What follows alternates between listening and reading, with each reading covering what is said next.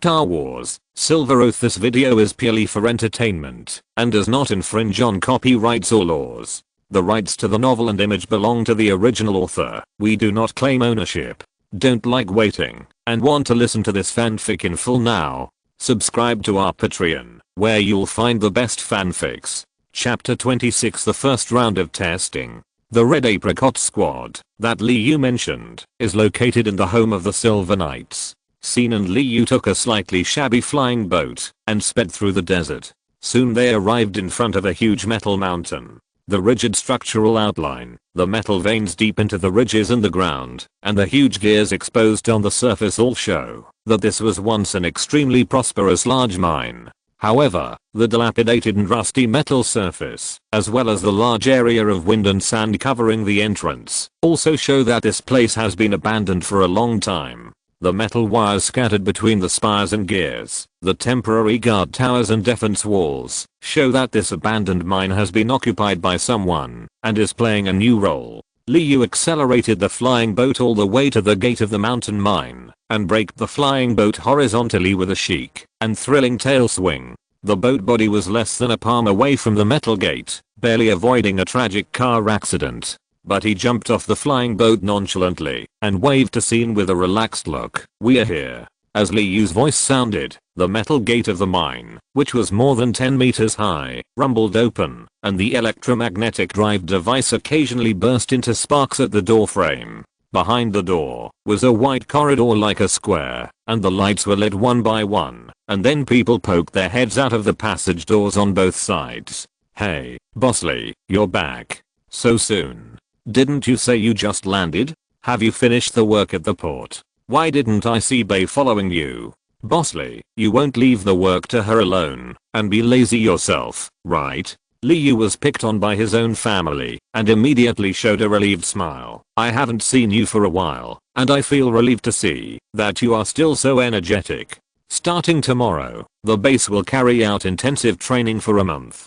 Please be prepared." The head that poked out from behind the passage door immediately shrank back, and the open passage was silent, as if the conversation just now had never happened. Liu breathed a sigh of relief, and while leading the way, he also reminded Scene, "You are a smart man, and there is no need to remind me, but I still have to say one more thing. Bay, don't say some things carelessly. The most important thing for the harmony and stability of an organization is that the leader's backyard cannot catch fire, you know?" Scene responded, "I don't know what you are talking about." Liu laughed. "That's the right reaction. You are really a smart man, and only smart people are qualified to join the Red Apricot team. Well, your new home is in front. Say hello to your new family." As they were talking, the two had already passed the bright and spacious corridor and walked down a side passage, winding down, and walked to an underground base. Liu slapped the metal door of the base hard, shaking off a fine dust. After a moment, the metal door was pulled aside, revealing the figure of a sleepy man. He was about 1.8 meters tall, wearing a loose white robe, standing in a loose posture, with messy hair and beard, and two slightly narrowed eyes with crow's feet and eye bags, just like a middle-aged social animal who was crushed by society. However, compared with this ordinary appearance, Scene noticed more details. His life energy was extremely strong, although his figure seemed a little thin under the loose clothes. Through the posture of bending over and bowing his head, he could see that his trapezius muscles were very developed, enough to firmly fix his head and neck, and his slightly raised chest muscles squeezed out a gap at the opening of the white robe. The thigh muscles wrapped in tight pants were extremely full, as if they were full of water. This was undoubtedly the figure of a warrior. Moreover, he used a metal prosthesis to open the gate of the base. The prosthesis was driven by a strong electromagnetic force, and the elbows, wrists, and fingers had incredible strength, so that it left a faint fingerprint on the metal door. "Bosley, you're here." The man turned sideways to make way, his eyes quickly locked on Scene. "Newcomer?" Liu smiled, raised his hand, and knocked hard on the other's chest. "Yes, didn't you complain to me before that the team was short-staffed? I'll pick up a newcomer for you, a very useful one." After that, Liu turned around and said to Scene, "Let me introduce you. This is your direct superior, Anping, the captain of the Red Apricot team. Anping, this is Scene." The man named Enping smiled at Scene, releasing a gentle gesture, but his eyes were as stern as a knife, which made Scene nervous, as if facing a great enemy. His crisis intuition is pretty good. Enping was very satisfied with Scene's instinctive reaction in an instant. At least he's not a black mountain weed that can die easily. When did I recommend black mountain weed to you? Liu said. Besides, he is now in debt of 1 million, so don't let him die easily. Enping asked, the Red Apricot Squad will never let anyone die easily. Boss, you should know this best. Liu patted Enping's chest again. That's why I handed him over to you. Take advantage of this vacation to train this kid well. He has good potential, but he is still very young. Well, of course newcomers have to go through a full set of procedures to join the team. After that, it will be impossible for him to be young. Liu smiled. Okay, then I'll slip away first. It seems that Bei has already locked onto this place. When she asks about you, remember to say that I went to the Cape Tavern. Understood? I'll tell her. You want me to say you were at the Cape Tavern? Enping, you piece of banter shit. Even you betrayed me? Sorry, now all the members of the team think that Lord Bei is more reliable than you. You will be punished. Liu fled, after making a completely irresponsible remark.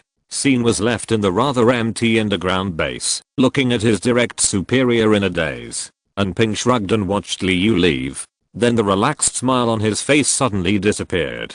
The whole person exuded an icy temperament and his eyes became sharper. Newcomer, don't just stand there.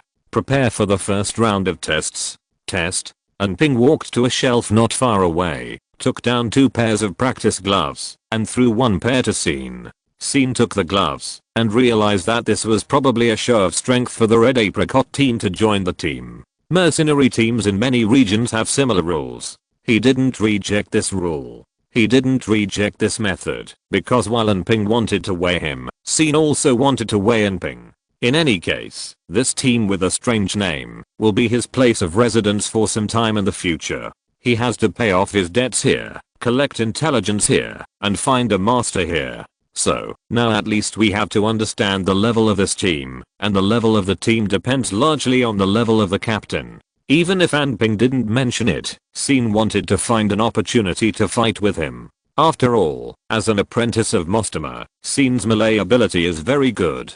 In fact, any GD knight, with the blessing of the Force, can have a physical fitness far beyond that of ordinary people. They are faster, stronger, and more sensitive. Even without relying on the indestructible lightsaber, they can quickly subdue the enemy. And Scene not only mastered this strengthening technique, but also mastered a variety of fighting skills. If someone wants to use fighting to show off his power, Scene doesn't mind taking the initiative and stepping on the head of the captain of the Red Apricot team to establish prestige. Then, let's start. Enping gave the start command the moment Scene put on his gloves, and his figure disappeared from Scene's sight in an instant. Scene subconsciously praised the opponent's explosive skills in his heart. Those thick thighs were indeed not for show.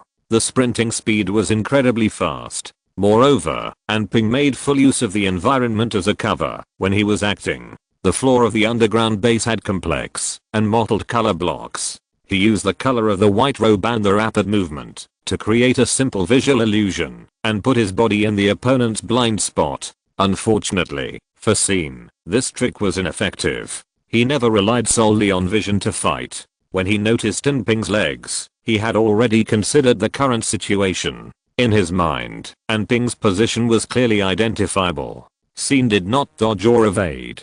He just twisted his body slightly and held his hands in front of his chest. He was actually ready to face Enping's heavy punch head on. The heavy punch came like a cannonball without mercy. Enping did not let Scene off at all during the entry test. The metal prosthesis released electromagnetic thrust from the elbow joint device, accelerating the forearm and fist to an incredible level in an instant. The recoil was offset by the deformation of the shoulder joint. In an instant, Enping's shoulder expanded like an explosion.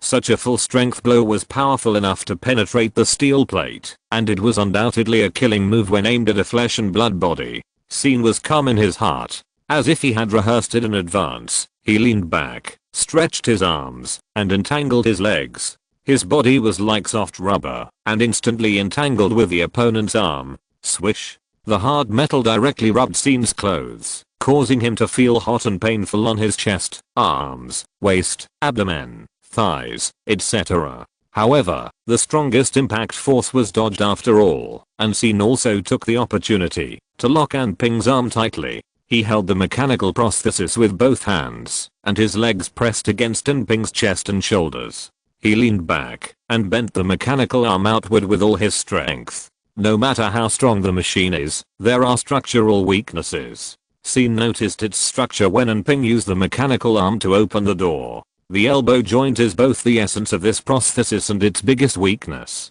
As long as the right force is applied in the right position, it will crash. The sound of metal breaking sounded as expected, and the sturdy mechanical arm disintegrated and shattered in Scene's arms on the spot, turning into a pile of broken parts. However, Scene didn't even have time to breathe a sigh of relief, and he felt a flash in front of his eyes. Anping completely ignored the collapse of the prosthesis, calmly twisted his body back to elbow, and his left hand hit Scene's back of the head with a huge impact. The first round of testing came to an end. Chapter 27 Dinner. Looking at Scene lying unconscious on the ground, Anping took a few seconds to stand up. His slightly narrowed and lazy eyes were now wide open, full of disbelief. His mechanical arm, which was worth more than 50,000 Kyankan coins, was broken just like that. Question mark? Does this kid have Wookiee blood in his ancestors? Where does such brute force come from? Question mark? Or, his reaction was wrong from the beginning. How dare he use his flesh and blood to block the iron fist like a battering ram? Anping activated the electromagnetic device at that time because he calculated that Scene had enough reaction ability to dodge it. Who would have thought that he would not dodge, but instead perform joint skills? Looking at the metal fragments on the ground, Anping couldn't help but have a headache again. The Red Apricot team did have a lot of income, but his expenses as a captain were also high. A newcomer entry test scrapped 50,000 Kyankan coins. I wonder if this account can be covered by public funds. In addition, the side effects of this backhand punch are slightly serious. The left shoulder is completely dislocated, and the medical expenses are a problem. Anping applied cheap ointment and bandaged it on the medical table next to the shelf. Suddenly, he saw Scene's fingers tremble slightly, and then the young man opened his eyes and woke up. The middle-aged man was surprised. No way. You can wake up so quickly after being hit by my backhand punch? Exclamation mark.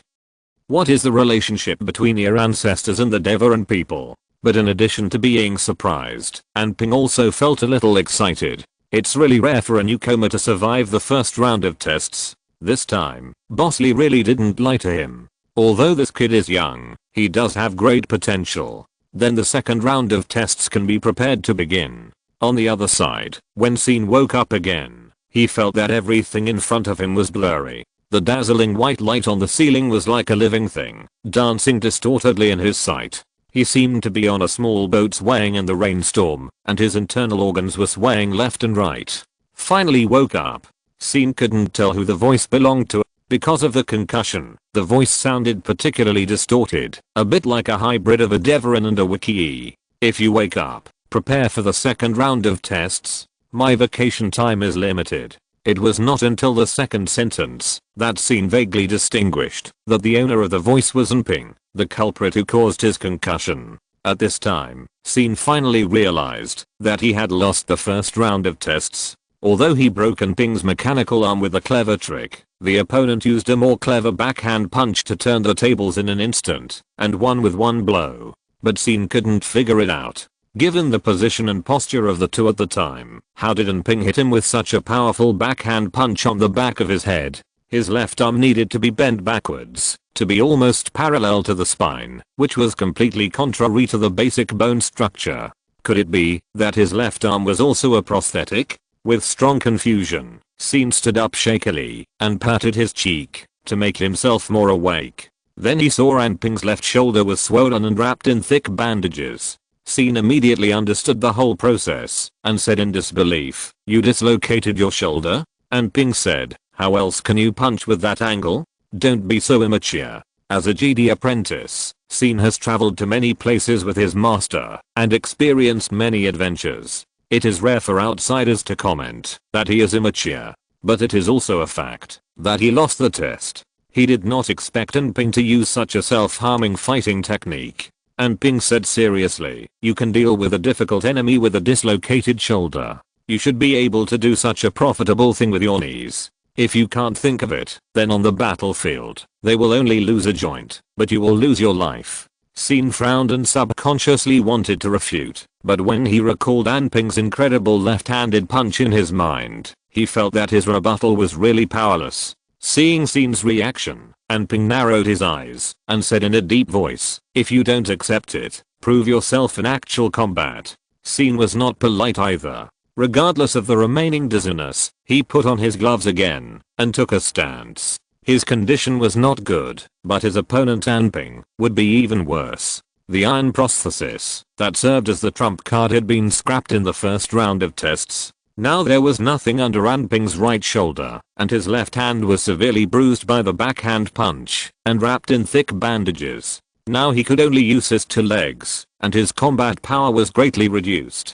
Okay, let's start. The moment the voice fell, Anping started. The speed was extremely fast, much faster than in the first round of tests. Almost in the blink of an eye, he rushed in front of Sin, and his thick right leg was like a heavy artillery that was ignited, kicking Sin's jaw from bottom to top. Even though Sin had seen Anping's explosive power, he was still caught off guard. He barely had time to put his elbows in front of his chest. The next moment, he felt his arms were like being hit by a high-speed flying boat. They lost consciousness in an instant and were thrown high. Sin's chest was wide open, and the opponent's kick hit his jaw almost at the same time. The second round of testing ended here. Anping let out a long breath, and then his knees softened, and he almost fell to the ground. This kid gave people another big surprise. I thought he couldn't react at all under this full-speed explosion, but he reacted faster than Anping expected. The two arms barely reached his chest, and the two elbows met Anping's kick like a hammer.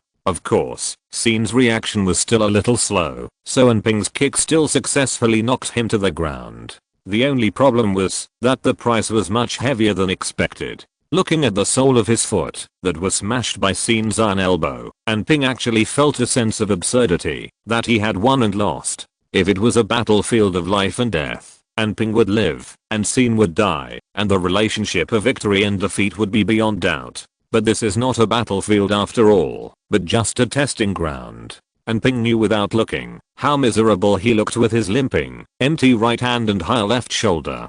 Fortunately, the team members were not at the scene at this time, otherwise, the captain of the team would be tested as a disabled person by the newcomer in public, which would be really embarrassing. But on the bright side, the Red Apricot team finally welcomed a newcomer who could persist until the second round of testing. Bosley had sent a surprise this time. However, the surprise was still to come. HMPH. With a muffled groan, Sin, who fell to the ground, struggled to get up again. Anping's face sank, and he began to speculate in his heart whether Bosley deliberately found someone to mess with him. He could actually wake up? Question mark? Did he use his exquisite body control ability at the critical moment to lean back and further offset the impact? This kid's reaction is so fast that he doesn't seem like a human being at all, which makes his attainments and talents in fighting skills ridiculously strong. Anping suddenly thought maybe his fighting skills will finally have a successor. At the same time, Sin groaned and woke up again, only to feel that everything in front of him was covered with a layer of blood, and all the lines in his sight were more distorted than before. The whole world was spinning, releasing malice in the distorted blocks of color, and there was a constant buzzing in his ears, and a constant disturbing noise, and his internal organs and even his limbs were all acting independently, unwilling to coordinate to resist the erosion of the strange vision.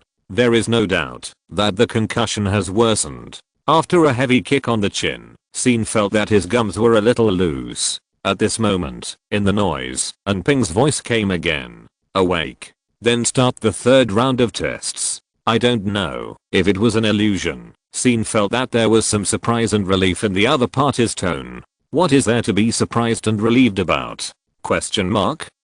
Maybe it was because of the severe concussion. Sin was stunned for a moment, but he still struggled to stand up and took a stance towards Anping. The third round of tests, come on. The middle-aged man in white robes in front of him was already very different in his eyes. This was an opponent beyond imagination. If he lost the first round of tests because of an accident, then there was really no excuse for the defeat in the second round of tests. Because the reason for the failure was very simple. SYN misjudged the opponent's burst speed, resulting in a slow reaction. And Ping's sprint in the first round left a deep impression on SYN, so much so that SYN actually forgot that in the second round of tests, Ping had removed his metal prosthesis and weighed at least dozens of pounds less. Then the burst speed would naturally be several times faster. This time, even SYN himself felt that he was too young, and compared to a young Jedi apprentice, Ping's strength was naturally beyond doubt. At this time, SYN had completely given up the idea of turning the tables and frankly admitted the strength of his opponent.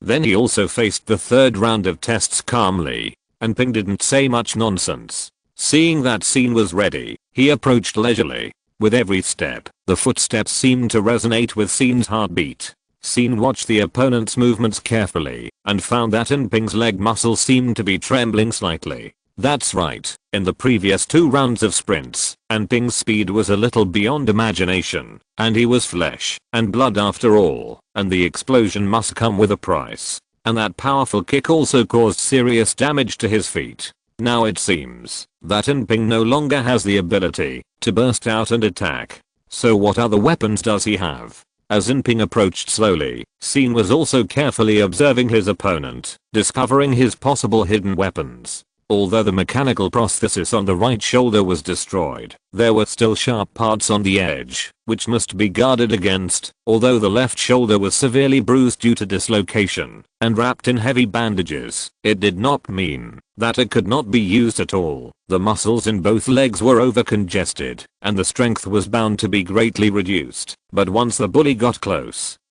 kicks, knee strikes and other actions still had strong lethality. However, just when SYN was fully alert, he saw Ping suddenly turned his eyes to the side with a look of surprise. Bothly. SYN was stunned for a moment and immediately realized that the other party was deliberately playing tricks. His reaction was not slow, and his vigilance was not slow. He even did not take his eyes off the other party from beginning to end. However, he still revealed a flaw. The eyes are there, but the attention is not necessarily there. At the moment, when SYN was amazed by Ping's performance, Ping once again started with all his strength, and his body stabbed SYN like an arrow. And this time, because the distance between the two was closer, Ping came faster, the result was even worse than the second round of tests. SYN was helplessly knocked down by a blow before he could even raise his hand, and fell into a coma. The third round of tests ended here. The moment SYN fell to the ground,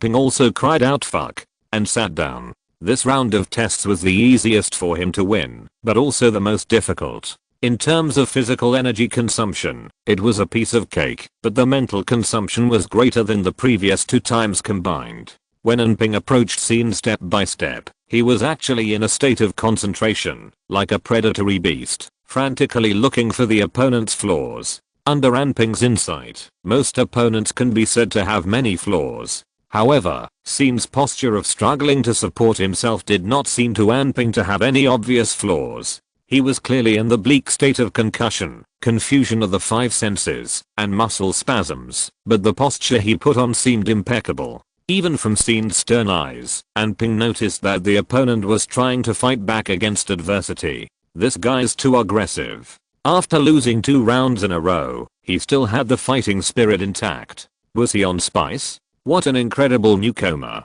Ping even suspected that this young man had undergone more formal and rigorous combat training than himself. The only pity was that he was still a little immature after all. So Ping finally defeated SYN with a simple performance. But this kind of victory was not glorious for the tester. Looking at SYN, who fell to the ground and finally couldn't get up again, Ping sighed, called the medical robot in the base to carry him away, and then stood up and walked towards the maintenance room of the team base. There, Ping simply replaced the spare prosthesis, sprayed the severely bruised left shoulder and legs with Bacta spray, then took a shower, changed clothes, and came to the cafeteria. The team members had been waiting at the dining table for a long time, and when they saw Anping come in, they all cast their eyes. A short old man wearing a bulky coat asked first, "Captain, where is the newcomer?" Anping lowered his eyes and said vaguely, "Uncle Zhu, the newcomer is still resting, and will come over in a while."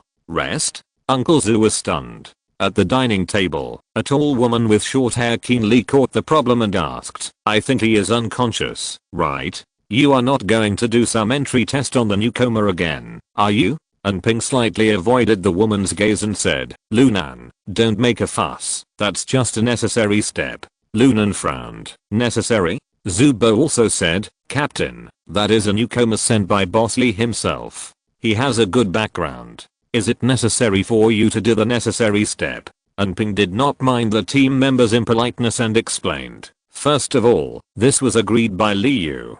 Secondly, Silver is indeed Liu's silver, but I'm the captain of the Red Apricot team. I have the right to conduct basic assessments on every newcomer." Lunan shook his head and disdained this argument. "You are obviously itching to fight, so you are looking for someone to test your fist. But I also heard that the newcomer is very good at fighting. He beat hundreds of Suzaku and his men outside the manor of DUI 9527 alone." At the end of the table, a little girl wearing a thick soft hat looked up in surprise. "Hundreds of people? So impressive." Lunan reached out and patted the girl's soft hat. "Zio Zuan, that's an exaggeration. Don't take everything you say seriously every time, making me look like a liar." "Yes, I'm sorry. I'm not asking you to apologize." Lunan scratched his short hair, helpless with this sensitive and shy teammate. Seeing that she was almost about to shrink her head under the table, he had to change the subject and asked Anping, "So, what are the test results?" Anping rubbed the newly connected metal prosthesis with lingering fear and said, "It's very impressive, beyond expectations, and it lasted 3 rounds before completely falling down." Before the voice fell, the tall woman slammed the table angrily. "Are you sick? Question mark? Arrange 3 rounds of tests for newcomers? Are you afraid that our Red Apricot team has too many people, so you want to drive away every newcomer? Question mark?" Being rebuked by his subordinates, the captain Anping was a little embarrassed. I didn't expect him to be so strong. He is not good at close combat in the exchange 9527. I thought the first round of tests should be over. Who would have thought that he still had strength to spare? After that, Anping simply explained the process of the test, and everyone at the table was stunned. Even the most mature and steady old man in thick clothes, Zubo, couldn't help shaking his head. "Captain, your test is too harsh. I'm not used to broken hands and feet like you." He was beaten unconscious just after joining the team. "I'm afraid that this entry test will become a closed test." Lunan asked, "You just said that after the test, only a medical robot was arranged to take him away for treatment? So he is alone in the medical room now?" Anping was stunned. "Yes, I also left a message telling him to come to the cafeteria for dinner after he wakes up." "What's wrong? You left him alone in the unattended medical room? Question mark?"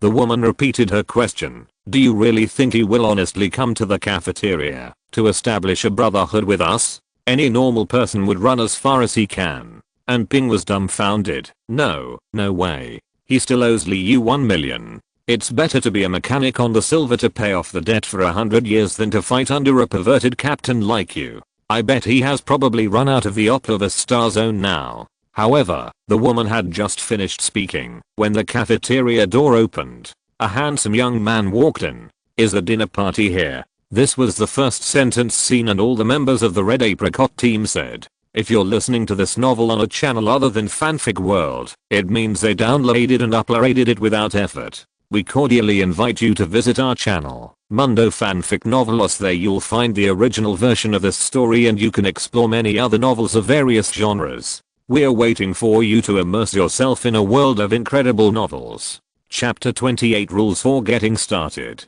When Scene walked into the restaurant, he was greeted by 8 rather complicated looks. The 4 people in the restaurant were like housewives who were cooking lunch at home when a wild monkey lizard suddenly broke into their house. They were surprised and curious, and their curiosity was also a bit of sympathy and pity for civilized people when they saw wild animals. Scene felt a little uncomfortable being examined as a wild animal. He thought that maybe his performance in the entry test was too poor, so he was no longer qualified to be treated equally. Would he be kicked out next? After all, most housewives would call the police to expel wild animals when they encountered wild animals breaking into their houses. Thinking of this, Scene couldn't help but retreat half a step. However, as soon as he moved, he felt a flash in front of his eyes. "Young man, please stay." The first person to move was the old man Zubo in a thick coat. He was short and slightly hunched, with wrinkles on his face. His curvy white hair hung down to his chest along the edge of his hood. He looked like he had crossed the boundary between middle age and old age, but his movements were so swift that he had the demeanor of Anping in his prime. The attack was not fast, but it was unexpected. Scene was stunned, and the old man grabbed his right hand. He pinched Scene's wrist with his withered fingers, feeling the blood flow in his wrist, and touched an electronic screen with his left hand to examine the data information flowing like a waterfall. "Your metabolism is so strong, and your recovery ability is one level stronger than that of ordinary people. No wonder you can withstand the captain's 3 rounds of abuse. Although it is unlikely from an academic point of view, let me ask, do your ancestors have any relationship with the Divaran people?" Scene had a headache just by hearing it. Fortunately, the old man was quickly pulled back by Lunan. Although Zubo struggled hard during the process, the difference in strength made him seem like a wild duck being hunted by a beast, with only the remaining strength to quack. "Lunan, don't pull me. I'm doing a medical diagnosis for him. This is medicine, academic, do you understand?" He was beaten unconscious by the captain. What if he has hidden injuries? This is a matter of life and death. Lunan showed a strength no less than that of the captain Inping, picked up Zubo, and slammed him back to his seat, sneering, "A newcomer who can beat the captain to replace his prosthesis should not need you to worry about hidden injuries." Inping, who was hurt by the words, touched his new prosthesis awkwardly and coughed. "Anyway, since Scene is here, let's officially start our welcome party." As Inping spoke, he clapped his metal prosthesis with his left hand, making a strange applause. However, there were few people at the table. Lunan and Zubo were still bickering, and only the little girl Zhuang Yuanying wearing a thick soft hat responded enthusiastically and clapped her hands. I don't know if it was an illusion, or maybe the side effects of the concussion were still lingering. Scene felt that the girl's applause seemed unusually loud. In Scene's opinion, the most discordant person at the table was the girl in the bonnet. She might be 1 or 2 years older than Scene, but compared to the people around her, she was too young after all, and didn't look like a girl who should appear in a mercenary base at all. Scene didn't feel the slightest bit of fierceness from her. She was just a harmless civilian. But in theory, there couldn't be civilians in the underground base of the Red Apricot Squad. He had heard Chen Sanwen mention the name of the Red Apricot Squad many times on the Bayan. It was an absolutely elite team that most of the Bayan crew were afraid of and admired. As for how elite they were, Anping had already fully demonstrated it to Scene during the entry test. Therefore, Zhuang Yuanying, who was wearing a bonnet, seemed a bit out of place. Scene was confused, and then he simply made a bold guess. Is this Anping's daughter? Is she here to visit relatives? Anping sighed. You have the same expression again. Do you think Xiao Zhuang is my daughter?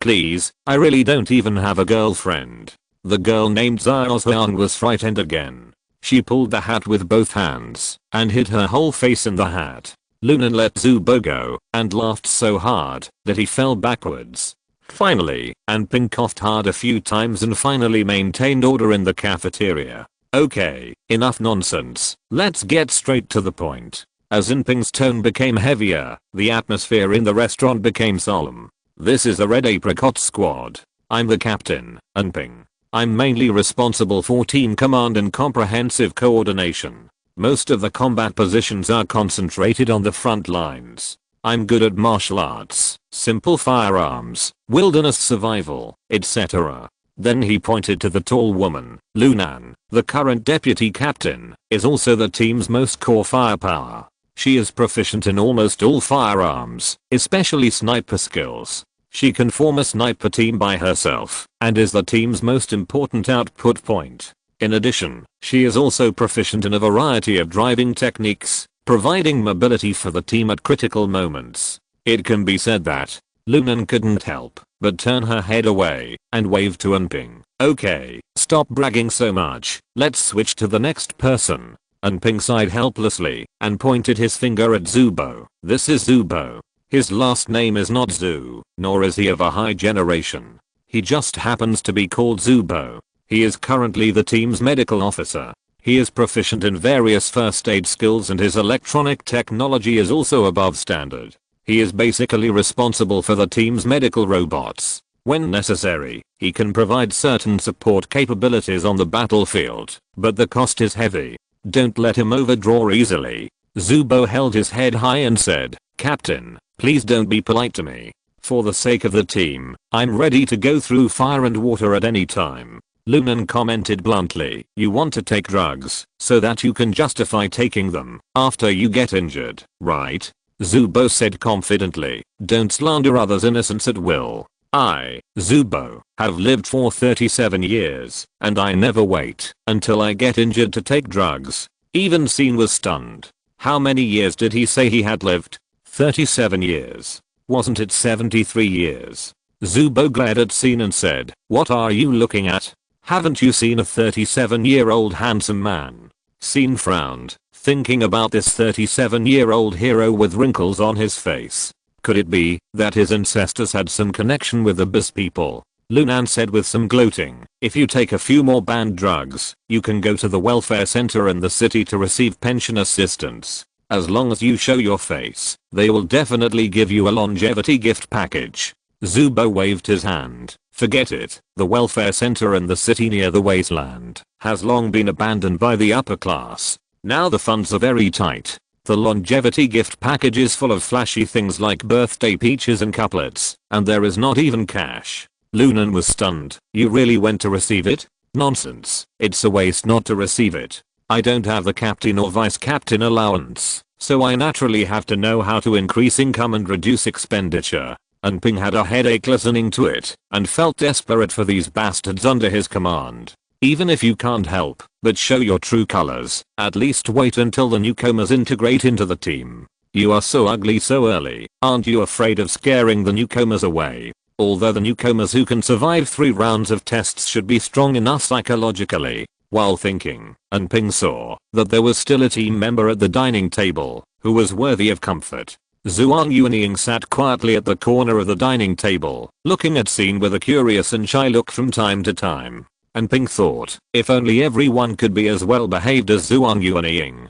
Zhuang Yuanying is the youngest member of the team besides you. She is mainly responsible for mechanical repair work. Although she is young, her mechanical repair skills are very superb, and she can be asked to deal with any broken machinery. Sometimes Boss Lee likes to play tricks in space and damage the silver, and he always asks Xiaoxiang for help. Lunan interrupted again. If it weren't for Xiaoxiang, Li Yu would have been skinned and dismembered by Lord Bei long ago. Zubo also sighed. So Xiaoxiang is simply the lifesaver of Boss Li Yu. Captain, remember to emphasize this matter at the next team meeting and ask the boss to allocate more funds. I just happen to have a bottleneck in the research of a new drug. And Ping said unhappily, don't try to use Xiaoxiang to pursue your own selfish interests. If you want funds, you can go to a few more welfare centers to show your face. Zhuang Yuanying, who became the target of public criticism, buried her head in her hat again in shame. You are exaggerating. The childish voice still revealed a strong sense of harmlessness to Scene. Seeing the other people doting on Zhuang Yuanying, Scene couldn't help but think, maybe this red apricot squad is not as dangerous and cruel as he expected. However, just as this thought came up, and Ping said, okay, now that the specific members have been introduced, it's time to introduce the red apricot squad. I think you must have been thinking about this question a long time ago. Why is the name of this team so strange? Scene nodded. In the context of Kyankan language, the word red apricot always reminds people of the ambiguous idiom red apricot out of the wall. This does not match the elite positioning of the red apricot squad in any way. Although Li Yu, the leader of the Silver Knights, has always been very arbitrary in naming, there is no need to give his trump card such an inappropriate name. And Ping smiled and said, the idiom red apricot's out of the wall. Its core meaning is to describe someone who does not follow the rules. And the core concept of our team is indeed not to follow the rules. After a pause, and Ping continued, Boss Lee, you said that you are here to pay off your debts. So you should also know that the members of the Red Apricot team have much higher incomes than other team members. For example, I completed one team mission, and 3 personal missions last month, with a cumulative income of 720,000 Kyankan coins, which is a number that other team members need to save for a lifetime. And Ping pointed to Lunan and Zubo, and the income levels of these two people are not low either. As for Xiao Zhuang, it goes without saying that he has saved Liyu's life many times, which is a sky-high contribution. With a hint of amusement, and Ping asked the question, what do you think is the basis for this special treatment? Scene tried to speculate, based on strength? That's really concise, but you are right. Our treatment does come from strength. Any member of this team has strength far beyond the average. But the question comes next, what is the so-called strength? Scene thought for a moment and said, the ability to complete the task? That's right, the essence of strength refers to the ability to complete the task. Our treatment essentially comes from completing nearly impossible tasks again and again. Scene said, so, is this a reward? And Ping smiled, you hit the point again. The answer is yes and no. Special treatment does look like a reward, but in fact it is also a necessary need.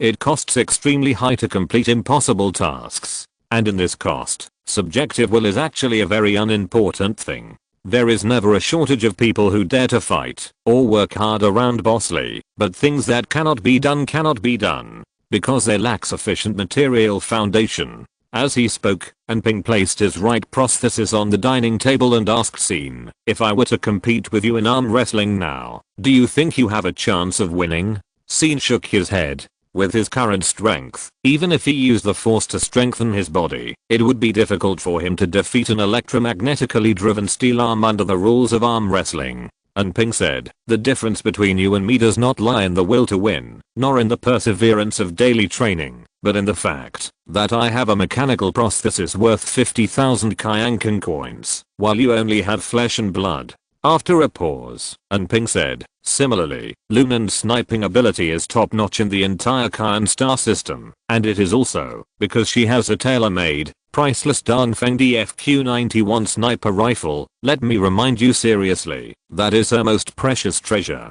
If you dare to leave even a little fingerprint on her gun barrel, she can beat you to the point where even Zubo can't cure you. So the problem is, when there is such a small group of people who are very good at using resources to exchange for strength, resource allocation becomes a big problem for the entire team. For example, I just used a mechanical prosthesis that cost up to 50,000 Kyankan coins to conduct an entry test on you, and at the same time even the senior engineers on the Silver only had a daily salary of a few hundred. Do you think the latter will approve of my squandering behavior? Obviously not. But if I can't get the mechanical prosthesis costing 50,000 because of the latter's disapproval, then the team can't expect me to create miracles at the critical moment. A good cook cannot cook without rice. The solution to this contradiction is for the Red Apricot team to be independent and responsible for its own profits and losses. Our income depends on our contribution, and no one will pay for our expenses. Compared with other people who are completely collectivist, our team is just a red apricot that has broken out of the wall, right? Before he finished speaking, Lunan said, the term self-financing is well said, so don't expect to use the team's public account for the mechanical prosthesis you scrapped before. And Ping was stunned when he heard this, and after a moment he smiled bitterly, don't be so cruel, right? Lunan glanced at him. Since you are responsible for your own profits and losses, you took the initiative to give the newcomers rigorous tests. Do you still expect us to pay for the testing fees? And Ping was silent for a while and looked at Zhuang Yuanying with a kind look. Xiao Zhuang.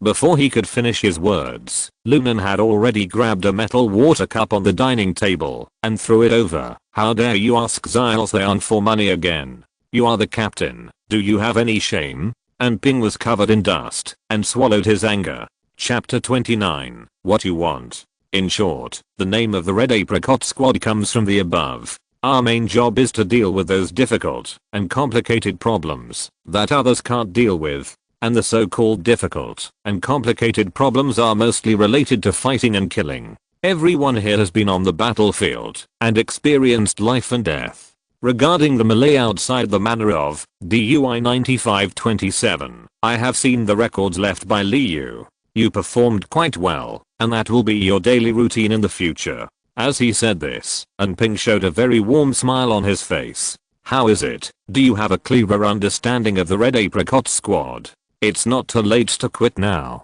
Sin asked, is it really too late? Haha, of course it's fake. I spent 50,000 on you, so of course you can't just walk away like that.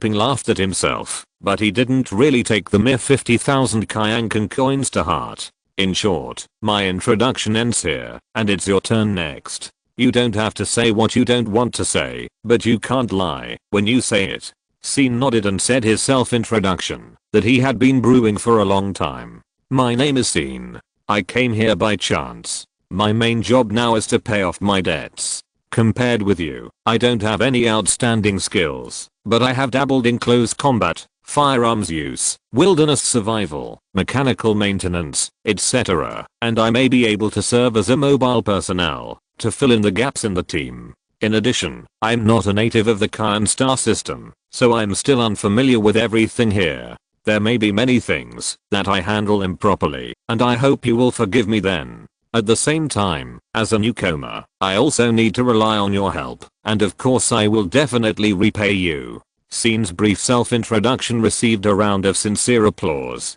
Zubo was even more amazed. I have been in the team for so many years, and this is the first time I have heard such a serious self-introduction. I like this kid so much. Sin, you will be a medic with me in the future. You have a bright future. Lunan mocked. What you call a future is to overdraw to 73 years old at the age of 37? After a pause, the woman said, I have also seen your battle record. Your attainments and talents in marksmanship are very outstanding. Don't waste them. After speaking, Lunan lowered her head and used chopsticks to pick up the still steaming food in the bowl and no longer paid attention to the newcomer in the team. However, those who are familiar with her know that this is already a very warm invitation for her. Ping said, I won't say anything more. We have a close relationship. Although the 3 rounds of tests seem short, they are enough to form a tacit understanding between real men. Sin frowned and could not think of any tacit understanding between himself and the sleepy middle-aged man. But seeing Ping's confident words, it seemed as if he had lost his memory due to the concussion. Lunan mocked, don't think too much. He just takes advantage of your honesty and wants to capture you as a soldier. The front line of the recent team missions is always tight. He can't handle it alone, so he wants to recruit new people, but he always likes to do some entry tests, which directly scare the new people away. I think we should let him suffer the consequences. There is no need to accommodate him. Ping smiled bitterly helplessly. The front line collapsed, and there is no benefit for you as a firepower player. Zubo interrupted. If you, the frontline captain, collapse, the deputy captain can take over as the captain. Before Zubo finished speaking, Lunan's metal cup hit him like a cannonball, and the cafeteria became noisy. Sin frowned, and he really had a thought of slipping away. But this thought was only a flash. If he left here, where could he go? After leaving the manor, he lost contact with his master, and it was obvious that he could not appear in the public eye of the Kyan star system openly. Although from the current information channels, Kyankan Group has not yet issued a public arrest warrant for the GD Master and Apprentice, but Sin knows that it must be a loose pattern on the outside and tight on the inside. At this time, Liu's home located in the deserted area is actually a good hiding place. While thinking, Sin finally sat down at the dining table, picked up the bowl and chopsticks, picked up a piece of soft and glutinous roasted meat from the steaming iron pot on the table, and put it into his mouth. Then his movements froze. The strong stimulation in his mouth that hit all 5 senses at the same time made his mind confused for a moment. Who am I? Where am I? What is in my mouth? Question mark? Zubol's laughter sounded in his ears. How does it taste? This is a feast cooked by the deputy captain himself to welcome the newcomers. Even the captain doesn't have this blessing normally. Scene was startled again when he heard the words and raised his head, only to see the expressions of a pair of scientists observing the experimental animals injected with new drugs. The young man opened and closed his jaw with difficulty, chewed the meat twice, and swallowed it despite the numbness of his taste buds. With a warm touch sliding down his esophagus, the Jedi apprentice actually felt a sense of relief. Finally, it was swallowed. But are you sure this is a feast prepared to welcome the newcomers? No wonder the Red Apricot Squad complains about lack of people every day. Only Lunan smiled, and his heroic features became soft and amiable because of his smile, and even the tough voice that just mocked and ping seemed soft. Lunan asked expectantly, "How is it? Is it to your taste?" Scene was silent for a while. As a Jedi apprentice, he really couldn't convince himself to talk nonsense, so he had to ask back, "Is this a newcomer patience test conducted by the deputy captain?" Ha ha ha ha. Zubo laughed so hard that he fell backwards and knocked the bowl of rice that Lunan had served him to the ground. And Ping also took advantage of the chaos and threw the bowl of rice to the ground with an expressionless face. Only Zhuang Yuanying chewed the roast meat that tasted almost like an ascetic, blinking curiously and observing what was happening on the table. The smile on Lunan's face became even brighter, but although he was smiling, the subtle changes in his facial features made this smile present a thrilling murderous intent. "You are a newbie who is very daring. It seems that my good intentions have failed to arouse your appetite. However, my instructor once said that the best way to boost your appetite is to train. When you are exhausted and your muscles are dissolved, even eating dirt will be delicious." As he spoke, Lunan slammed the table, leaving a clear palm print on the metal table, and the pots and pans on the table were overturned one after another, and the food and soup were in a mess. This made Ping and Zubo cover their chests with their hands, as if they had been pardoned. Lunan added, "Just now, Zubo said that you are young and strong, and have a strong recovery ability. It seems that he is right. You have enough energy to be picky about food after just waking up. Then you should have enough energy to accompany me to do some warm-up exercises, right?" Scene looked at the vice captain who was ready to fight, knowing that this level was probably unavoidable. However, it was also something he wanted. Scene never resisted competing with the strong, even if the huge gap in strength would leave him covered in wounds and humiliated. But after summarizing the experience and lessons, every failure will bring tangible gains. In the previous 3 rounds of tests with Ping, he had deeply experienced the power of the other party's strange close combat skills, which also gave the Jedi apprentice great inspiration. So, what kind of surprises can Lunan, who is known as the team's strongest firepower, bring him? With anticipation, Scene even felt that the hunger in his stomach was not worth mentioning. Although it may also be because the stomach has been paralyzed by the roasted meat. The Red Apricot Squad's action efficiency is extremely high. A few minutes later, the whole team appeared in a very spacious underground training ground. This place is several times larger than the open field where Ping conducted the test. The entire training ground is full of bunkers of different heights and shapes, and there are more than a dozen floating metal platforms in the air. The walls on all 4 sides show a mirror-like reflection. On both sides of the entrance to the training room, there are 2 huge gun racks, on which no less than hundreds of various types of guns are neatly stacked. For a moment, even Scene, the erudite Jedi apprentice, was dazzled and could only identify 1 or 2 out of 10. But even these 1 or 2 out of 10 are shocking, because they are all flagship masterpieces of famous manufacturers. A few mediocre models have obviously been deeply modified, and have stronger performance. This is simply a gun exhibition that shows off wealth. Scene really deeply understands the essence of the saying the Red Apricot Squad has high income and high expenses. Then, is it time to use Lunan's collection to fight a gun duel in this complex terrain? Scene was very excited. Although he was not a gun enthusiast, he knew how rare it was to be able to touch these masterpieces of guns with his own hands. What's more, he was holding these guns and fighting against a top master. He had been unlucky since entering the Kyan Galaxy, but now he finally encountered some good things. Scene looked at Lunan's collection with great interest, ready to choose a gun that he was relatively familiar with and could perform well, and soon he was attracted by a pistol with a simple shape. Although the location of the collection was very inconspicuous, the pistol had a unique attraction in the eyes of the Jedi apprentice, making him subconsciously reach out his hand. "Don't touch it." Lunan's exasperated voice came from behind, and her movements were also amazingly fast. She flashed in front of Scene and blocked him and the gun rack. Although she was taller than Enping and had put on a heavy protective suit, she didn't look bulky at all. Her mobility was indeed worthy of the title of Deputy Captain of the Red Apricot Squad. However, at the same time, the woman's eyes revealed a slightly terrifying idiotic state. Lunan gently held the short-barreled blaster that Scene had intended to choose, stretched out her right hand wearing a brand new glove, and stroked the bright silver barrel carefully without saying a word.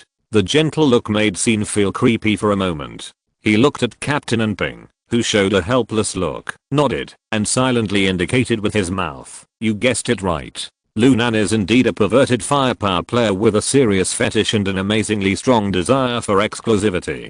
Scene was stunned for a moment and regretfully gave up the idea of touching the masterpiece with his own hands. He didn't think Lunan was a fetishist, but he had already seen a neat birch engraved on the handle of the shotgun in Lunan's hand. This word seemed to have a deep bond with Lunan. It was not a collection that others could get their hands on. After Lunan put away his pistol, he leaned over and opened the drawer at the bottom of the gun rack, revealing a set of simple firearms of different lengths. "Training gun. Let's use this today." Scene took a look and felt a sense of familiarity. This training gun is very similar to the training partner of Jedi apprentices, the remote control training ball. The energy beams fired from it will cause strong stinging, but will not cause serious damage. When Jedi apprentices are training with the Force, they often wear helmets that shield their 5 senses and only use the guidance of the Force to use lightsabers to protect themselves from the shooting of the flexible remote control training ball. Although it is obviously impossible for Scene to take out the lightsaber openly at the moment, the familiar feeling makes Scene feel like he has found his childhood. Seeing Scene's gentle smile, Lunan sneered, "You have a good attitude. I hope you can keep it up later." Captain Enping couldn't help but sigh when he heard this, but shook his head and didn't comment. Zubo had an excited expression, as if he was watching a good show. He kept tapping and drawing on an electronic tablet with his hands, remotely controlling the robot in the medical room to prepare new medicine. Zhuang Yuanying suppressed her shyness and reminded him, "Even if it's a training gun, it will hurt if you hit it continuously." Scene looked back with some curiosity and immediately asked Zhuang Yuanying to bury her little face in the hat again. The Jedi apprentice certainly knew that the energy beam of the training gun would cause pain, especially when it hit continuously. The strong stimulation might even cause coma or incontinence. However, it was rare for someone to be willing to remind him. This shitey mechanic was really pure and kind-hearted. It was in sharp contrast to the other guys. Obviously, Lunan wanted to let the newcomer fully experience her firepower technology without killing her, and Scene's reaction was consistent. He couldn't ask for more. Chapter 30, The Hunter and the Prey. Although Scene had the upper hand in the melee with the pirates outside the manor, and almost formed a one-sided crushing, it was essentially because the opponent was too weak, not because Scene's shooting skills were superb.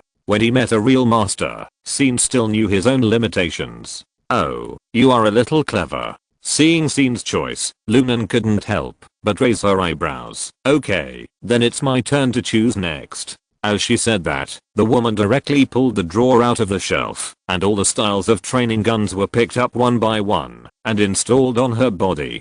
Scene really noticed that there were many straps and metal lock hooks hanging on the outside of Lunan's heavy protective suit. They were not decorations, but used to fix firearms. Using these external devices, Lunan installed a full 12 long guns and 6 short guns on her body, and she also carried a sniper-type training gun on her back that was taller than her. The whole person was like a human arsenal. "Okay, follow the indicator lights under your feet to the designated location. When the green light above your head turns on, the training will officially begin.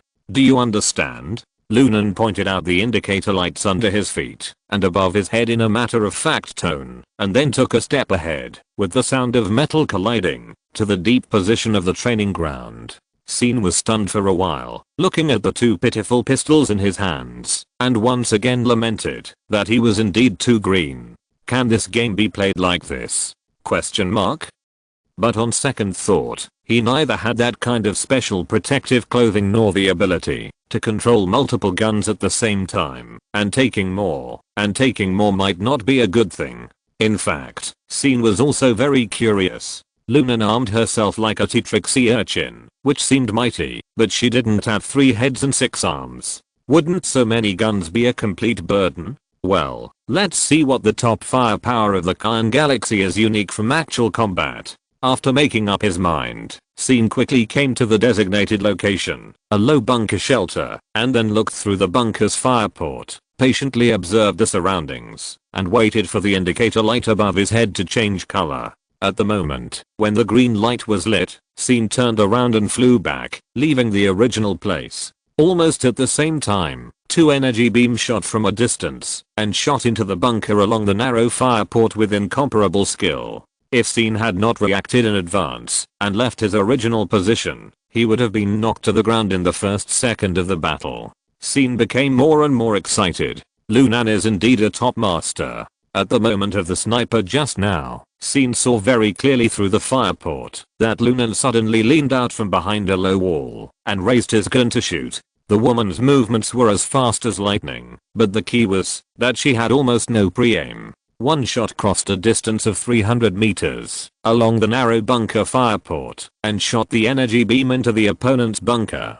Even though this training ground was the opponent's home ground, and he knew every blade of grass and every tree, this instant shooting accuracy was still amazing. At least Scene asked himself, he could never do it. So he really couldn't shoot at her from a long distance. He had to use his agility to get closer, so close that her firepower could not be used. While thinking, Scene outlined the general terrain of the training room that he remembered instantly in his mind, and then calculated a relatively safe trajectory. The Jedi apprentice took a deep breath, and all the muscles in his body tensed up, ready for the upcoming explosion. The next moment, he exerted force under his feet, and his figure shuttled like lightning, drawing a tortuous trajectory, quickly passing a narrow ramp, crossing a low wall, and bypassing a towering tower. In a blink of an eye, Scene had crossed 1/3 of the training ground, and the distance between him and Lunan was drastically shortened.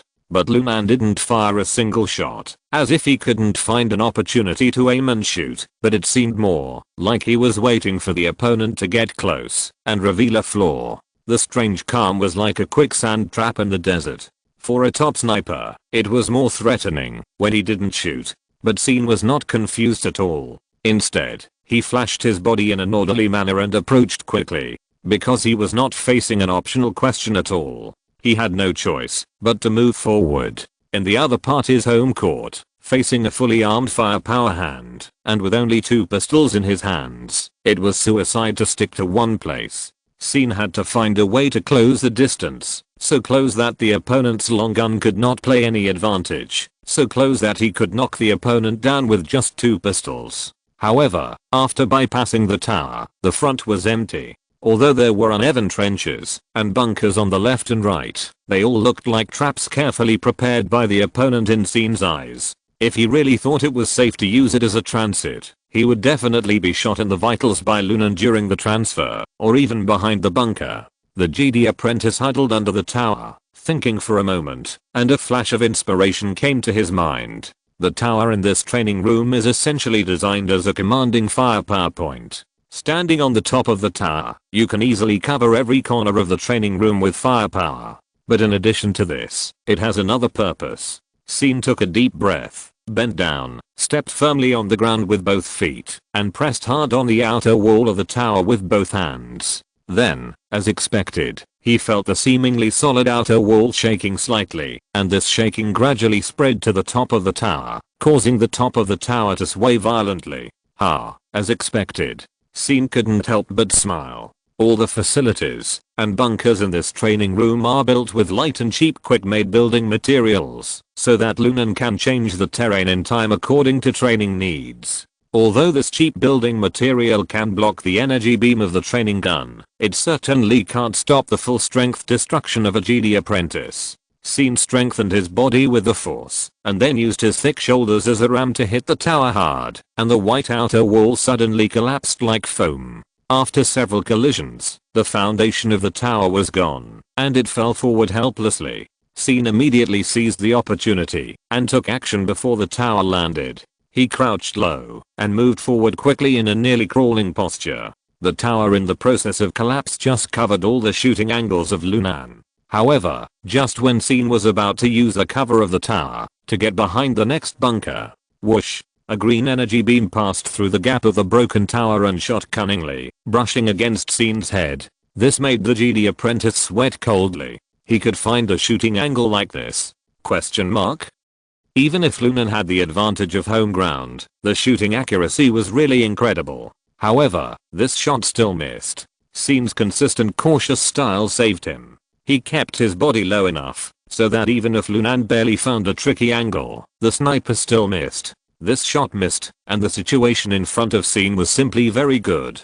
The terrain ahead was very favorable to him, with high walls and continuous trenches. With his mobility, he could easily hide himself in the blind spot of shooting. Lunan's almost violent firepower configuration seemed to be a burden at this time.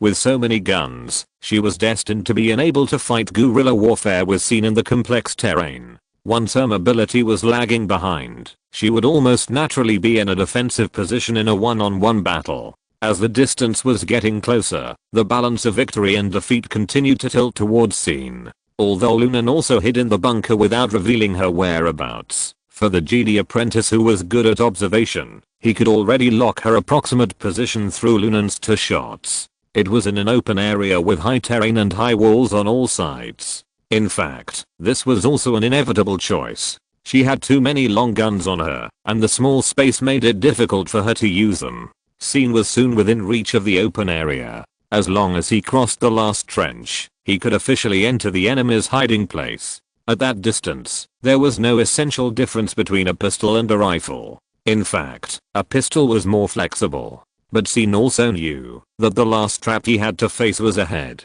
During the journey, he could certainly infer Lunan's position, and Lunan also knew his position. The moment he crossed the trench, Lunan's shooting would be accurate, and he was in midair, and there was no way to avoid it. So, Scene looked around again, and soon his eyes locked on a slowly drifting floating platform above his head. There were a total of 23 such floating platforms in the training room, with different sizes, heights, shapes, etc., providing a more three-dimensional battlefield environment for the training room. Scene had considered using these platforms for three-dimensional maneuvers, but he felt that it was too unsafe to be in midair facing a top firepower player.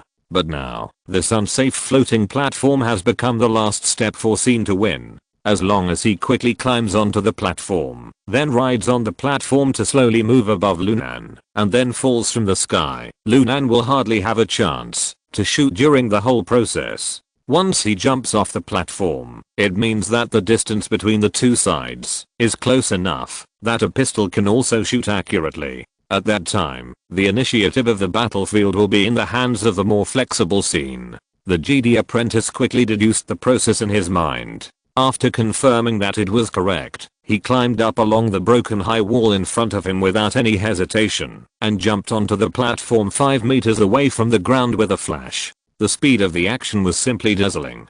And at the moment, when Scene climbed onto the high platform, a green energy beam brushed against Scene's feet, making the Jedi apprentice marvel at Lunan's shooting skills again in his mind. There was almost no chance of climbing the wall and jumping onto the high platform, but Lunan just seized the opportunity. Her only mistake was to misjudge Scene's jumping ability. The Jedi apprentice jumped onto the platform a little faster than she expected. However, this was actually a trap that Scene had designed from the beginning. When he sprinted between the bunkers, he did not use his fastest speed, but always reserved it for the last moment.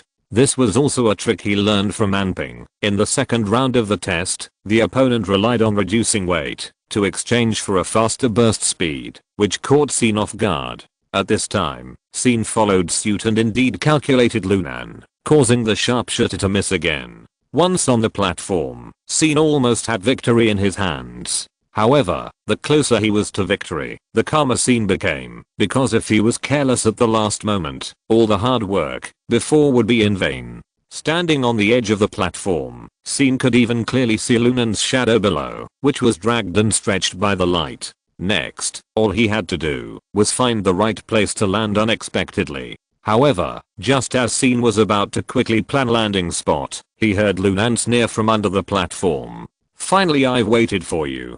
Chapter 31 Medical Care. The moment Lunan's voice sounded, Scene's heart was filled with alarm, and the strong sense of crisis was like a tsunami. At the same time, his peripheral vision caught an incredible scene. On the 3 platforms suspended beside him, there were actually 18 simple automatic gun turrets. 18 gun muzzles had locked onto Scene at the same time. In an instant, Scene's sense of time seemed to be infinitely stretched, and he could even hear the buzzing sound caused by the automatic gun turrets pulling the triggers and stimulating the energy of the training guns. At the same time, Scene also realized that he was the one who really fell into the trap. Scene did not complain in his heart about the existence of gun turrets outside the rules. First of all, there were no pre-agreed rules at all. Secondly, this was ultimately his inconsiderate thinking before the war. Judging from the simple support structure and remote control device of the gun turret, its construction was very simple, and the relevant materials were likely hidden in Lunan's heavy protective suit from the beginning. As for the metal lock hooks of the external firearms, they were simply confusing items. What's the point of carrying so many firearms for a person who doesn't have 3 heads and 6 arms? As a top firepower expert, Lunan must have a way to make the best use of every gun, so the simple gun turret is actually a very logical judgment. After the test began, Lunan only fired 3 shots throughout the whole process. Apart from that, could it be that she was really just squatting in place, waiting for the enemy to come? So since Scene found that Lunan had not moved, he should have thought that the other party might be consolidating the position. And the simplest way to consolidate the position is the gun turret. It was really too careless. But on the other hand, judging from the configuration of the gun turret, Lunan's calculation was also terrible. All the gun turrets in sight were aimed at the high platform above Lunan's head, and the shooting angle could not reach the ground. In other words, Lunan concentrated almost all of her firepower on this point. She calculated from the beginning that Scene might avoid all snipers all the way and then occupy this only commanding height that could win. Scene couldn't help but be convinced by a female warrior who had the best time and place and was so smart and good at fighting. However, the so-called conviction is just admiration rather than obedience. Scene admired the strength shown by the opponent, but the Jedi apprentice would never admit defeat until the last moment. Even if it was a miserable loss for both sides, he would never admit defeat. In a flash, Scene flew forward. In midair, his body, guided by the Force, made an almost incredible reaction. He avoided most of the fire with an exquisite twisting posture. Although his body was still inevitably hit by the energy beam, causing intense pain, Scene successfully broke through the fire encirclement in a flash, jumped off the high platform, and faced Lunan. At this time, Lunan was only 5 meters away from him. At this distance, even if Scene was shocked by the severe pain and dizziness, his eyes were full of stars, his vision was distorted, and his consciousness was on the verge of collapse. He would never let the gun in his hand miss the target. When he woke up from the darkness, Scene only felt a slight pain in his eyes from the dazzling white light, and the familiar smell of medicine in the infirmary of the underground base lingered in his nose. The place where he was shot by the training gun was still stinging.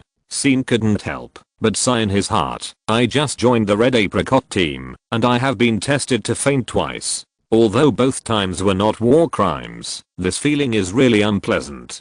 If the master sees it, it will be really shameful. In a trance, Scene suddenly saw a wrinkled face approaching in front of him. It looks a bit like Zubo, but it is older than Zubo. If Zubo is like 73, this person can at least make it 84. The old man squeezed out a smile distorted by wrinkles, and asked in a hoarse voice, "It's been 5 years, you finally woke up." Scene was shocked at the time and almost jumped up from the bed. "What did you say? Question mark?" Zubo touched his old face. "I also changed from a 37-year-old handsome man to a 42-year-old handsome man. Sin thought to himself, no one asked you to show your mathematical talent. What does it mean that 5 years have passed? Question mark. Zubo saw the surprise in Sin's eyes and showed a look of pity, explaining, that woman Lunan played with far too much. The output power of the training gun was increased, exceeding the safety threshold. You were hit by concentrated fire again, and the key is that there was a shot hitting your head at the last moment. Do you still feel some pain on the top of your head now? That is the root of everything. Zubo's voice was full of pain. Lunan is really too much. Even if it is a training gun, you can't just aim at the head casually. Although she explained that the turret shooting accuracy is not enough, it is nonsense. All the turrets are controlled by her remotely. How could it be possible to accidentally hit the head at such a close distance? But it's too late to say anything now. You have been sleeping for 5 years. Before Zubo finished speaking, Sin had already sat up from the bed and gave his own evaluation. Your acting is exaggerated, your words are hypocritical, and your test round is the least technically demanding. Zubo was stunned at the time. Sin didn't believe in the 5-year saying at all. Although he was startled by the other party's surprise when he just woke up, the Jedi apprentice quickly understood his physical condition afterwards. He was unconscious for a few hours at most, and he received quite appropriate treatment during his coma. The remaining pain in his body was more of a memory than a warning. As for why Zubo looked much older than a few hours ago, maybe he took drugs? While Zubo was silent, Sin squinted and looked around, and sure enough, he saw a familiar tall figure in the next bed. Lunan had a thick bandage on his shoulders, and a playful smile on his face. Zubo, I told you before that this kid is definitely much smarter than you, and showing off his tricks will only bring shame upon himself. Hearing this, Zubo stepped back from Sin, looking bored. At such a young age, he is full of calculations and has a deep mind. This kid has definitely never had a girlfriend. Sin was puzzled. I really haven't had one, but what does this have to do with calculations? Is this some kind of unique culture of the Kyan galaxy? But soon his attention was drawn to the injury on Lunan's shoulder. From the heavy bandage and Lunan's awkward posture, her injury was quite serious, at least more serious than that of the loser who was being targeted. What happened? Sin had no recollection of inflicting such a serious injury on the other party. Zubo smiled, wiped his face beside him, and turned back into a 73-year-old handsome man again. The dense wrinkles on his face were just simple makeup, and then sighed. Sin, since you have joined the Red Apricot team, you must remember one thing. Who is the smartest person in this team will never be determined, but the dumbest must be the woman lying next to you. Lunan grabbed a monitoring device next to the bed with her intact arm without hesitation, and pretended to smash it. Wait, listen to my explanation. Zubo rushed over and hugged the device. I have a reason. His voice was righteous and his eyes were upright, so that even Lunan, who was being attacked, was stunned. Have a reason? Zubo finally managed to save his precious equipment. With a lingering sigh, he said to Sin, this woman tampered with your gun. The training gun in your hand has extremely high power, and the bullets fired can basically be considered live bullets. So your last minute shooting almost killed her. If she hadn't reacted in time, she would have been shot in the head by you on the spot.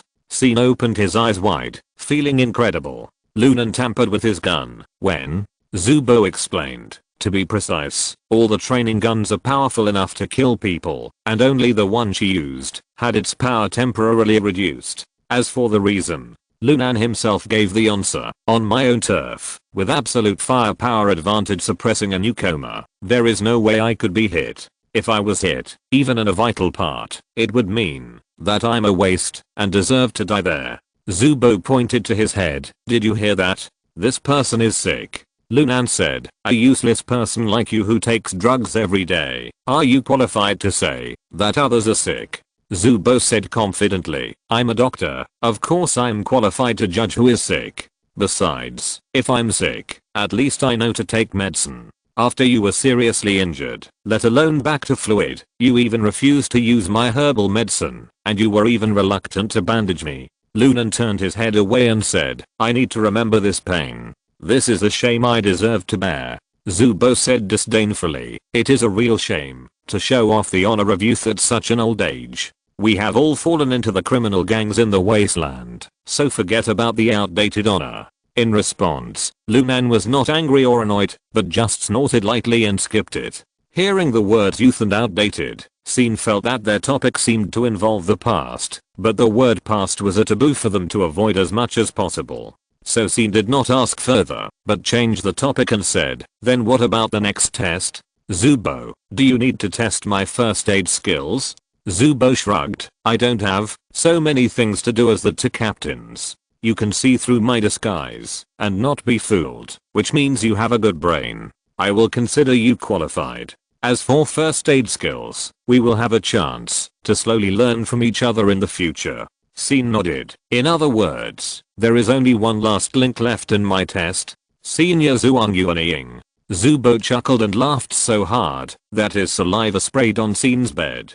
Don't ever say the word senior to her face. This honorific will scare her to death. After a pause, Zubo said seriously, okay, that's a bit exaggerated, but you should know her character. It's better to kill her than to let her take the test. Besides, hasn't it been clarified long ago? The Red Apricot Squad doesn't have any entry test procedures at all. It's all because the captain and the deputy captain had a brain short circuit that caused such trouble now. A good welcome ceremony almost turned into the deputy captain's funeral. As Zubo said this, he reached out and touched the wound on Lunan's shoulder provocatively, causing the latter to raise his eyebrows. Zubo waved a can of Bacta spray in his hand and advised, Lunan, stop it. The shameful display of honor has been completed. It's time to heal the wound seriously. If you keep leaving the wound like this, it may worsen. Lunan said, what a joke. Even if I'm really seriously injured and can't be cured, However, before he finished speaking, a slightly harsh ring echoed in the bass. A moment later, Zuang Yuanying, wearing a thick soft hat, trotted over and whispered, it's time for a mission. The captain wants everyone to gather quickly. The next moment, Lunan grabbed Zubo's collar and said, heal my wounds quickly. Make sure I recover before we set off. Chapter 32 Good News. Good news. In the meeting room of the underground base, Ping said this with a gloomy face, which did not seem to indicate any good news. Zhu and Ming was lost. This sentence aroused a strong reaction from all the team members. Zubo's face was solemn, and he stood up from his chair directly. One drop can pollute an entire oasis and poison 100,000 people. The biochemical virus liquid? Ping sighed helplessly, that's right, but please remember to state the second half when you state the information. Zhu and Ming is also the core raw material of the new biological water purification equipment. The Yanghan city in the south has just upgraded its water purification equipment and needs it for emergency. Lunan questioned, I remember that Xian Luiao was responsible for leading the team to escort it from the space trade city Li. Zuang Yuanying raised his head suddenly, the fat uncle who raised 3 Buha cats? Zubo smiled sinisterly, he will soon become a poor uncle who can't even afford to raise a cat. Such a big loss. Hey, don't be sad, think about it in a good way. The cats he can't afford to raise must be entrusted to someone else, so your chance has come. But in that case, the cats will be separated from their owners. Zubo said earnestly, for a cat, true happiness is to follow an owner who can afford to support it. By the way, Xiaozhuang, your recent savings. Lunan slammed the table, interrupting Zubo's chatter. Who did it? Ping said, I don't know. The goods were lost on Li. It is said that Xian Luiao didn't even touch the cargo box from beginning to end. Zubo sneered, but the payment has been paid, right? Ping ignored this nonsense and continued, from the latest news, there should be an experienced theft team on Li, which has committed many thefts in succession. Old Shine was also careless. Lunan sneered, from the moment he retired from the front line and used the time for practicing shooting to play with cats, he was not even qualified to be careless. Ping said, he witnessed his child die in front of him, and it is human nature that he does not want to return to the front line. Lunan disdainfully said, it is human nature to crush all enemies to ashes, rather than hiding at home and raising Buha Cat as a son. This kind of conversation obviously would not produce any results, so the two soon fell into silence. At this time, Scene, as a new team member, finally had the opportunity to ask a basic question. Excuse me, why is this news considered good news? And Ping was stunned for a moment, then smiled and said, good question, because Boss Lee asked us to do it. After a pause, he added, as I said before, the Red Apricot Squad is responsible for its own profits and losses. To put it another way, as long as we bring Zhu and Ming home, all the rest of the profits from this mission will belong to the team. Then, fearing that Scene still didn't understand, and Ping said, that theft team has done many cases on Lee and made a lot of money. Zubo said, it means that the thieves can make a lot of money. Scene was silent for a while, then nodded to show his understanding. The profits from the thieves are insignificant to him. GD never pursue material things, although it is indeed a good thing to pay off the debts as soon as possible. For GD apprentices who believe in the way of balance, the act of thieves is not worth promoting because it is essentially encouraging greed and indulging people to destroy balance and order. It can also easily lead to a chain reaction and intensify conflicts. But from another perspective, the essence of this mission is to recover the extremely dangerous Zhu and Ming virus from a group of skilled thieves for the purpose of water purification. This is undoubtedly a righteous act. So Scene has no objection. Zubo was interested in this reaction. Hey, you don't seem to have any interest in getting rich. In that case, why don't you fund my research when you have money? If the new drug is successfully developed, it will definitely be a great achievement that will last for thousands of years. Scene didn't believe this at all and asked Ping directly, how do you arrange the task? And Ping said, the situation is urgent this time, so I have determined it as a team task and everyone must go out. In 2 standard hours, we will take the Red Apricot to the spaceport. The contact person there is my old friend ZHU Junction, and I have just greeted him. Scene listened and took notes. After a while, seeing that Ping had no further words, he couldn't help but ask, then what? And Ping asked back, what then? After going to the spaceport, what should we do? And Ping showed a puzzled expression. Did I say that before? We are going to Lee to retrieve the stolen Zhu and Ming, and by the way, search the criminal's lair. Scene frowned as he heard that the two were not on the same channel at all. He had to doubt whether there was any major omission in the Kyankan language he had learned before. Why couldn't they communicate normally? The GD apprentice had to patiently explain. What I want to ask is, how should we do it specifically? How is the division of labor in the team arranged? What is everyone's task? How should we cooperate with each other? And is there a guiding plan for the action? Even if this is an emergency mission, there should be a corresponding plan. And if there is an accident during the mission, is there a backup plan? If the backup plan is invalid, is there an emergency plan?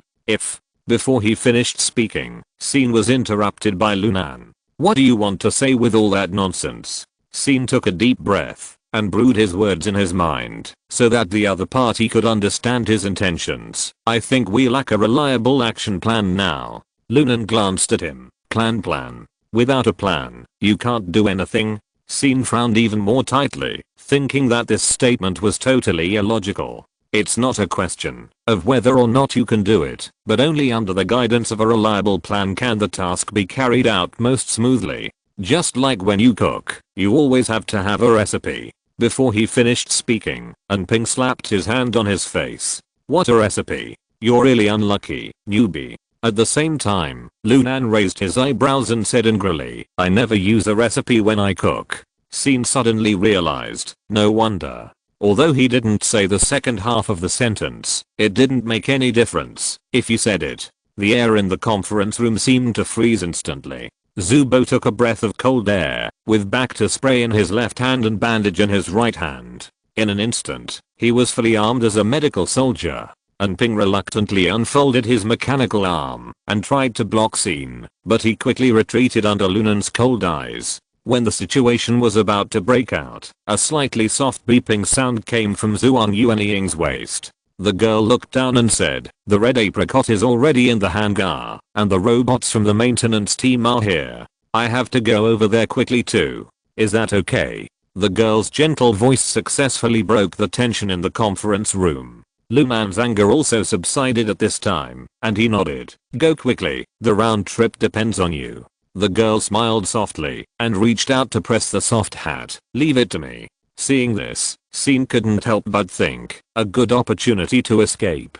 "I'll go help too." Lunan snorted coldly and wanted to speak, but Inping spoke first. "I remember when you introduced yourself, you said that you know a little about mechanical repair technology and have been an assistant to Chen San when on the Bayan, so go and help." After SYN left, the atmosphere in the conference room was completely relaxed. Lunan raised his hand first. "Sorry, I was too impulsive just now." And Ping sighed. "It doesn't matter, nothing happened anyway. That kid is smart, and he won't offend you again in the future." Lunan snorted coldly and said, "Whether he is smart or not depends on his performance in the task. Although he performed beyond expectations during the test, there are too many people like him who died on the battlefield." And Ping couldn't help but say, "I know he reminds you of that." "Okay, stop talking nonsense, make your preparations, don't let that kid really die." Lunan paused and added, "He owes Bosley 1 million. And Ping smiled helplessly. Why can't this guy be more frank? Chapter 33 Not a Human. SYN followed Zhuang Yuanying to the underground hangar of the Red Apricot Squad and saw a busy scene. 7 1-meter tall, round-shaped technician robots surrounded a spaceship, each doing routine maintenance work. This worker B-type WB-35 technician robot produced by Dangai Heavy Industry under the Kyankan Group can be regarded as the proud industrial crystallization of this remote galaxy. It is low cost but high quality. The export model, QB-35, is widely distributed in many surrounding star regions. Under reasonable command and deployment, these technician robots can exert extremely outstanding operating capabilities, and from their orderly division of labor and extremely efficient mechanical repair actions, it is obvious that they have an excellent commander. The only problem is that such an outstanding mechanical repair team is now dealing with a spaceship that seems to be quite shocking. The outline of the spaceship is like a lying pointed cone, about 30 meters long, 15 meters wide, and 6 meters high. The shape looks extreme and slightly fragile. However, several key structural points showed more or less shocking deformation, as if they had suffered a strong impact and would collapse at any time. In addition, the surface of the spacecraft was covered with potholes and scorch marks. For a while, the base color of the spacecraft could not be seen at all. Some places even lost the armor plates, exposing important equipment and pipelines. SYN had only seen such spacecraft in factories responsible for scrap recycling before. Most of the spacecraft that were unfortunately destroyed by meteorites, shot down by pirate ships, improperly modified by pilots, and imploded by purchasing inferior engines were placed on the assembly line in such a miserable appearance, waiting to be disassembled into metal parts and recycled.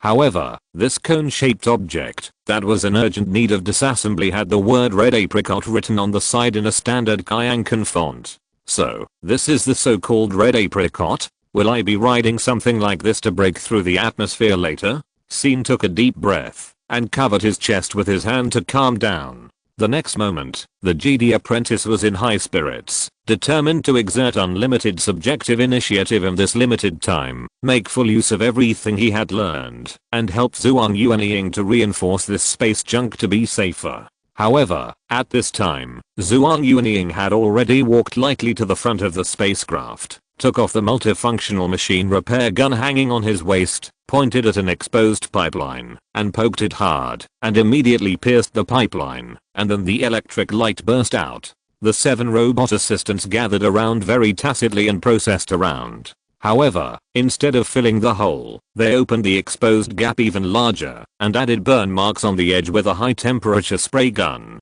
SYN was stunned for a moment, and then a flash of inspiration flashed in his mind, deconstructing the truth. The shabby appearance of this spacecraft was actually intentional. Those potholes and scorch marks were all polished out bit by these skilled technicians and robots. As for the reason for this move, it is not difficult to guess. Given the Red Apricot team's nature of eating pirates, this spaceship that seemed to be on the verge of being scrapped was obviously used as bait to catch those blind pirates. Thinking from this perspective, SYN had to admit that the spaceship in front of him was indeed extremely tempting. Whether it was the high-strength alloy that made up the main body of the spaceship or the huge engine with amazing thrust at the tail, they were all worth a lot of money. But the spaceship itself seemed to be completely defenseless. As he thought about it, Syn's steps slowed down. Because once the perspective changed, it was not difficult to find that the spaceship was not as bad as it looked at first glance. The seemingly twisted and fragile overall structure was mostly visually misleading by using the incomplete external armor, carefully designed contour lines, and some exposed pipelines, so the spaceship was actually maintained at a very delicate structural balance point. Looking further, the amazing details on the red apricot became more and more abundant. The prototype of this spaceship was difficult to verify, and it seemed to have undergone extremely bold magic modifications. The overall structure that was barely maintained at the balance line was like a wonderful work of art. Under this framework, the components supporting the various functions of the spacecraft actually come from different manufacturers. They use completely different specifications and standards that are not compatible at all. This kind of operation is taboo in any formal textbook, but it is common on the red apricot. Syn felt that this spacecraft was like a small expo. But under the coordination of the skilled craftsmen, the components from all over the world were incredibly coordinated together, perfectly supporting the entire red apricot. And this pair of skilled hands obviously came from Zhuang Yuanying. At this time, Zhuang Yuanying's team had completed the camouflage reinforcement of the exterior of the spacecraft and began to carry out targeted in-depth modifications for this mission. Although time is limited, their modification plan is quite bold. In order to adapt to the environment of the spaceport, they have to replace the engine on the battlefield. As the girl entered a series of skilled commands on the console, two thick mechanical arms in the hangar slowly rose from the floor, making a creaking groaning sound as they took on heavy objects. Two new cylindrical engines were carefully moved to the tail of the red apricot, and Zhuang Yuanying had led the team to dismantle the original engines at an incredible speed, clearing the space at the tail of the spacecraft and preparing for the docking of the new engines. The process was like flowing water. From Syn's point of view, Zhuang Yuanying and her 7 robot assistants formed a perfect mechanical repair team. They did not have any unnecessary operations, and every movement was refined and accurate, without the slightest hesitation, even if the arc and sparks burst out beside them. Various standards, dazzling pipelines and interfaces, in the hands of the girl and her assistants, seemed to have their own lives, and were cleverly combined with the new engines perfectly. Syn was only fascinated, and at the same time, he could only be fascinated. He originally intended to help, but facing a team that cooperated so well, he found that he had no room to intervene. Even cheering on the periphery seemed redundant. No wonder Chen Sanwen admired the red apricot team so much. In fact, objectively speaking, the mechanic on the silver also has extremely exquisite skills, but compared with the girl in the bonnet, he seems to be lacking something. Looking at the mechanic team in front of him, under the command of Zhuang Yuanying, the modification work is like a delicate art, and Syn can't help but fall into deep thought. What is the missing point? The time of contemplation always passes quickly, as if in the blink of an eye. Zhuang Yuanying led the team to complete all the work. Next, as long as the 2 robotic arms install the new engine with the pipelines connected, the preparations for the spacecraft to take off will be completed. The girl entered the last command in front of the console and watched the robotic arm slowly rise, then wiped the sweat from her forehead and smiled. Then he sighed again. A chubby worker bee robot nearby asked in a sharp voice, "Are there any problems?" Zhuang Yuanying said, "It's a pity that the new engine can only exert 95% of its power after all the effort.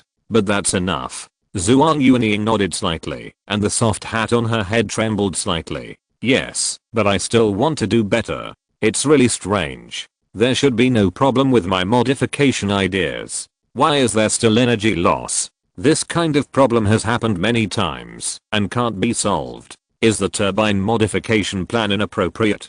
Zhuang Yuanying said, while playing with the multifunctional mechanic gun in her hand. The half-meter-long mechanic gun danced flexibly in her slender hands, and the small arc at the tip drew an elegant curve. But the repeated and unchanging dance steps still clearly revealed the confusion in the girl's heart. The loss of 5% of energy was like a puzzle that she could not let go. At this time, Scene finally couldn't help but speak. Because of this question, he happened to know the answer, although he could only roughly understand most of Zhuang Yuanying's modification steps. He was very familiar with the final pipeline connection plan. On the silver, someone happened to teach him a more efficient plan. Maybe you should try to add a current stabilizer to the number 3 conductor. Scene screamed before he finished speaking.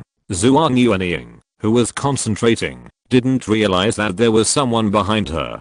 She was so frightened that her body shrank on the spot, and the mechanic gun slipped from her fingertips and fell to the ground with a loud clang. Scene suddenly felt embarrassed and ashamed. "Sorry, I didn't mean to scare you. It's just..." As he spoke, Scene bent down and lowered his hands, ready to pick up the mechanic gun for Zhuang Yuanying. Where his fingertips touched, Scene only felt the residual warmth of the girl's palm, and the handle of the mechanic gun gave a wonderful touch, as if it naturally fits tightly with the hand. Apparently, the surface has been carefully polished, so that the owner can use it more easily. Then, Scene raised his arm and stood up.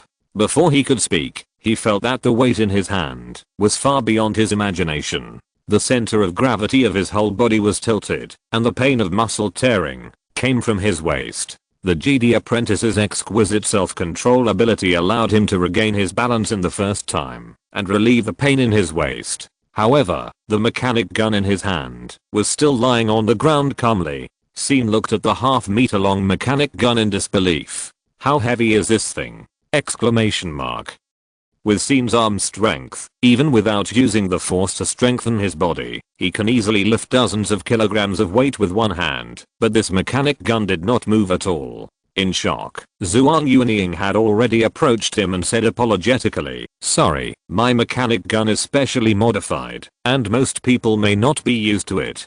As she spoke, the girl covered the handle of the gun with her slender 5 fingers, lifted it lightly, and hung it back on her waist. Scene looked at Zhuang Yuanying's movements in a daze, and only then did he realize that Zhuang Yuanying's belt and hook were specially strengthened for bearing weight. Now recalling her swinging the mechanic gun like a toy, every movement felt so strong and powerful. The problem that had troubled Scene before, what was the difference between Chen Sanwen and Zhuang Yuanying, was also revealed at this time.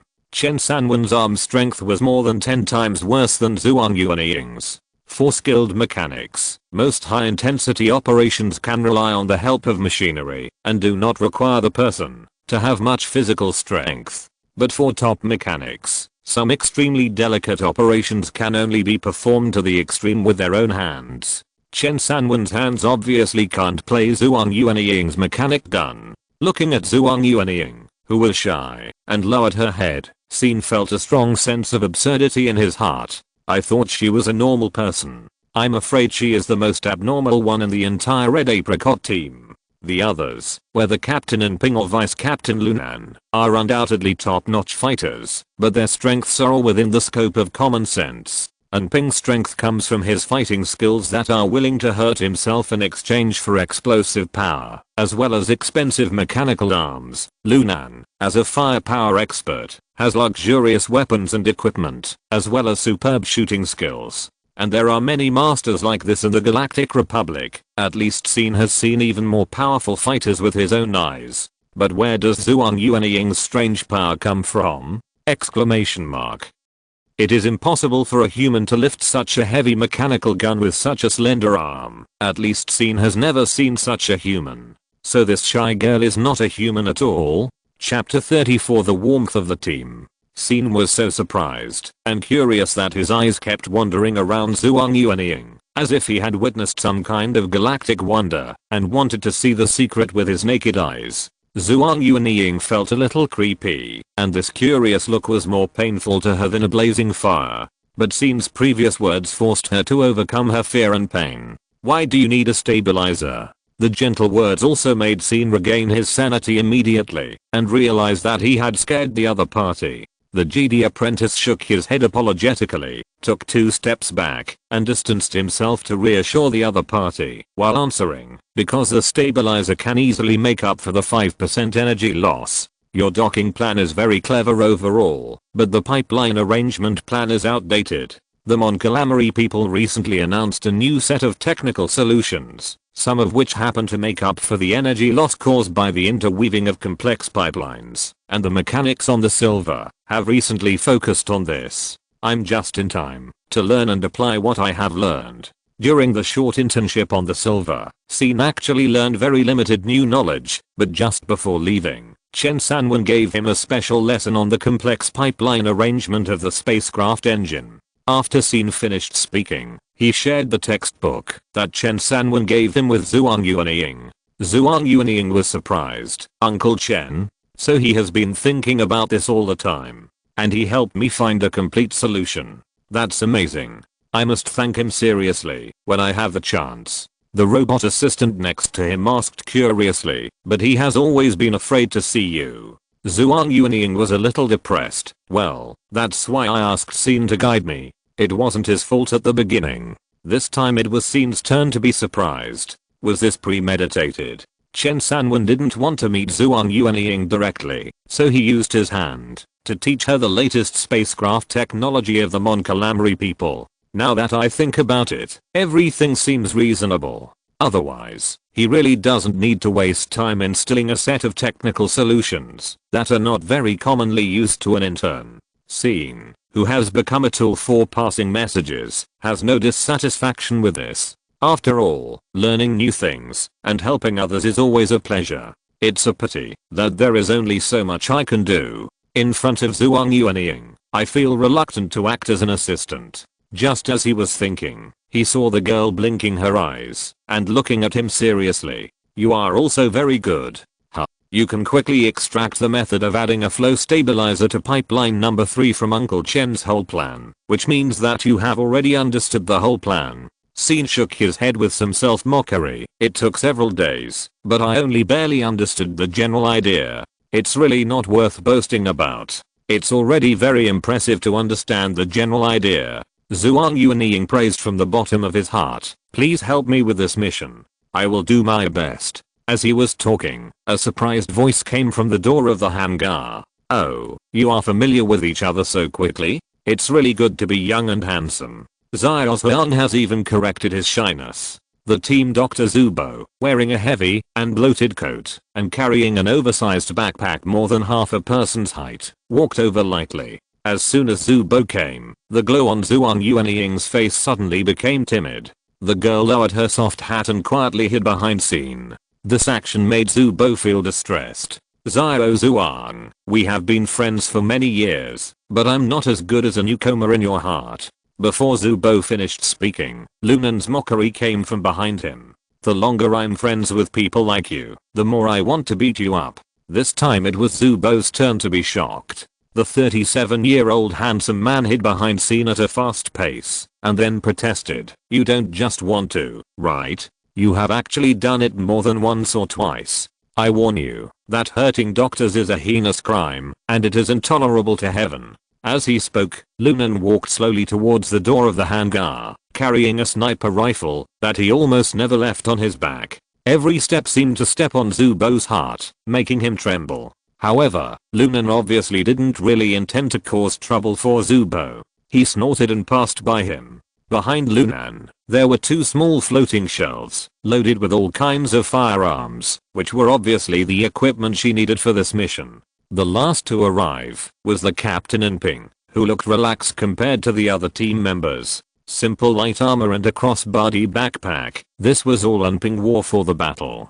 The sleepy middle-aged man saw that the team members had all arrived in the hangar and nodded with satisfaction. Are you all ready? Then let's go. Sin wanted to say that he hadn't had time to prepare anything, but on second thought, he didn't seem to have anything to prepare. The most important lightsaber had never left his body, and other spare clothes, toiletries, etc. were actually not important. Just think of it as light travel. Sin's silence was exchanged for Enping's praise. The new guy is pretty good.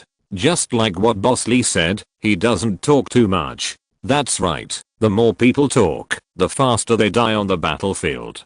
Zubo protested. Captain, are you targeting me with this? Enping sneered. Do you still need me to target you? Let's get past the deputy captain first. While chatting and laughing, the group boarded the ship one by one, and the red apricot soon rose from the underground base, penetrated the atmosphere of Sun at an astonishing speed, and came to the deep space. The space trade city, Li, is an important link between the political center, Kun, and the economic center and trade hub Sun. Under the gravitational pull of the two huge planets, it runs out of an H-shaped orbit. It has played an irreplaceable transit role for 2,000 years. As an important member of the Kine galaxy, Li's reputation in the Milky Way often even exceeds that of the galaxy capital Kun. Because this is a space city built entirely by humans. At first, Li was just an insignificant space station, but after 2,000 years of expansion, new modules were piled up and installed one after another. Today, Li has become a behemoth with millions of permanent residents. Spacecraft from all over the galaxy take off and land here almost every moment. The cone-shaped red apricot quietly approached the port area of Li among a group of cargo ships. Scene sat in the cabin and looked out through the side window.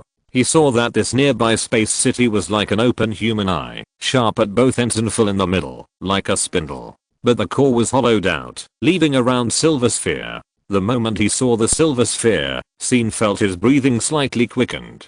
As a Jedi apprentice with amazing self-control, this excitement came from a strong curiosity that was hard to suppress. This is the famous city core, Bérgamo, which brings together all the technological and industrial essences of the Kine galaxy. It contains a reactor group consisting of 32 hypermatter reactors, which can provide the entire space city with nearly inexhaustible energy, making it a veritable city that never sleeps, with lights blooming in the deep and dark space. In addition, there is a gravitational field inside Bérgamo that covers the entire city, providing a habitable gravity environment for millions of people. It can be said that without Bérgamo, there would be no entire space trade city. Li Scene had developed a strong interest in the core components of this magnificent space city when he was reading materials for preview before entering the Kine galaxy. Now that he can see it up close, he is unwilling to let go of even a little bit. The silver sphere rotates at an astonishing speed, and the surface glows due to the high heat, releasing energy like a star.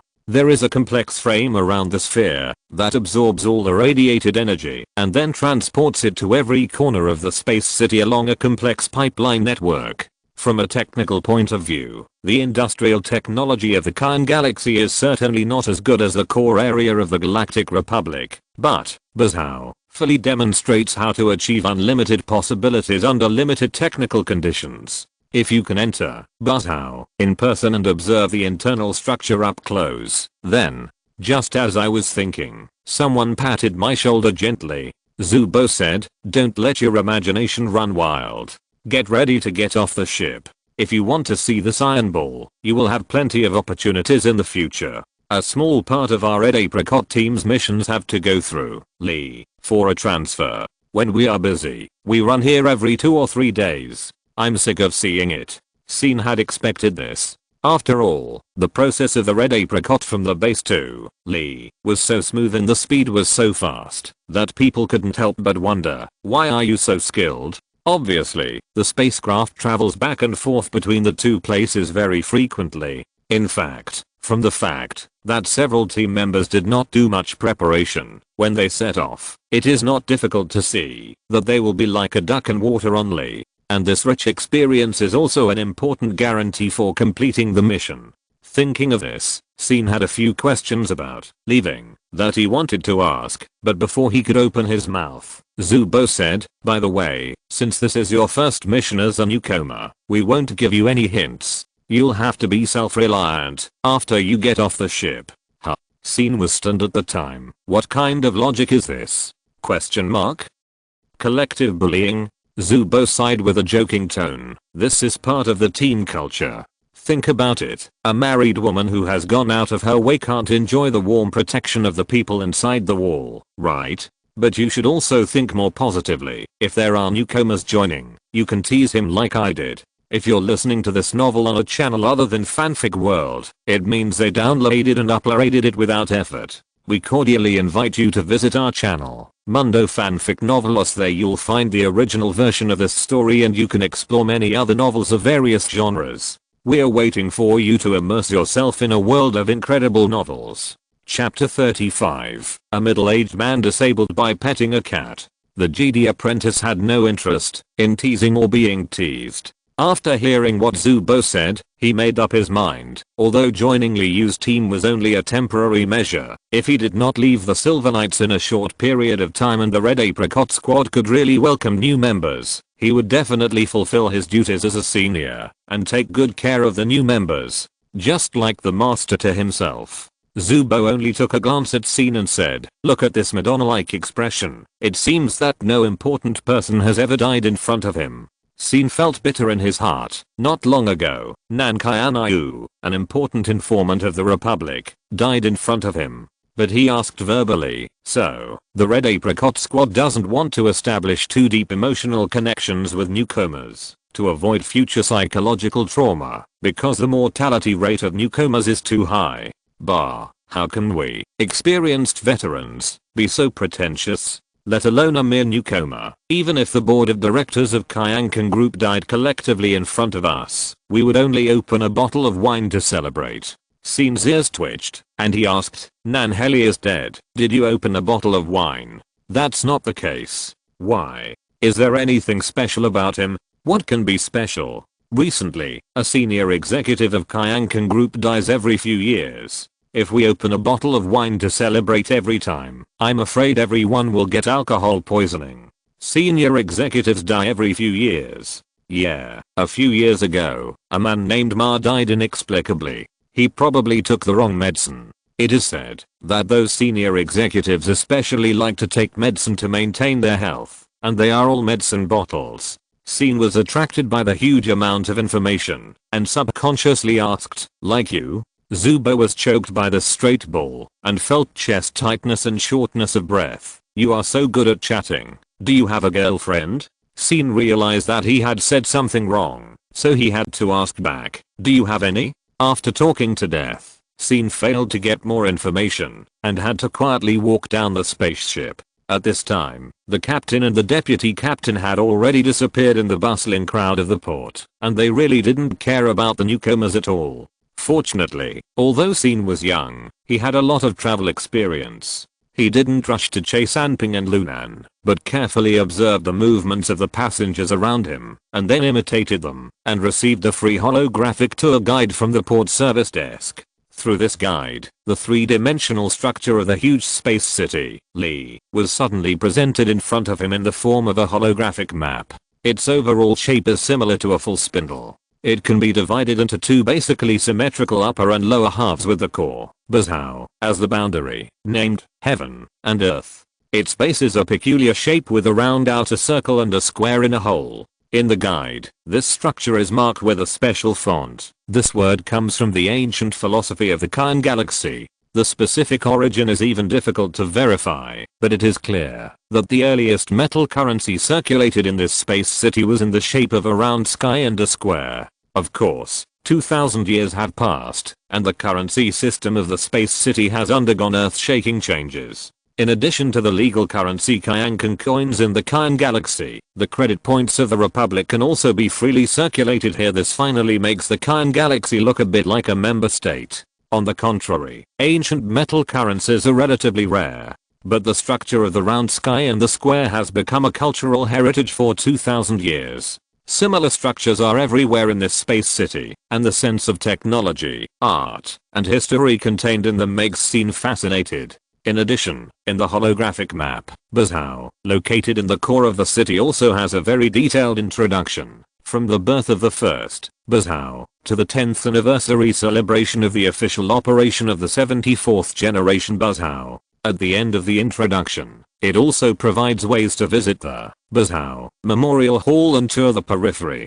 For a moment, Scene had the urge to temporarily put down his mission and head straight to Bérgamo. However, Jedi apprentices are best at overcoming impulses. After calming down, he zoomed in on the map and quickly locked onto the destination of this trip.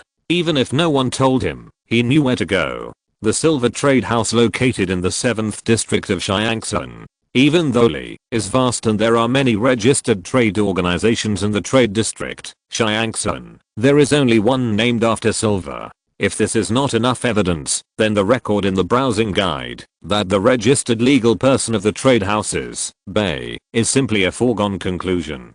Obviously, this is the base of the Silver Knights in Lee. Following the road instructions given by the holographic map, Scene walked all the way. The young man walked briskly and completed the entire journey in less than 10 minutes and came to the door of a small silver building. The door of the building was open, and inside the door, Anping, who was sleepy, raised his head in surprise. "You are really smart, newcomer." Lunan beside him sneered. "If you can't do this, just stay here and beg for food."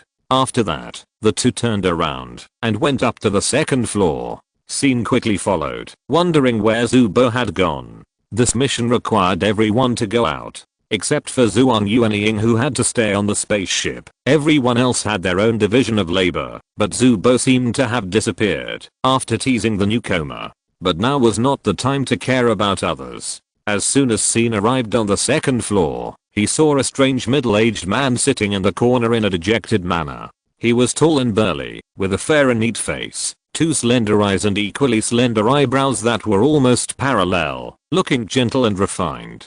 But this natural temperament was completely lost at this time.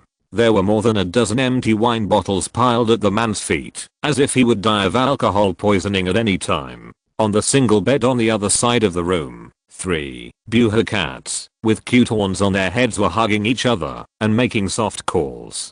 Scene understood. This was obviously Xian Luoyao, who had come up with the good news. As for this colleague from the Silver Knights, Vice Captain Lunan kicked him, causing him to roll in the air and fall on his back. The wine and snacks in his stomach spurted out, and Ping pulled a water hose from the bathroom very tacitly, aimed it at Xian Luoyao and the dirt under him, and sprayed it fiercely. When the sewage was sucked away by the suction device on the edge of the floor, Xian Luoyao finally regained consciousness. He slumped on the ground, revealing a tragic bitter smile. "Captain Lu, Captain N, long time no see." Lunan grabbed his collar, as if holding a rag. "Stop talking nonsense. How did the things get lost? Tell me again from beginning to end." I really don't know."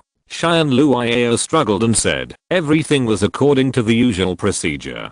Lunan didn't wait for him to finish, and slammed the tall man to the ground. "You knew there were thieves in the space city, but you still dared to follow the usual procedures?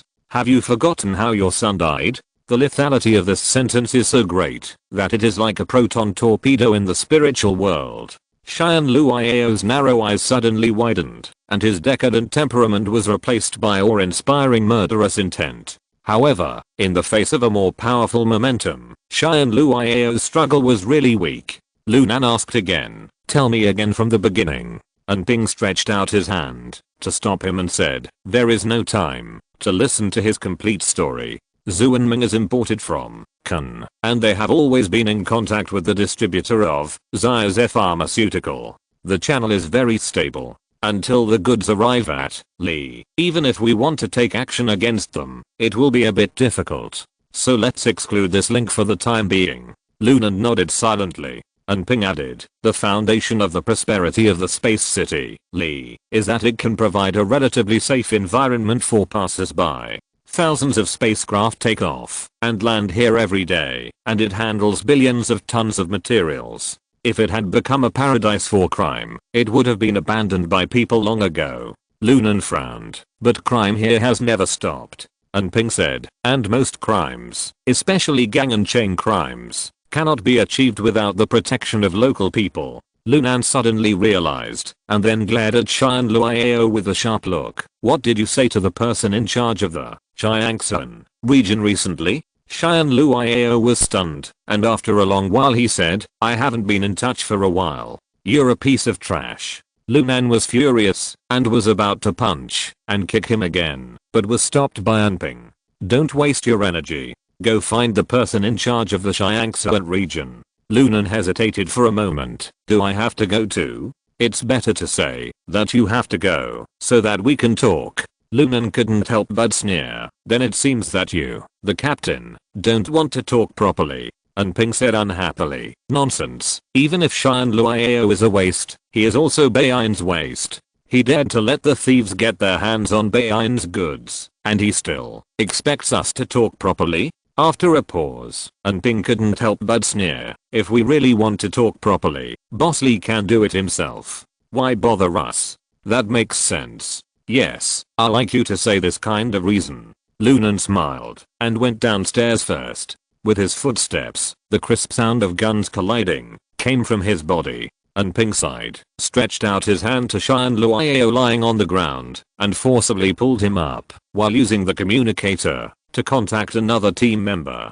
Uncle Zhu, do you understand? When you're done with your work, gather at Chiangsa Nudang, and let's have a good chat with the person in charge. The hoarse voice of the 73-year-old handsome man came from the communicator. I heard it clearly. I'll finish my work soon and go directly over. But Captain, don't move too fast. My legs and feet are not as flexible as yours. Then take some medicine.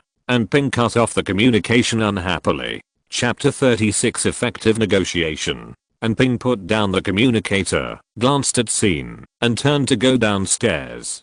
Scene originally planned to grab Xian Luoyao and ask about the situation of the silver exchange, but now he could only follow Ping with great reluctance. From the silver exchange to the Xiangsuan Jade building, where the person in charge of Xiangsuan district was located, the road was smooth and brightly lit, and the prosperity of Li could be seen everywhere. However, the lights that lit up the prosperous city could not illuminate the deep starry sky after all.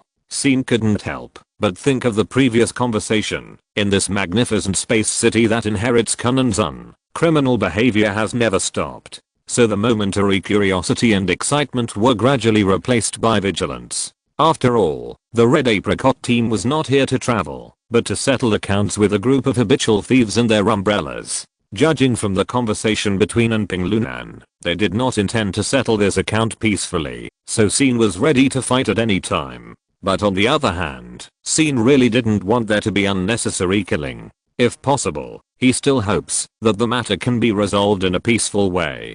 Perhaps this is indeed a messenger of justice mentality. In the eyes of the veterans of the Red Apricot Squad who are used to seeing the separation of life and death, they are like virgins. Scene knows that this word is derogatory in the Red Apricot Squad. But there will always be someone in this world who can be a messenger of justice. And it is better to have more virgins than more criminals in the world. This is also the concept that he gradually ingrained in his heart when he was receiving GD training. The Milky Way does not need everyone to be a GD, but the Milky Way will always need GD. While thinking, Scene had followed Ping to the front of the Xiangsuan Jade building. It is a beautiful building located in the middle of Xiangsuan Square, with unlimited scenery. It is more than 500 meters high and crystal clear, like a pile of precious jade. This tall building with more than 150 floors gathers most of the essence of the Xiangsuan area, including the largest financial and trading companies and warehousing groups in the space city, as well as branches of many corporate giants from Kun and Zun. Some people say that the wealth contained in the Xiangsuan Jade building even exceeds the rare jade of the same volume as the building. The top few floors of the Jade building are the offices of the 9 districts and district leaders of Xiangsuan. These 10 people look down at the most prosperous urban area of the entire space city, like kings on the throne. Now, the kings have welcomed uninvited guests.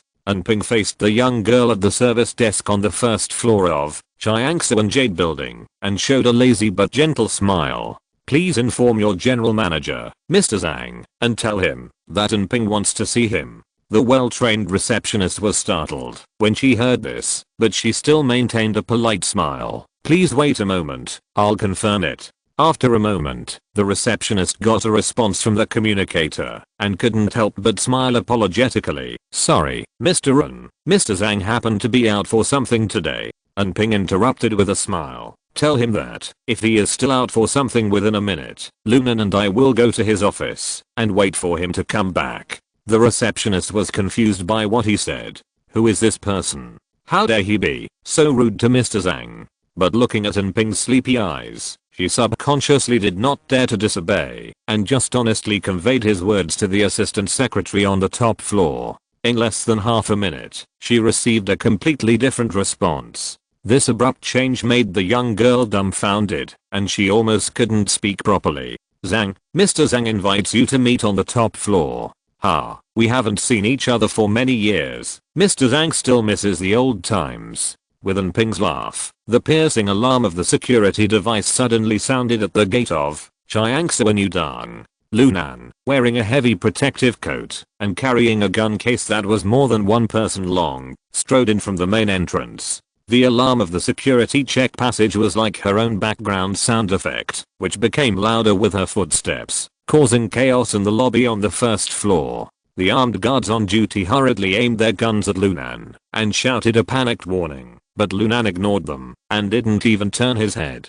The captain on duty was about to fire a warning shot, but at this time he heard the latest instructions from the communicator. He lowered his gun in disbelief and raised his hand to signal other men to put down their guns. Fully armed, Lunan actually broke into Chiangsa Nudang openly. Behind Lunan, Sin couldn't help but breathe a sigh of relief. He was still worried before. If a gunfight really broke out here, how could he minimize casualties? After all, most of the people in the lobby on the first floor were innocent civilians. Fortunately, the worst situation did not happen. Lunan was fully armed, but there was no place to use his skills. But on the other hand, Sin also vaguely realized that the reason why he had no place to use his skills was precisely because of Lunan's full armor. For a Jedi apprentice who has lived in the core area of the Republic for a long time and has been influenced by the idea of demilitarization, this scene made him fall into deep thought. On the other side, Ping saw Lunan and Sin enter the door smoothly, so he waved to the two to follow, and then skillfully crossed a row of green plants in the lobby on the first floor, and came to a restricted area. The two black-clad security guards at the entrance of the restricted area seemed to be unaware of the arrival of the three people. Ping did not greet them either, and only brought two teammates to the end of the restricted area, a blue elevator shaft. He skillfully input the top-level code, and then said, Zhang Jincheng is not an easy person to deal with. The trouble has just begun. Lunan sneered. Whose trouble? Ours or his? Good question. Zhang Jincheng is no longer the Zhang Jincheng of the past. After so many years, Xiao Zhang has become Leo Zhang, and Leo Zhang has become Mr. Zhang.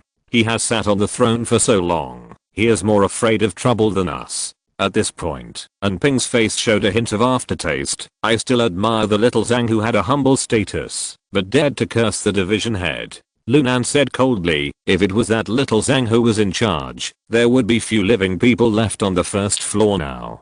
Ping sighed. There is no point in killing indiscriminately, so let's be polite to Mr. Zhang. Our Han Crossing team is responsible for its own profits and losses, and we should make money in harmony. The part about not talking well is almost over. How about leaving it to me next? Lunan sneered. So I'm just here to be of ours?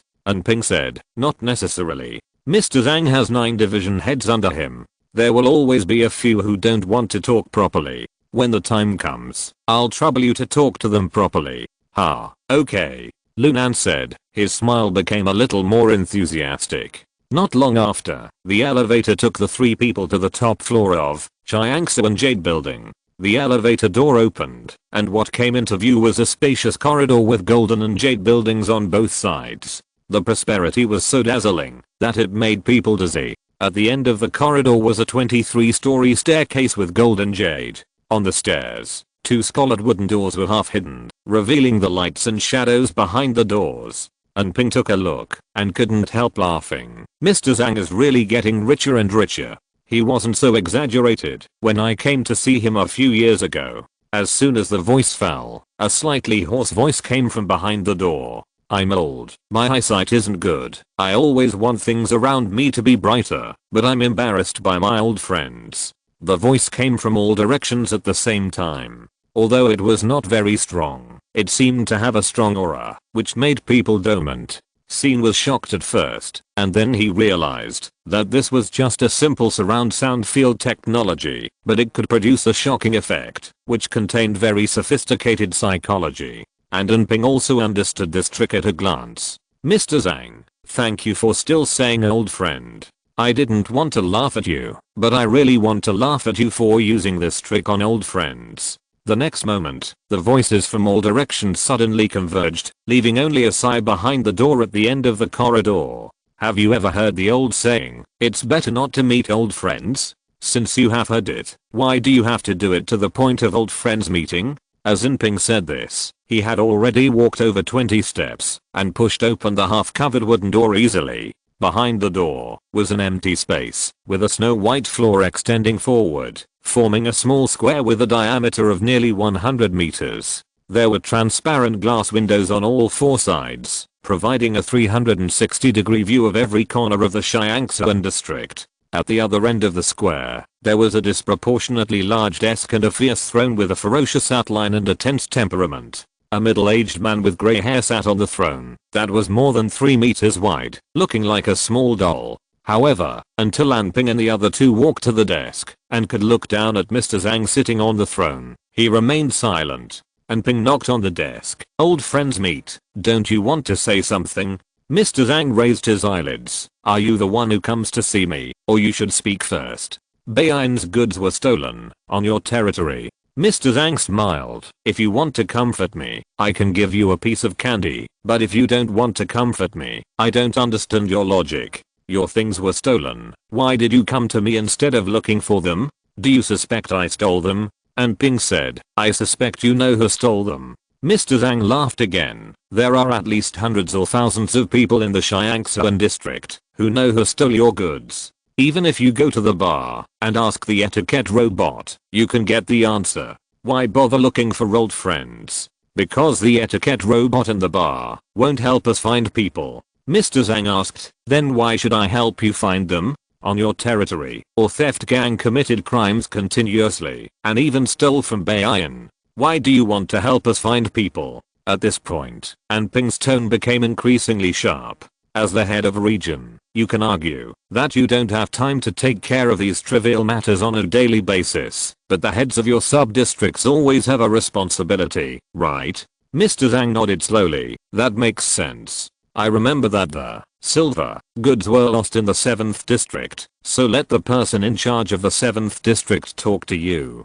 As he spoke, Mr. Zhang was about to press the communicator on the table, but Ping shook his head. "No, my people have already talked to him." Then, Ping took the initiative to pick up his communicator and asked, "Uncle Zhu, what did the person in charge of the 7th district say?" "Oh," he said, "please spare my life, I can't help myself."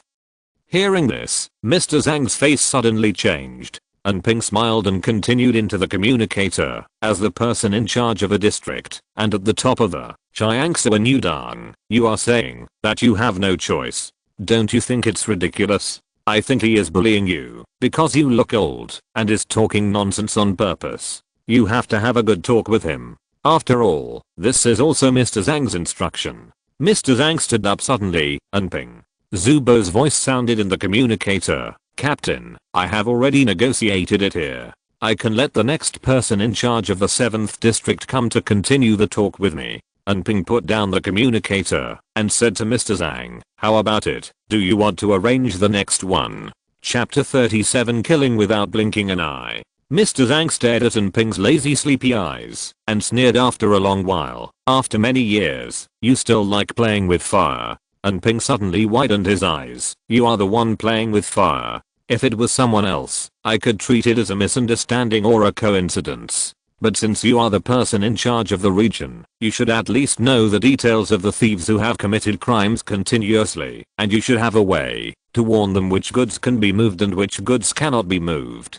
Ping added, "But now the silver goods have been stolen, but you are pretending to be innocent here, and you want us to talk to your men. Well, we have talked, as you wish. The person in charge of the 7th district is gone. Who should we talk to next?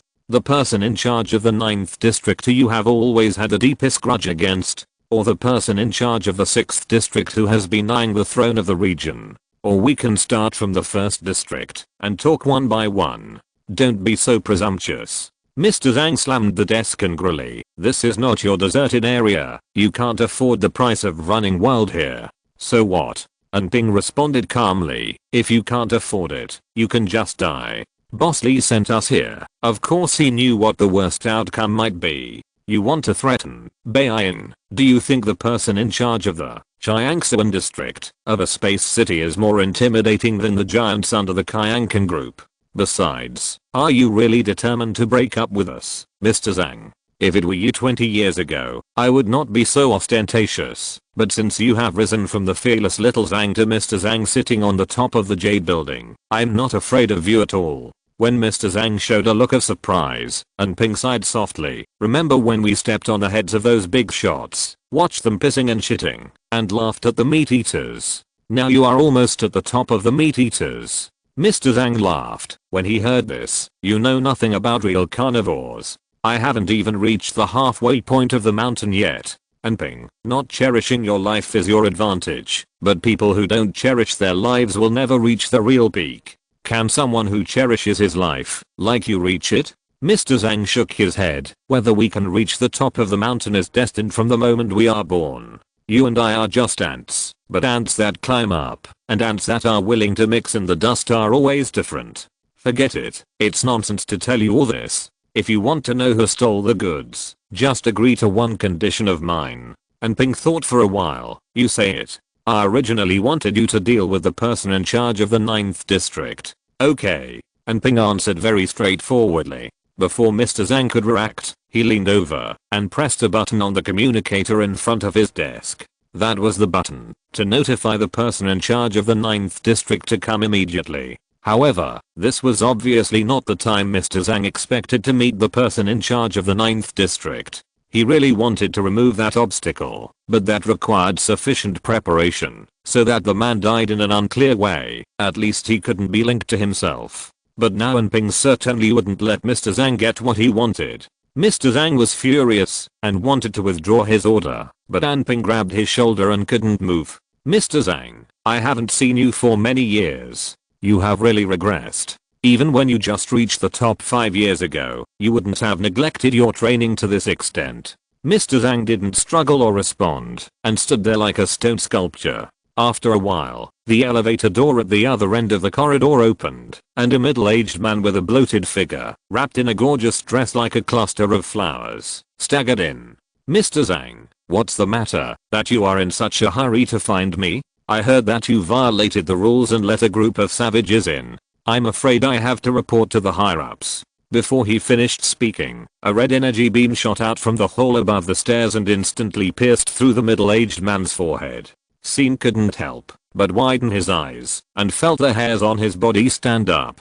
He looked in the direction of the shooting in disbelief, only to see Lunan put away the short-barreled blaster in her hand without even turning her head, as if the blind shooting from behind was just a trivial trick, and the person she shot was not a living human being, but just a holographic target. Although he had long known that the people in the Red Apricot team who were usually smiling and laughing might have a side that would kill without blinking an eye, it was another matter to see it with his own eyes. Scene could not accept the indifference of these people to the matter of killing, so he took a half step forward and wanted to do something, even though he knew it was not feasible. However, the next moment, the surprisingly calm atmosphere in the field made him feel a sense of alienation. It seemed that he was the only one present who had a normal reaction to the matter of killing, and everyone else seemed to have expected it and was calm, as if they were living in another world.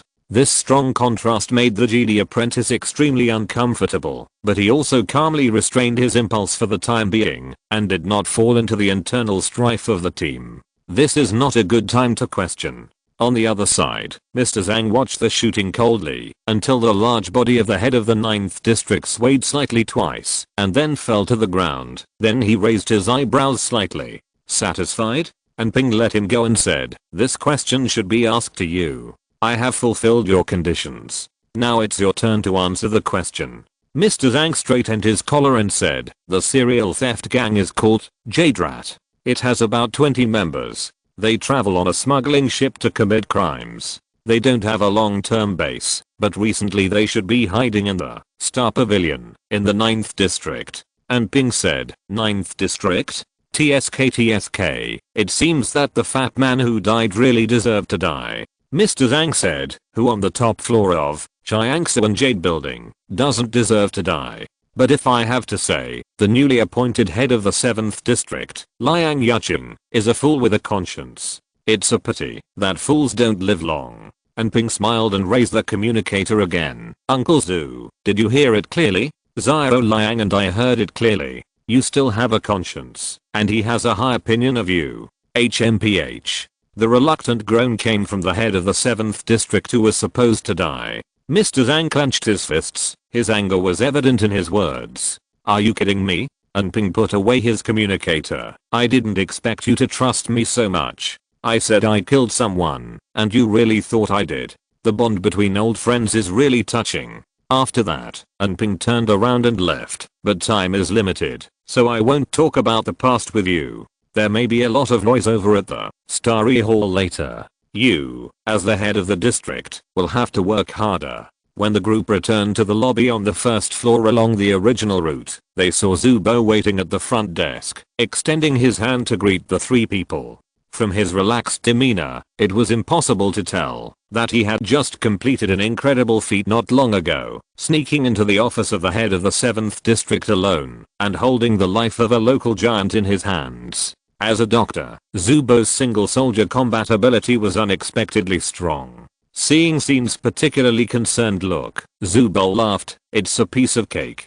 This Shiangsa Nudang has actually been infiltrated by us like a sieve. After all, the Shiangsan area is also considered half a stronghold. It's easy to sneak into this area, compared with stealing in Xiran Pharmaceutical back then. Before he finished speaking, Lunan kicked him in the popliteal fossa. Stop talking nonsense. Zubo half bent his knees and said with humiliation, the deputy captain taught me. However, as a doctor, his biggest characteristic is that he forgets the pain after the scar heals. Before he even reached the door, Zubo said enthusiastically, Saint boy, I see that your face is black, but what do you think about the deputy captain shooting the fat man? I tell you, in fact, he was dead a long time ago. Zhang Jincheng would do it if we didn't. Compared with Zhang Jincheng's usual method of making people disappear, shooting them on the spot is more satisfying. This is actually the deputy captain's kindness. Lunan kicked him again. Shut up. While Zubo was screaming in pain, and Ping had already walked in the front and stopped a taxi flying boat on the side of the road. Star Pavilion, fastest speed. The driver was a little hesitant when he heard the name of Star Pavilion, but when he saw Lunan sitting in the back seat with a fierce look on his face, he immediately put away all his thoughts and nodded vigorously. Yes, the fastest speed. In the Space City, where the traffic planning is reasonable and developed, when the flying boat is running at the calibrated fastest speed, it only takes 1 standard hour to easily go around the city. And when the driver is in fear, this time can be shortened. It only took 5 minutes for the group to rush from Shiangsa Nudong in the 1st district to Star Pavilion in the 9th district. 5 minutes later, a colorful, yet eerie 2-story building appeared before their eyes. Chapter 38, Sweeping Away the Clouds. Colorful refers to the gorgeous colors of the neon lights hanging on the exterior walls of the buildings.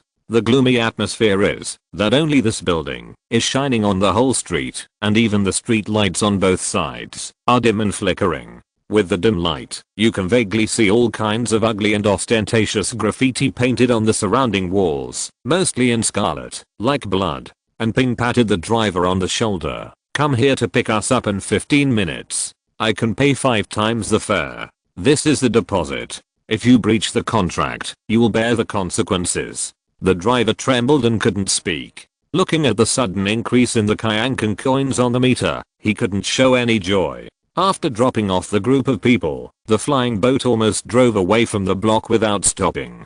And after the flying boat left the site, Lunan took off the gun box on her back and unfolded it in front of the door of Star Pavilion, revealing her most beloved sniper rifle. Almost at the same time, shouting and cursing came from the building, and several closed windows on the 2nd floor were suddenly opened, and someone poked his head out. But several energy beams hit the window frame accurately, sparks of fire splashed, and forced the head that had just stuck out back. Scene held 2 pistols in his hands, covering for Lunan. However, the woman did not appreciate it at all. While quickly assembling the guns, she questioned, your shooting skills were also so poor when you were in DUI 9527? Scene knew that she was accusing him of showing mercy when the people from Star Pavilion stuck their heads out. Scene was fully capable of shooting them in the head one by one, but in the end the energy beams fell on the window frame.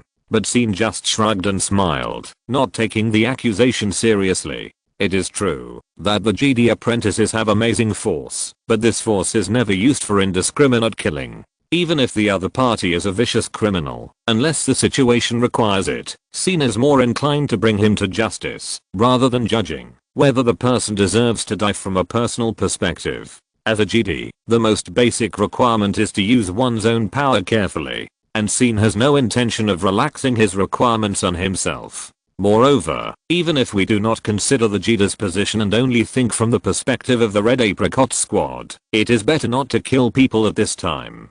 A living thief is always more valuable than a dead one. We are here to make money in harmony, not to kill people. At the same time, Deputy Captain Lunan had completed the assembly of the gun. The sniper rifle that was more than 1 person long had actually become a heavy rapid fire gun with a change of parts and the temporary installation of a bracket. The muzzle was aimed at the Star Pavilion, making the people in the pavilion dare not show their heads. Holding the gun, she turned her head to look at SYN and asked in a cold tone, "Do you want to teach me a lesson?" SYN did not give in. "Do you want to quarrel here?" And Ping had a headache after hearing this, so he simply punched the outer wall of the Star Pavilion.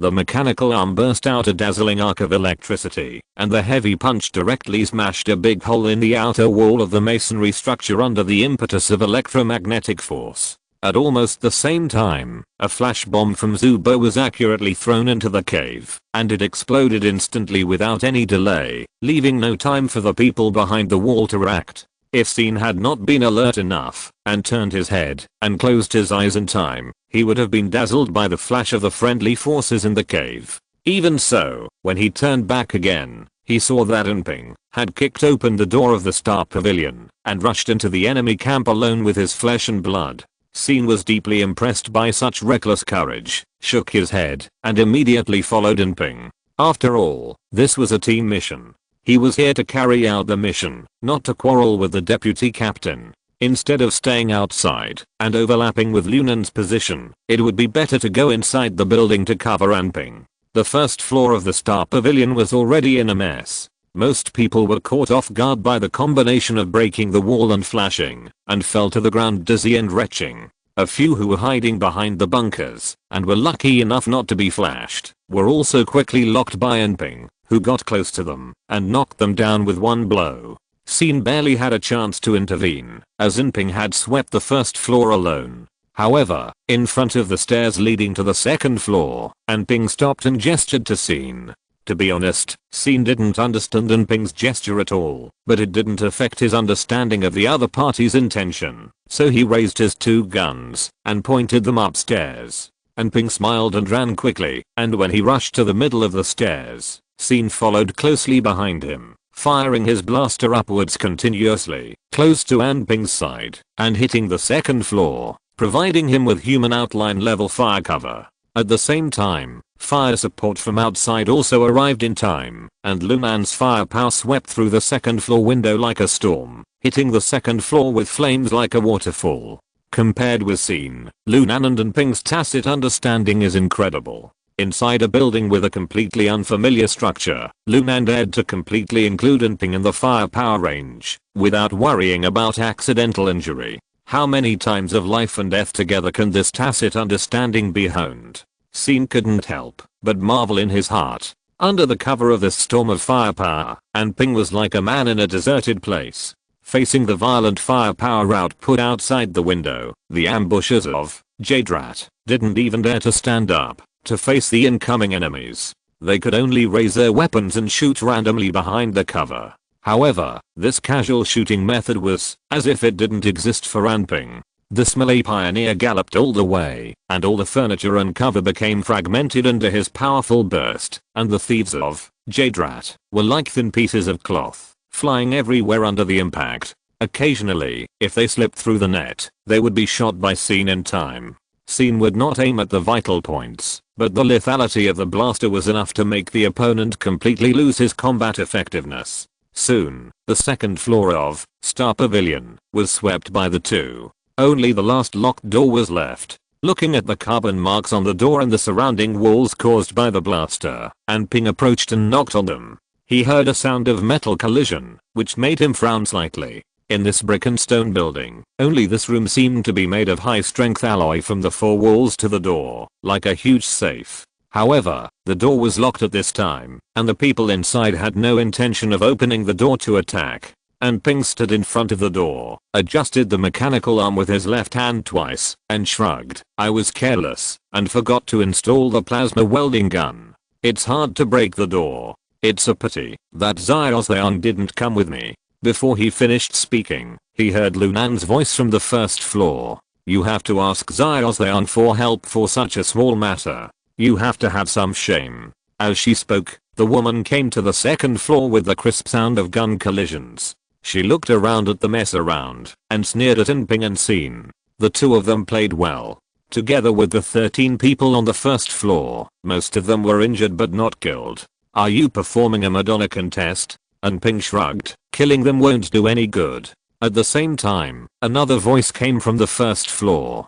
Zubo smiled sinisterly. That's right. Human organs are more valuable when they are taken from living people. If we sort out the parts of these 13 people, we can easily sell them for hundreds of thousands on the black market, right? Even if Zhu and Ming can't be found, at least we can make up for some of the losses. Xiaoen was terrified by these words. He couldn't figure out how much of what Zubo said was true. Lunan also smiled when he heard this and said to Ping, Captain, I will show you some torture techniques here. Is it possible to get the person inside the door out? Ping sighed helplessly, looked at Xin, and asked, what about you? What can you do? Xin walked to the door, carefully touched the door, and then touched the door lock, then bent down, took out a palm-sized multifunction tool cone from his waist, popped out a thin metal probe, and then gently inserted it into the gap of the electronic lock. He adjusted the direction of the probe with extremely delicate movements, and judged the internal structure of the electronic lock from the feedback force, and then disintegrated it bit by bit. This set of lock-picking techniques was learned by Xin before the Bérgamo mission, and the multifunction tool cone came from Chen Sanwen's parting gift on the silver.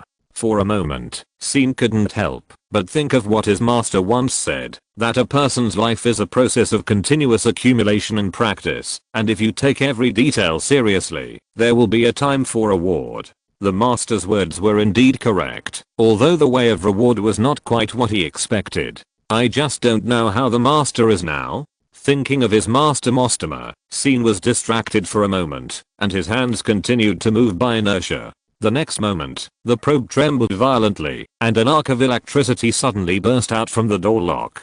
Xin came to his senses, quickly retracted the probe, stood up and stepped back. The door lock in front of him turned into debris in a slight explosion. The metal door slowly opened inward with a creaking groan. Ping nodded and said, you are quite capable. Lunan snorted coldly, and did not comment. Zubo laughed and shouted in an exaggerated voice, but the living organs that should be taken still have to be taken. If our losses cannot be made up. Before he finished speaking, a sigh came from behind the door. Everyone from the silver team, I surrender. Chapter 39, Borrowing a Knife to Kill. As the door was completely opened, the person hiding inside also revealed his true face. He was a skinny middle-aged man with an unremarkable appearance, messy hair and beard, pale skin, and a simple shirt and shorts. Judging from the wrong buttons, he came to this room for emergency shelter, and was in a hurry. Facing the aggressive red apricot team outside the door, the skinny middle-aged man smiled helplessly and said, congratulations to everyone on successfully catching the Rat King of Jade. I didn't expect that we would be betrayed so quickly. Lunan sneered. Congratulations to you too. The fat man who betrayed you is dead. The Rat King shook his head. He won't betray me. The only one who can do such a thing is Zhang Jinsheng. I knew that Mr. Zhang was good at calculating, but he was still blinded by greed and wanted to make a fortune on his territory. Now he has used a knife to kill people, and I deserve it. And Ping, who was likened to a knife, said, at this point, it's probably you who wants to use a knife to kill people. Zhang Jinsheng and I have a relationship of life and death. Don't try to sow discord here. Tell the truth. Where is Zhu and Ming? Zubo added, and where is your vault? The Rat King said, if you want to find the vault, the basement is it. More than 30% of our recent profits from the Li operation are left there. But the Zuanming you are looking for has just been sold. Haha, the thing's just left, and you arrived right after. What a wonderful coincidence. At the end of his speech, the skinny middle-aged man who was at the end of his rope actually laughed out loud. Lunan stepped forward, but was blocked by Anping's hand. Anping did not laugh, nor was he angry, and he ignored the Rat King's provocation, and only asked, "Who is the buyer?" The Rat King gave a very decisive answer, "King Lang." This answer made Anping's face stiffen. Xiaowen was a little puzzled and looked at Zubo. Zubo said succinctly, "One of the most powerful pirate organizations in the DUI region, elusive and daring. The so-called Suzaku that attacked DUI 9527 before was a group of inferior followers and imitators. Well, as you expected, they have a lot of grudges against us." Scene immediately understood Anping's dilemma. Zuanming really fell into the hands of the worst people. I don't think King Long would use Zuanming as a water purification material. The Rat King said leisurely, "Things like Zuanming are actually the most difficult to deal with for us rats. Most people who have demand and can afford it have their own reliable channels for purchasing. There is no need to buy such shady goods from us. For example, your silver is directly purchased from Kunrite. The price is fair, the quality is reliable, and there is no need to worry about the future." And Ping stretched out his mechanical arm and pinched the Rat King's chin. Speaking of the point, the Rat King sighed, "Isn't the word King Long enough? If you want to get Zuanming back, go to King Long for it. Of course, in my opinion, you'd better take my vault and honestly return to your wasteland, as if nothing happened. At worst, you can take whichever organ you want from the 13 people outside the door. I really can't give you anything more." Zubo couldn't help asking, "Why not take yours?" The Rat King said, "If you were a doctor, you should have seen that I was dying, and my internal organs had been weakened. Otherwise, my men and I have been stealing in the galaxy for many years without any failure. Why did we step into this trap when we were blinded by greed?" After a pause, the Rat King said, "Someone told me that we can get the Zuanhuang blood 3 days after the task is completed." Hearing the 3 words, Zuanhuang blood, Scene suddenly felt that the emotions of his teammates around him were a little abnormal. But before he could savor it carefully, he heard Anping burst into laughter. "Haha, the legendary elixir of life. You believe in this nonsense scam? When death is imminent, you might as well try anything.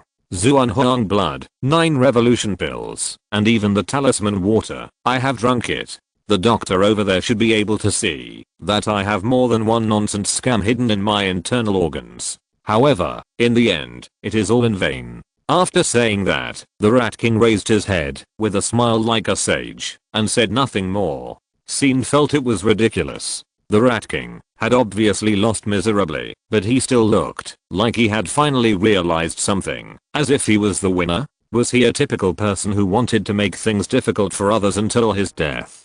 He really deserved to be called a rat. However, the Red Apricot Squad had their own way to deal with this kind of tough opponent. And Ping pondered for a moment and asked Zubo, "How much do you know about immortality?" Zubo was stunned by the question. Immortality is of course nonsense. Prolonging life is easy, such as going to bed early and getting up early. And Ping interrupted, "Contact Barlow Security Company. They have an irreconcilable feud with Jadrat. Hand over this dying Rat King to them. They will definitely find a way to make him prolong his life."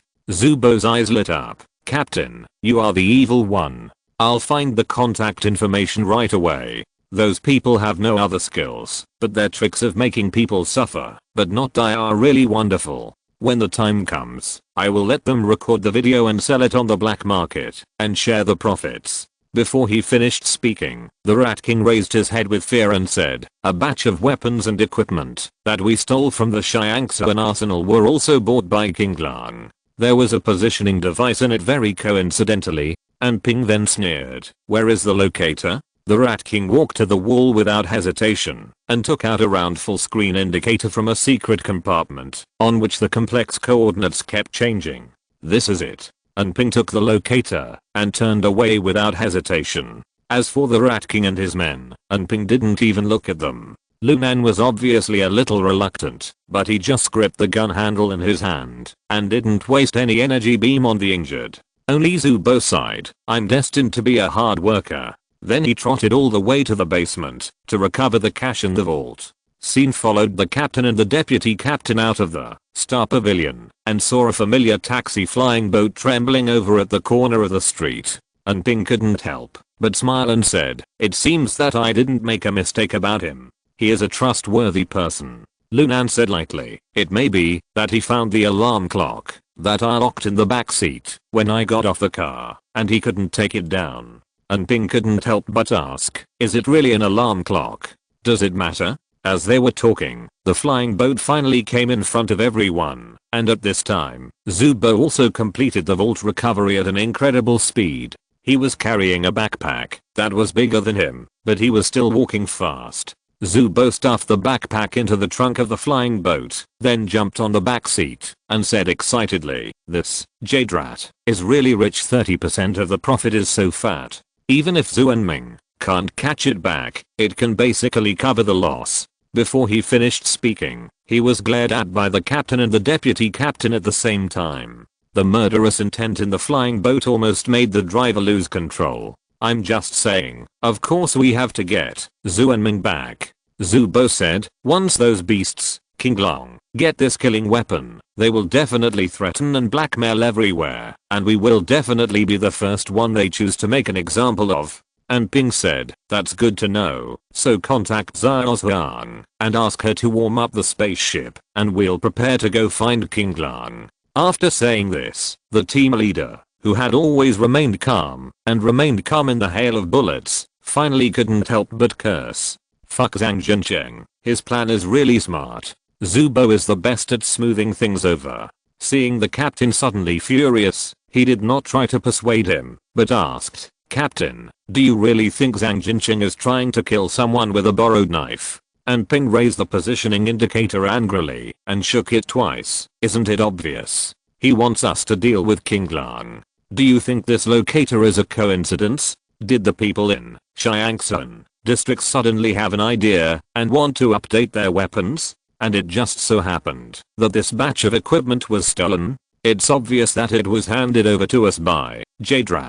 Zubo pondered for a moment and clicked his tongue repeatedly. "At first I thought Mr. Zhang wanted to borrow our knife to kill Jade and the person in charge of District 9. It turns out that he aimed the blade at King Lang. It turns out that the appetite of the big guys is not something that we poor people can guess." And Ping said unhappily, "What's so hard to guess? It's all about interests. What's a Jade? How much good is there in catching one? As for the person in charge of District 9, he has been pinned down by him and cannot move. I'm afraid he usually treats intrigues as entertainment. And Azure Dragon is a behemoth that is truly beyond his control. In the Kyan star system, we, Silver, and Azure Dragon, have the deepest grudge, but this is mainly because Azure Dragon hates us, not us hating them. The ones who really fear and hate Azure Dragon must be the wealthy people likely." As he spoke, and Ping's anger gradually subsided, and his tone became calm. "In the past few years, the city that was most hurt by King Long is Li, the space city. That group of lunatics has committed more than one major crime in the city, and even robbed Li's important cargo ships. They have long been a thorn in the eyes of President Chen Yao. But King Long has always been elusive, and there are masters behind it. Even the security forces of Kyankan Group have never been able to wipe them out, let alone a mere space city." At this point, and Ping sneered, obviously more resentful about the matter, but soon returned to the topic. "So for a regional leader like Zhang Jincheng, if King Long can be successfully eradicated, it will undoubtedly be a great achievement. If successful, they can directly break away from the rut of the Xiangsun region and move towards a higher level of carnivore." Zubo laughed and said, "Then the next time we meet, it will be Mayor Zhang, who is second only to the one." And Ping's smile was a little twitchy. "Most likely, the current president Chen Yao is just a young man born noble. He is far from having Zhang Jincheng's scheming, let alone his enterprising spirit. He has been in the position long enough And although Zhang Jincheng, that bouncer bastard, has neglected training, it seems that he has put all his energy into conspiracy and calculation. Lunan asked coldly, then how should we deal with him? How should we deal with him? Go back and replace all the holographic targets used in training with his appearance. What else can we do with him? And Ping said self-deprecatingly, the saying of killing with a borrowed knife is purely inference. There is no real evidence at all. The only person in charge of the 9th district who had actual contact with the Jade has just been shot by us. And the clue that the Jade was hiding in the Star Pavilion was provided by him. In the past 15 minutes, we were fighting fiercely, but no security forces came to disturb us. This was Zhang Jincheng giving us face. Now we owe him 2 favors in total. What do you say we should do with him? Lunan said, kill the person, and the favor will naturally be over. And Ping sighed, that makes sense. I'll kill him 10 times in my dreams tonight. Lunan snorted coldly, but stopped arguing. After all, she was only the deputy captain, and with her temperament, she could only be the deputy captain until she died on the battlefield. The atmosphere in the flying boat was tense for a moment, but no matter how tense it was better than the captain's rage. Zubo, who was initially responsible for smoothing things over, only felt at ease and proud. At this moment, Scene, who had listened to the whole process, suddenly said, why not make the cause and effect of the matter public? Everyone in the flying boat was stunned. But Scene thought that everyone's stunnedness was a little incredible. Because isn't this logic very simple? The most feared thing about any conspiracy is that it will be exposed and made public. If Zhang Jincheng does things with a clear conscience, he doesn't have to worry about others knowing what he has done. If he has a guilty conscience, then he should bear any consequences. After a pause, Scene analyzed. For the division heads under him, it is chilling that the district chief of the 9th district, as a colleague, was used by him to kill and silence him. For CEO Chen Yao, this is an ambitious and unscrupulous conspirator, and he should be vigilant. In addition, Jade and Azure Dragon were both calculated by him, and similar organizations will be more wary of him in the future. With the joint efforts of top and bottom, inside and outside, his life will not be easy. As soon as the words came out, it was Lunan who laughed first. Uncle Zhu, this kid is really smarter than you. Chapter 40. If you want to beat a dog, you must beat its owner first. Scene's suggestion greatly boosted the morale of the team, but the situation ahead was still difficult. Captain, the coordinate analysis has been completed. On the red apricot, Zhuang Yuanying timidly displayed his calculation results on the holographic platform. In a dense asteroid belt, there was an exceptionally large flashing red dot. DUI 9776 here. Zubo showed obvious sadness, looking like a lonely old man sending off his loved one. Scene was a little curious. Is there anything special? Zubo glanced at Enping, who scratched his head and said, to be honest, this is your first mission as a newcomer. We didn't want to give you any hints throughout the whole process. But first, you performed quite well in Lee, and second, things have changed this time. In short, this is the lair of King Lang. Scene nodded, not surprised by this conclusion. If it were any other pirate organization, they would not be able to put a killer weapon like Zuanming anywhere, so of course it would be safest to keep it close to their body. This should have been thought of long ago. But judging from Zubo's reaction, DUI 9776 is probably not an ordinary dangerous place. And Ping said, you can think of it as a small military base. From the outer defense satellites to the underground maze deep in the core of the asteroid, King Long has been operating for decades, and the essence is all in this base. Such a heavy description surprised Scene. Such a conspicuous target. No one cares? Zubo sneered. After all, it is King Lang. Scene said, tell me more about King Lang. And Ping said, yes, it's better to start from the beginning. So, while the captain of the team drove the spaceship away from the space city, he introduced the enemy he was about to face to the newcomer Scene.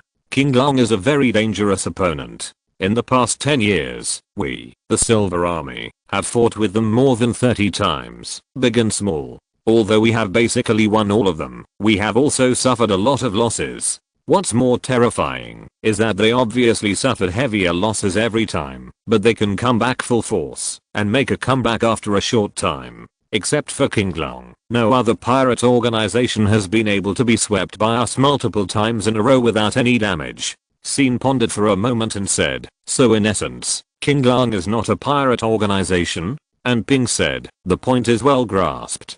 This kind of organization certainly has the support of regular troops behind it, so even if they are uprooted, someone will come back to life soon. Before he finished speaking, he was interrupted by Scene again. So far, has anyone uprooted them? And Ping was stunned for a moment, then smiled. That's right, no one has really hit King Long so hard that it has been uprooted. Let's work towards this goal this time. Xiaozhuang, go and make preparations. Zhuang Yuanying left after receiving the order. Zhu Bo sighed, Captain, can we be more realistic? The target location is DUI 9776, where there are always 300 permanent troops and no less than 10 fighter jets around. And our entire ship, including Xiaozhuang's 7 technician robots, has only 12 people. We are lucky to be able to get Zhu and Ming back. Why bother with those hundreds of lunatics? Lunan said, it's rare for me to agree with Scene's opinion. The reason why King Long has repeatedly made a comeback is that it has never been uprooted. If someone really wiped out the whole family one day, I don't believe that the regular army behind them would be interested in supporting a second King Long. Zhu Bo suddenly lost the energy to sigh. The captain and the deputy captain went crazy together. This mission seems to have a bumpy future. It's better to take 2 more pills to forget about the troubles for the time being. While Zhu Bo went back to his room to look for medicine, Zhuang Yuanying also ran over from the control room. The route has been calculated, and we can set off at any time. Lunan snorted and shook his shoulders as if he was already in a warm-up state, and Ping smiled and said, let's get started. The conical spacecraft quickly flew along the special route calculated by Zhuang Yuanying, and soon after leaving the space city, a dense asteroid belt appeared in front of the spacecraft.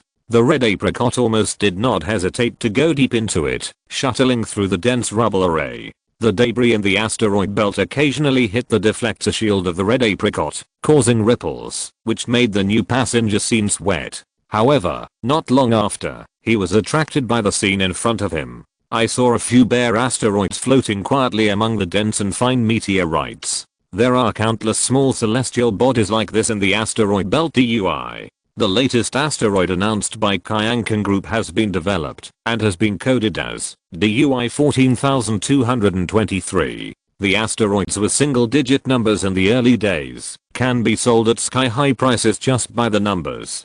But what surprised Scene was that there was absolutely no DUI 9776 among the asteroids in front of him. It was not difficult to see from the radar of the red apricot that the nearby star map and the star map of DUI 9776 did not match at all. Did Zhuang Yuanying miscalculate the coordinates and take the wrong route? However, Ping smiled and praised, you are worthy of being Xiaozhuang. You can even take such a tricky route. Zhuang Yuanying lowered her head shyly and pulled her soft hat. This is my duty. Deputy Captain Lunan frowned. Captain, what are you acting like? This is not DUI 9776, right? Indeed, this is DUI 4399. I thought you should have an impression of this place. Lunan was stunned for a moment, then carefully observed the holographic star map projection displayed on the radar, and suddenly said, is this the frontline base of the Kyankan Waste Group? Zhu Bo also reacted and explained to Scene. At the beginning, the Security Bureau of Kyankan Group claimed that it wanted to eradicate the harm to the people and eradicate King Long. It sent several large warships and hundreds of fighter jets and marched in front of King Long's home. As a result, the army was stationed here for half a year, but didn't even find a single hair of King Long's leg. Instead, it ate up most of the materials donated by the co-sponsors, and finally ran away in disgrace amid a chorus of curses.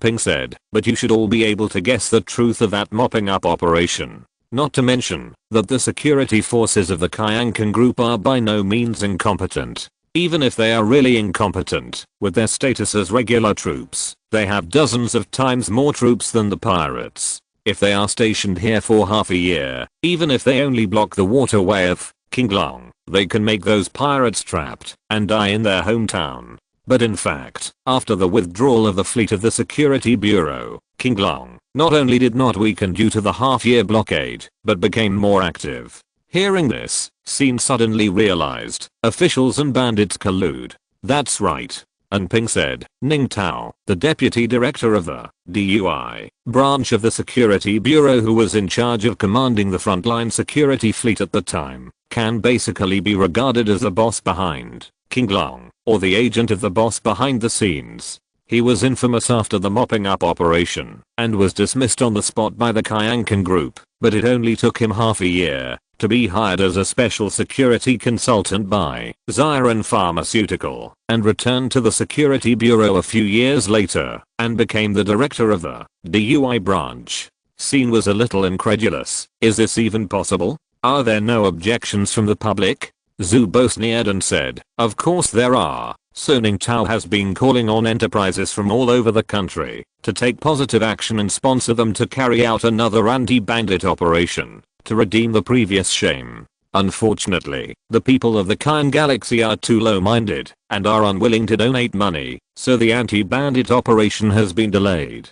Scene was speechless. Such a shameless attitude can actually be summed up in 4 words. Opposition is useless. Kyankan group does not care about the opinions of the public at all. While everyone was talking, and Ping had already quietly hidden behind a larger meteorite in his spaceship, avoiding a face-to-face encounter with DUI 4399, and then released several small invisible reconnaissance devices from the belly of the spaceship and quickly flew to DUI 4399. These reconnaissance devices are obviously not ordinary items. They shuttled through space at an astonishing speed, and returned safely to the Red Apricot in just 1 hour, full of valuable information recorded. And Ping called up the image in the reconnaissance device, and suddenly, the bare surface of DUI 4399 appeared in the holographic projection. As Ping manipulated it, the image in the projection changed rapidly, and the focus was quickly locked on an artificially opened plain area, where temporary military buildings stood, rusty and dilapidated due to years of disrepair. Obviously, this was the site left by the anti-bandit operation many years ago. In the middle of the site, many military buildings surrounded a manor with a completely different style. In the circular courtyard, there were green plants and flowers, and artificial rivers and fountains nourished this green. Wrapped in the green shade, there was a simple square building. Then, most importantly, in front of the door of the small building, stood 2 soldiers in security uniforms. There are people on this desolate planet that should have been abandoned. At this point, Scene finally realized why the captain chose to settle here instead of DUI 9776. Captain, do you think that the mastermind behind King Long is watching the show here now? And Ping said, after all, King Long has Zuanming in his hands. If it were you, would you be at ease watching a group of vicious pirates playing with such a weapon? Zubo added, people still know to tie a leash when they go out to walk their pets and keep an eye on them nearby. And Ping said, but it is obvious that Ning Tao can't come here with a large army. And he can't expect that he will be regarded as a target. So compared to DUI 9776, the defense here is much weaker. If the main force of the Security Bureau is still there, the reconnaissance device of the Red Apricot will not be able to come back. But now it seems that the new branch director is too careless. He has not realized his value at this time. At this point, Ping couldn't help but smile, and Scene also understood Ping's plan from this smile. It's wonderful. As long as Ning Tao can be caught in DUI 4399, he can be used to threaten King Long to return Zuanming, which is much simpler than going directly into the dragon's den and the tiger's lair. If King Long refuses to obey, it will be like a vicious dog biting its master, and the Kyankan group will not let them off easily. If King Long obeys obediently, with the evil temperament of the Red Apricot squad, no, according to the guiding principle of the squad's own profits and losses, they will definitely squeeze the hostages and use them to the extreme. The only question next is whether Ning Tao is really on DUI 4399. It's most likely The two soldiers in front of the door are wearing elite uniforms, and the elite security forces are usually dispatched only to protect important people. The important person who would appear in this desolate area at this time would be none other than Ning Tao. Of course, even if Ning Tao is not here and there are no important people in the manor, it doesn't matter. Taking away all the treasures in this manor should be able to make up for our loss of silver to some extent. Zubo added, it would be better to blow up the manor before leaving. And Ping nodded and explained, as Ning Tao's secret temporary residence and the communication hub with King Long, DUI 4399, actually relies on King Long to ensure its safety. After all, in order to conceal his tracks, he cannot openly send regular troops to garrison for a long time. So once any security problems arise here, King Long will be responsible. Zubo praised, so the captain is still the evil one. Chapter 41 License to Kill. And Ping, who was ruthless and cruel, quickly drove the spaceship through the dense meteorites, approaching DUI 4399, little by little. Although this former frontline military base had been abandoned for many years and most of the military facilities had been disabled, it was still operating as Ning Tao's temporary residence, so Ping did not dare to be careless. After all, the Red Apricot was just a specialized spaceship and was not good at frontal combat, while the predecessor of DUI 4399 was a military base. Even if only 1% of the military facilities could still function, it would be enough to pose a threat to the Red Apricot. However, perhaps Ning Tao was really incompetent, or perhaps Ping's driving skills were high enough, and the spaceship was concealed enough. Of course, it was more likely, because the Red Apricot team was lucky enough, and in the end the spaceship landed smoothly on the back of DUI 4399, without alarming anyone. When landing, Zubo let out a long sigh. Oh, I thought we would be blown into fireworks by the intercepting artillery fire halfway. My heart was pounding. Lunan sneered, are you taking drugs again?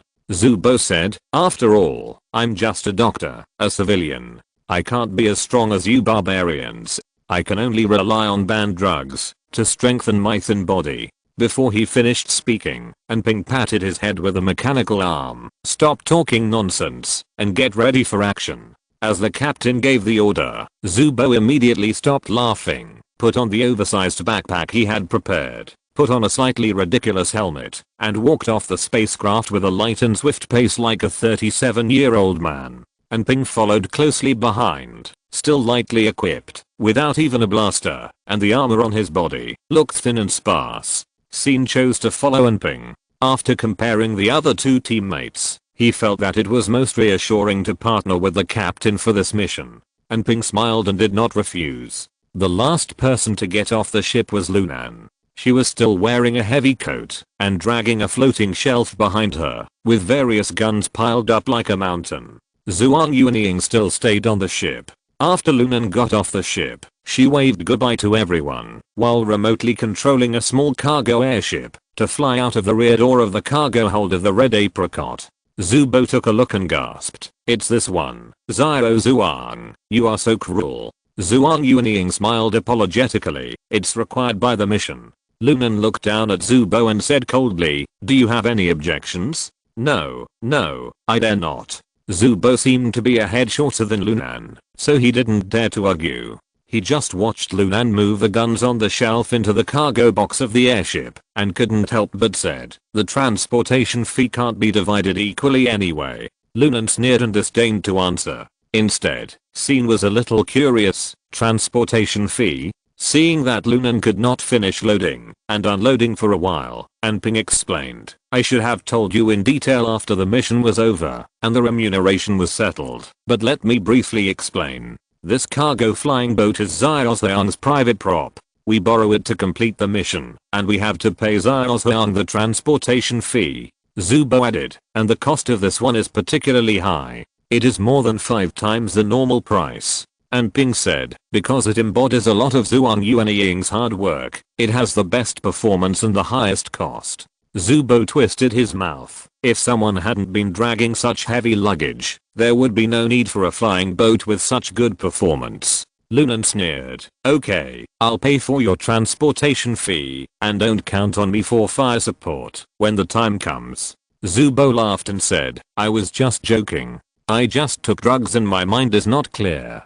As he spoke, Lunan finally closed the cargo box. We can go. At this time, Scene had already been looking at the driving seat of the flying boat with his eyes in a daze. As a driving enthusiast, he could tell at a glance that the flying boat was extraordinary. Although its performance might not be comparable to the flagship models of the Republic's famous manufacturers due to the overall technological level of the Kyan Galaxy, a qualified driving enthusiast would never simply be obsessed with theoretical performance. Applicability is the first priority, and the flying boat that Zhuang Yuanying brought out is obviously very suitable for the Red Apricot squad. Its carrying capacity is strong enough, and from the overall structure and engine model, although the flying speed will not be too fast, it is absolutely stable and quiet, which is very suitable for this kind of infiltration operations nowadays. While thinking, Scene couldn't wait to jump on it and experience the real feeling of driving it himself.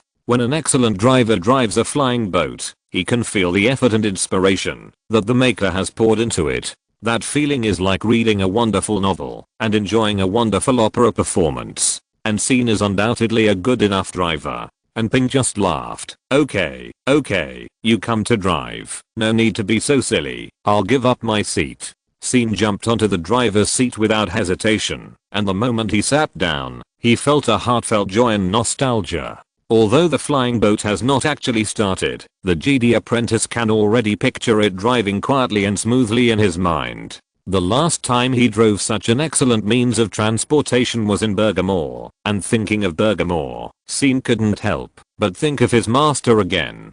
After parting at the manor, the two sides completely lost contact, and the attempt to contact on the Silver also ended in failure. Later, at the base of the Red Apricot team, he looked for an opportunity to make the same attempt, but still to no avail. Now, he is neither closer to the truth nor closer to his master, but inexplicably ran to DUI 4399 to help others rob Zhu and Ming. Scene felt like a fallen leaf drifting with the waves, as if he had lost his way. But as a Jedi apprentice, he felt that everything he had experienced and everything he was about to face was meaningful. There is no need to be confused, just do the best you can in front of you. Focusing back on the present, Scene felt the excellence of the flying boat, turned around and gave a thumbs up to Zhuang Yuanying on the Red Apricot. The girl nodded shyly and proudly, and then buried her face in her soft hat. Zubo watched the whole process with his eyes straight, and commented, I think you two should get married. As soon as he finished speaking, he was slapped on the back of his head by Enping. The performance of the flying boat was just as Scene expected. On the desolate asteroid, DUI 4399, it carried everyone to the military base in amazing silence. The speed was not fast, but it was enough for this small celestial body. After about 2 standard hours, the abandoned military buildings could be seen on the horizon. Wait a minute. Lunan in the back seat patted the seat of the driver's seat. Go around the mountain over there. Scene nodded, and without asking any more questions, he turned the flying boat and came to a rolling rocky area after a while. Lunan looked around and said, just leave me here. Scene was a little surprised. She wanted to stay here alone. But the others didn't care at all. Even Zubo smiled flatteringly and said, we will take action later. Deputy Captain, please take care of me. And Ping took the initiative to explain to Scene, for Lunan, this distance is the best sniping position. Scene felt a little incredible. The distance from here to the military base is already the theoretical range limit of ordinary blaster sniper rifles. She wants to complete actual combat sniping here. Question mark? This is beyond human power, right?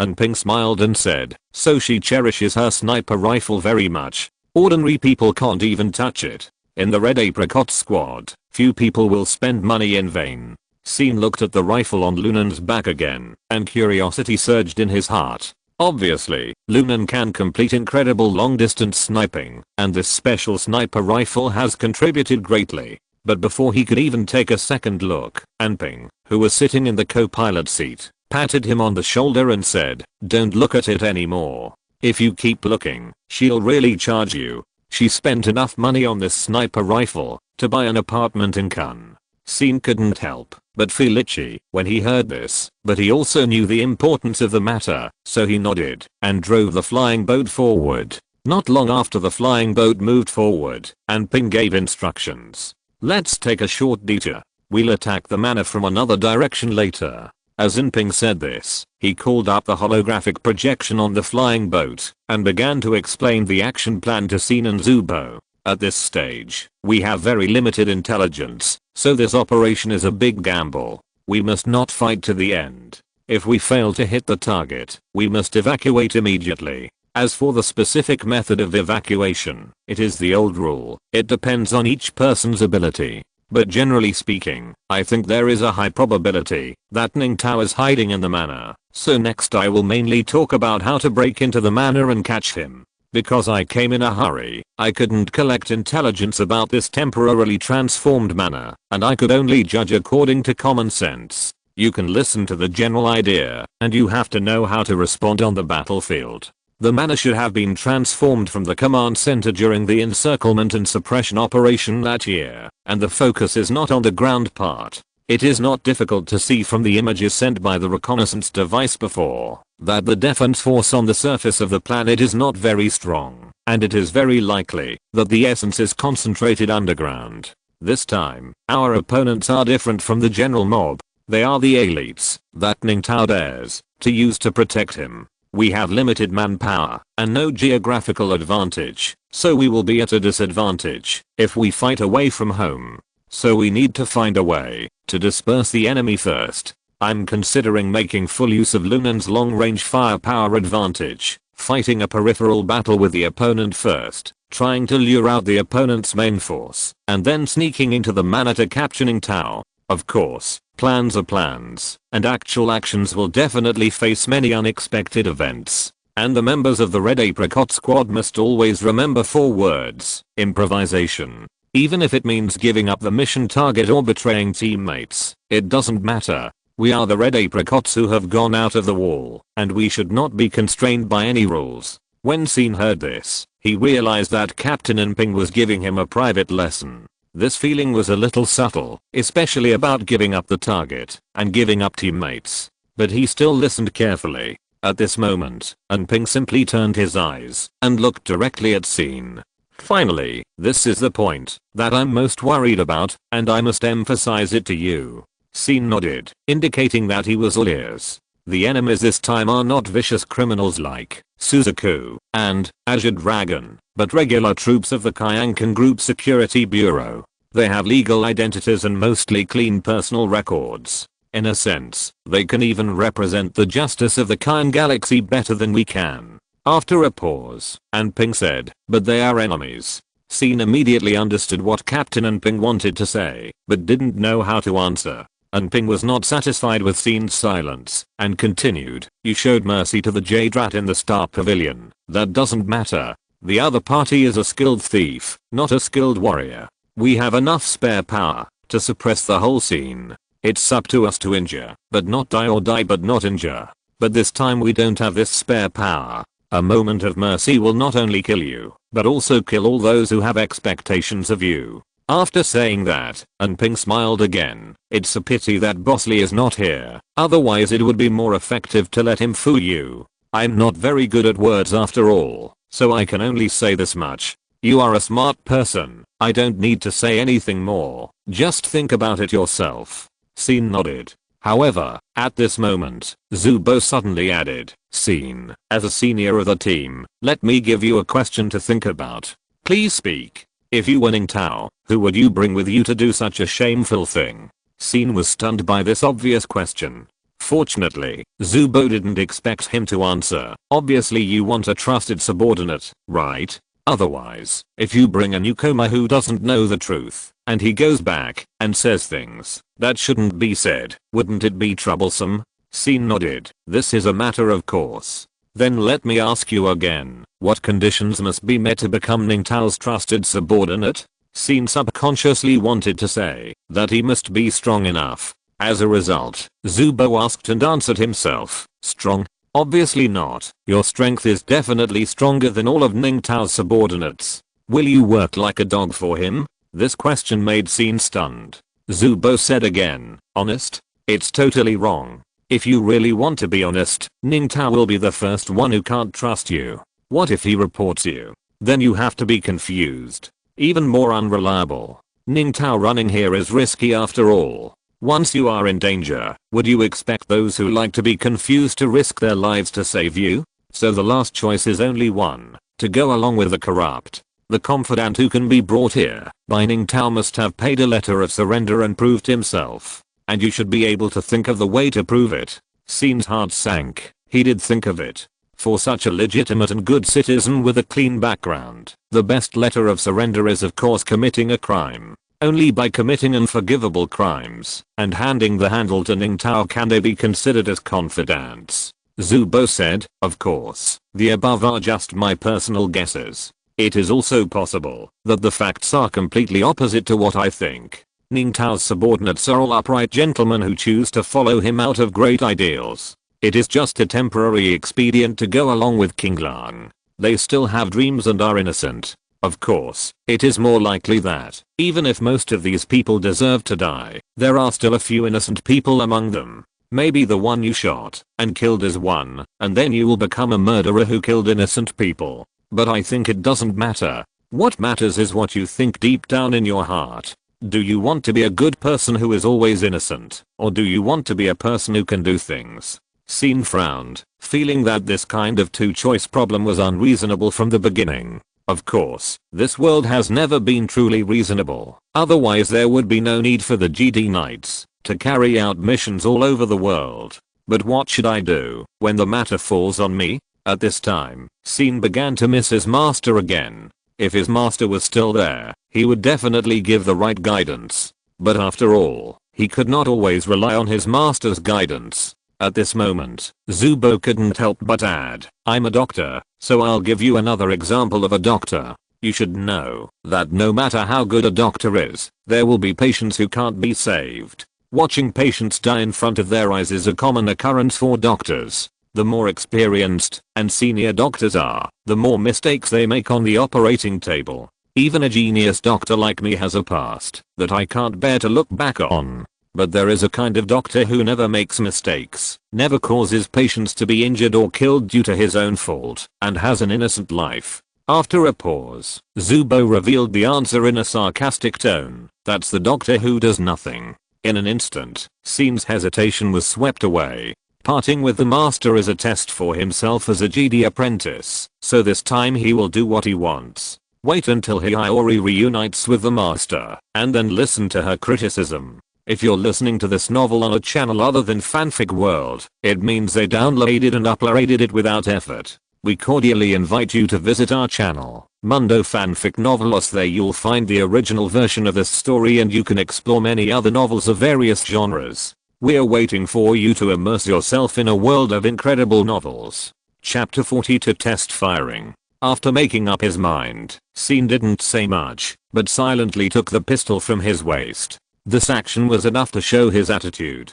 Zubo immediately stopped talking and laughed, and Anping also breathed a sigh of relief. Not long after, Scene's flying boat arrived at the edge of the military area. The tall metal building was in front of him, and there was even a smell of rust in the air. The manor where Ningtao was also seemed to be close at hand. Anping patted the driver's seat. Okay, let's stop here. No matter how lax their ground security is, they can't let us drive the flying boat straight to our door. If we go any further, we will be discovered. Scene stopped the flying boat as he said, and just as he was about to ask what to do next, he caught a glimpse of a red energy beam shooting from the distant hills, knocking down the guard at the main gate of the manor with one shot. The GD apprentice was stunned for a full second before realizing that it was a sniper from Lunan. She actually opened fire like this, without waiting for his teammates to issue instructions, or even confirming whether his teammates were ready. He opened fire without authorization. However, Anping and Zubo beside him were not surprised by this. They patted Scene's shoulders at the same time, and then divided their troops into two groups, approaching the manor along different paths. Obviously, for the Red Apricot Squad, this kind of unspoken tacit understanding has long been a basic skill. They understand Lunan and trust Lunan, just as Lunan understands and trusts them. Syn was unable to integrate into this incredible tacit understanding for the time being, so he had to shake his head and chose Ping's direction to follow, constantly shuttling in the shadows of abandoned buildings and quickly approaching the destination. At the same time, Lunan's sniper took the lead and successfully caused the alarm bells of the manor to ring. A group of fully armed security fighters suddenly emerged from the buildings on all sides. One of them wore a scarlet cloak over his armor, just like a small leader at the officer level. However, he had just walked out of the building and had no time to issue orders when his helmet was suddenly pierced by an energy beam, leaving a bright hole, and then his body collapsed to the ground. Lunan's sniping fully utilized the power of the DFQ-91 sniper rifle, maintaining incredible accuracy at the extreme distance, and one shot put the opponent in a chaotic situation without a leader. The chaos did not last long. After all, these soldiers of the Security Bureau had undergone extremely strict and formal training, and their strength was far from comparable to that of a mob of criminal organizations. It took them only a few seconds to make the right judgment. First, the position of the sniper was confirmed based on the trajectory, and then the crowd quickly dispersed and hid in various hidden locations. Many bunkers and automatic defense facilities were also erected in the courtyard of the manor. There were also 2 heavy turrets, which continuously sprinkled a rain of energy beams on the distant mountains. Lunan's sniping was immediately suppressed, and the soldiers of the Security Bureau took this opportunity to immediately mobilize manpower, board the flying boat, and fly to the distant mountains. As Syn quietly sneaked, he began to worry about Lunan's situation. But at this moment, he saw another red energy beam coming from a distance, hitting a flying boat accurately, penetrating the front armor and fuel tank, successfully igniting the high energy fuel of the flying boat, and turning it into a fireball. The 3 soldiers on the flying boat melted silently in the raging flames, and the 2 subsequent flying boats immediately braked and turned, not daring to move forward rashly. A moment later, the heavy turret in the manor swept the distant mountain with even more violent firepower, and the rocks were broken like rain, and under the violent bombardment of heavy firepower, a layer was flattened. This violent fire suppression continued until the turret turned red due to overheating. This undoubtedly provided strong confidence for the soldiers in front. The flying boat that had braked suddenly before received a safe signal and continued to move forward at full speed. Then at this moment, another red energy flashed through everyone's vision. The sniper shot from an incredible angle, causing the blazing particle beam to penetrate the armor plate and shoot into the fuel tank, turning the entire flying boat and the soldiers on board into a fireball. The heavy turret in the manor suddenly turned off for a moment. Because this seemed to be a naked humiliation to them, the enemy sniper, under the powerful firepower coverage, did not evade or retreat, facing the terror that could instantly turn anyone into charcoal, and continued to shoot their companions. The next moment, the heavy turret in the manor was like crazy. The firepower that was enough to threaten medium-sized space battleships swept towards the distant mountains without reservation. Under the impact of the high-temperature particle flow, the solid rocks melted quickly like ice burned by a blowtorch. The magma rolled, and the mountains turned into purgatory. Syn was just shocked. And Ping said calmly, "Don't worry about Lunan. This is just a small scene." Syn was a little unbelievable. Is this still a small scene? The hilltop where she was hiding was almost melted into juice. As a sniper, the most feared thing is to expose the position and attract heavy firepower counterattack. Therefore, most sniper operations are only carried out under the condition of ensuring absolute concealment. But Lunan exposed her position from the beginning in order to attract attention. The heavy firepower in the manor was also beyond expectations, which was not something a single soldier could match. Don't worry, she has already moved to another position. She won't stay there stupidly to be shot. Within her range, she is smarter than anyone else. Syn immediately thought of the duel in the underground base. Indeed, although the deputy captain's personality seemed too straightforward and even irritable, his calculations during combat were really impressive. And this set of standard procedures of the Security Bureau is already a trick left for her. After saying that, and Ping sighed, as if he had touched some restricted area, and seemed to be uninterested. He just waved his hand, and signaled Syn to follow, as soon as possible. Scene also cheered up and temporarily ignored Lunan's situation. If you really want to help Lunan, you must cherish the space she has created and immediately catch Ning Tao. As long as the enemy general is in hand, the situation will naturally reverse in an instant. There is no need to add more casualties. The two people's speed of action is getting faster and faster. Because Lunan attracted too much attention, they ran all the way to the outskirts of the manor under the cover of the ruins without attracting anyone's attention. Just when Scene was about to climb over the outer wall of the manor and enter the green shade, he was pulled by Anping. Look over there. Anping pointed to the two security soldiers who were on guard with guns outside the wall. Even during the period when the alarm bells were ringing, the two men still stayed firmly at their posts, but they were obviously curious about what was happening in the distance and kept looking at the distant mountains. Although they did not dare to leave their posts without permission, their minds were completely away from the present. Scene only took a glance and understood Anping's plan. These two obviously not so elite soldiers were the breakthrough points chosen by Anping. Separate actions? Anping smiled and said, I'll try not to ask in the future.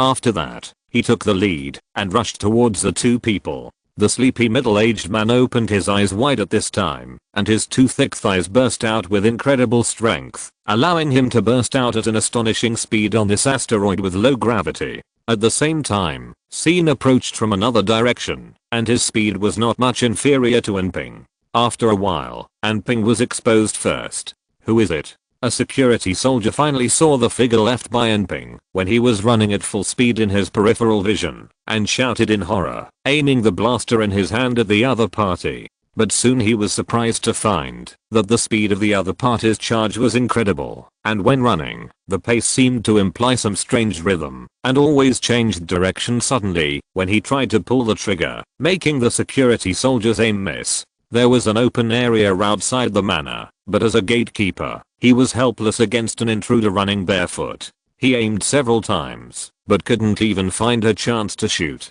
After a moment, the security soldier became a little impatient and subconsciously poked his companion with his elbow. Don't you see how embarrassed I'm here? Are you still watching the show? However, after this poke, he felt that the other party was not able to bear the force and fell down directly. He turned his eyes in surprise, only to see that his companion who had fallen to the ground had a hole with a burnt edge on his forehead. The next moment, a beam of energy came from far away and filled his field of vision in an instant, and his world fell into darkness. Chapter 43, Alone. After the enemy guarding the gate fell, Anping gave Scene a thumbs up. Those were two really beautiful shots, and he didn't waste the opportunity he created for him. He didn't waste Zubo's earnest advice. I just hope that after this mission is over, when he sees the bill for psychological counseling from Zubo, he can stay calm. While thinking, Anping quietly walked along the outer wall to the door, turned over the body on the ground, quickly took off his armor and coat, and put them on himself. But Scene's movements were a few points faster than Anping's, as if all this had been rehearsed many times beforehand, which made Anping suddenly feel absurd. This kid looks handsome and serious, how come he is more skilled at digging corpses than me? Exclamation mark.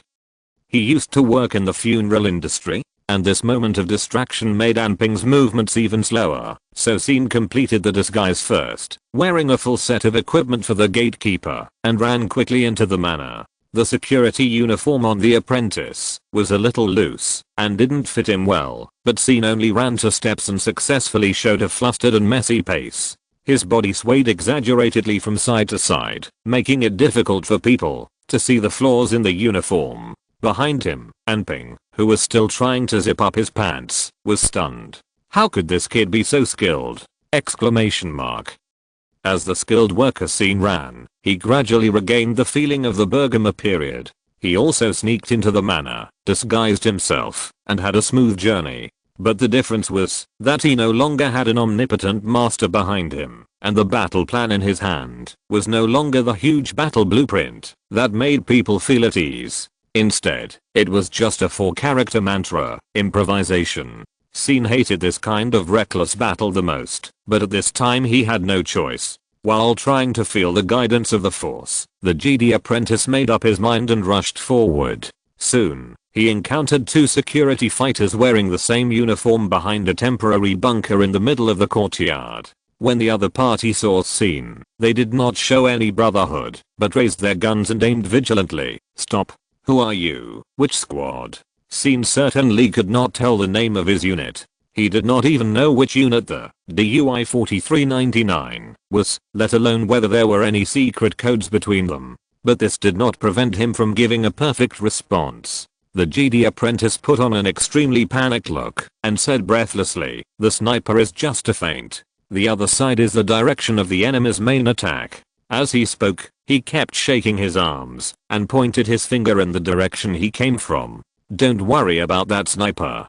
Go over and support them. They can't hold on any longer." However, the man who pointed his gun at Scene did not relax his vigilance at all. He looked at the calm gait of the manor with suspicion and asked, "Since it is urgent information, why don't you use the communicator to report it?" Scene said angrily, "Aren't all the communications around here blocked and interfered? Why use a communicator?" The Jedi apprentice's voice was so righteous, and as he stretched out his hand in front of the two people, his words seemed to contain incredible magic. So much so that the two gun-wielding soldiers were stunned, thinking that the sound coming from the communicator in their ears was purely an auditory hallucination. But this moment of surprise was enough for Scene. He took a half step forward, and his hands pierced out like lightning, landing on the carotid arteries of the two people. The two elite soldiers fainted instantly, and their bodies slowly softened. Scene exhaled lightly, thinking that his immature mind control technique could also reap miraculous effects if used properly.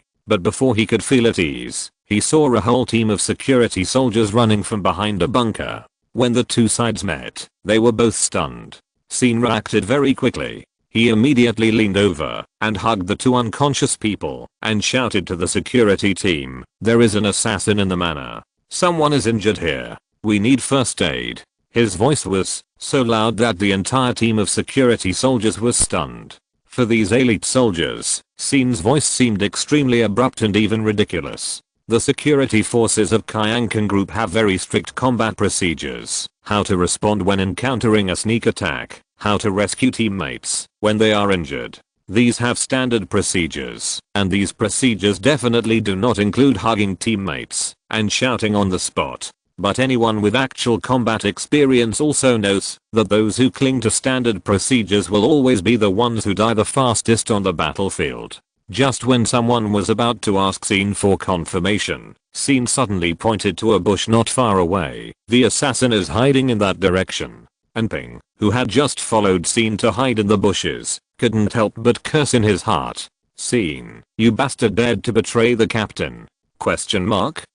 But he felt a little relieved. Although this kid is a bit of a bastard, he adapts really quickly. The so-called improvisation of the Red Apricot Squad is to do this. At the critical moment, you must be able to betray your teammates without hesitation. Because this kind of betrayal is essentially a kind of trust. And how can a dignified captain live up to the trust of the new team members? And Ping's sleepy eyes suddenly opened wide, and there was no longer any laziness. He stood up from the bushes, and his figure instantly attracted the attention of the security team. More than 10 blasters focused their muzzles on him at the same time, but lost his trace in the next moment. And Ping moved at an astonishing speed in the forest, leaving behind the dense rain of energy beams. The green plants in the manor that Ning Tao carefully maintained provided him with excellent cover. His figure appeared and disappeared in the forest like a ghost, attracting the opponent's firepower unscrupulously. A whole team of elite soldiers, after several rounds of continuous shooting, could not do anything to the figure in the bushes.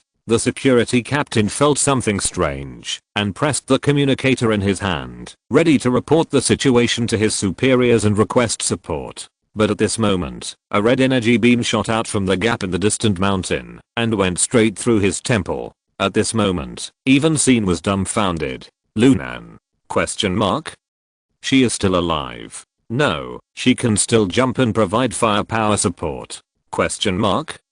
Scene turned his head and saw that the place where she had hidden at first had been turned into a raging sea of fire by the heavy firepower in the manor, and even so, the heavy artillery still did not stop pouring firepower. Lunan could actually find an opportunity to support his teammates in the manor in such a difficult situation? Exclamation mark. However, despite being surprised, SYN did not miss this opportunity. He took advantage of the fact that this team of soldiers was leaderless and collectively confused to further spread panic. Disperse quickly. Don't stand there. There are more than one enemy sniper. We are surrounded. The confused soldiers involuntarily evaded according to SYN's instructions. Their movement seemed concise and capable, and they were well trained, but this quality was obviously used in the wrong direction. In the bushes, and Ping covered the scratch on his shoulder and grinned. It's getting more and more interesting. At the same time, SYN was holding two unconscious soldiers and preparing to drag them closer to the headquarters, but saw a thin figure approaching quickly. The man was wearing a white combat uniform, holding a medicine box in his hand, crouching and jogging all the way, moving between the bunkers with extremely skilled and rigorous tactical movements, and in a moment he was next to SYN. SYN looked at the wrinkled handsome face in front of him in disbelief. It was Zubo. When did he do that? No, why did he do that? Or no, that tactical move that was just as rigorous as that of a regular army. Before SYN could come to his senses from the countless question marks, Zubo had already very skillfully used the standard medical diagnostic device of Kyankan security to scan the two unconscious soldiers and made it emit a sharp and piercing sound. These two are dying. Someone come with me to send them to the medical cabin. Hurry up. As he spoke, Zubo turned on the communicator, number 43,287 ahead, requesting the command center to open medical cabins number 3 and number 4. Someone is seriously injured. There was a moment of silence in the communicator, and then it responded, requesting permission. This skillful conversation made SYN feel even more incredible.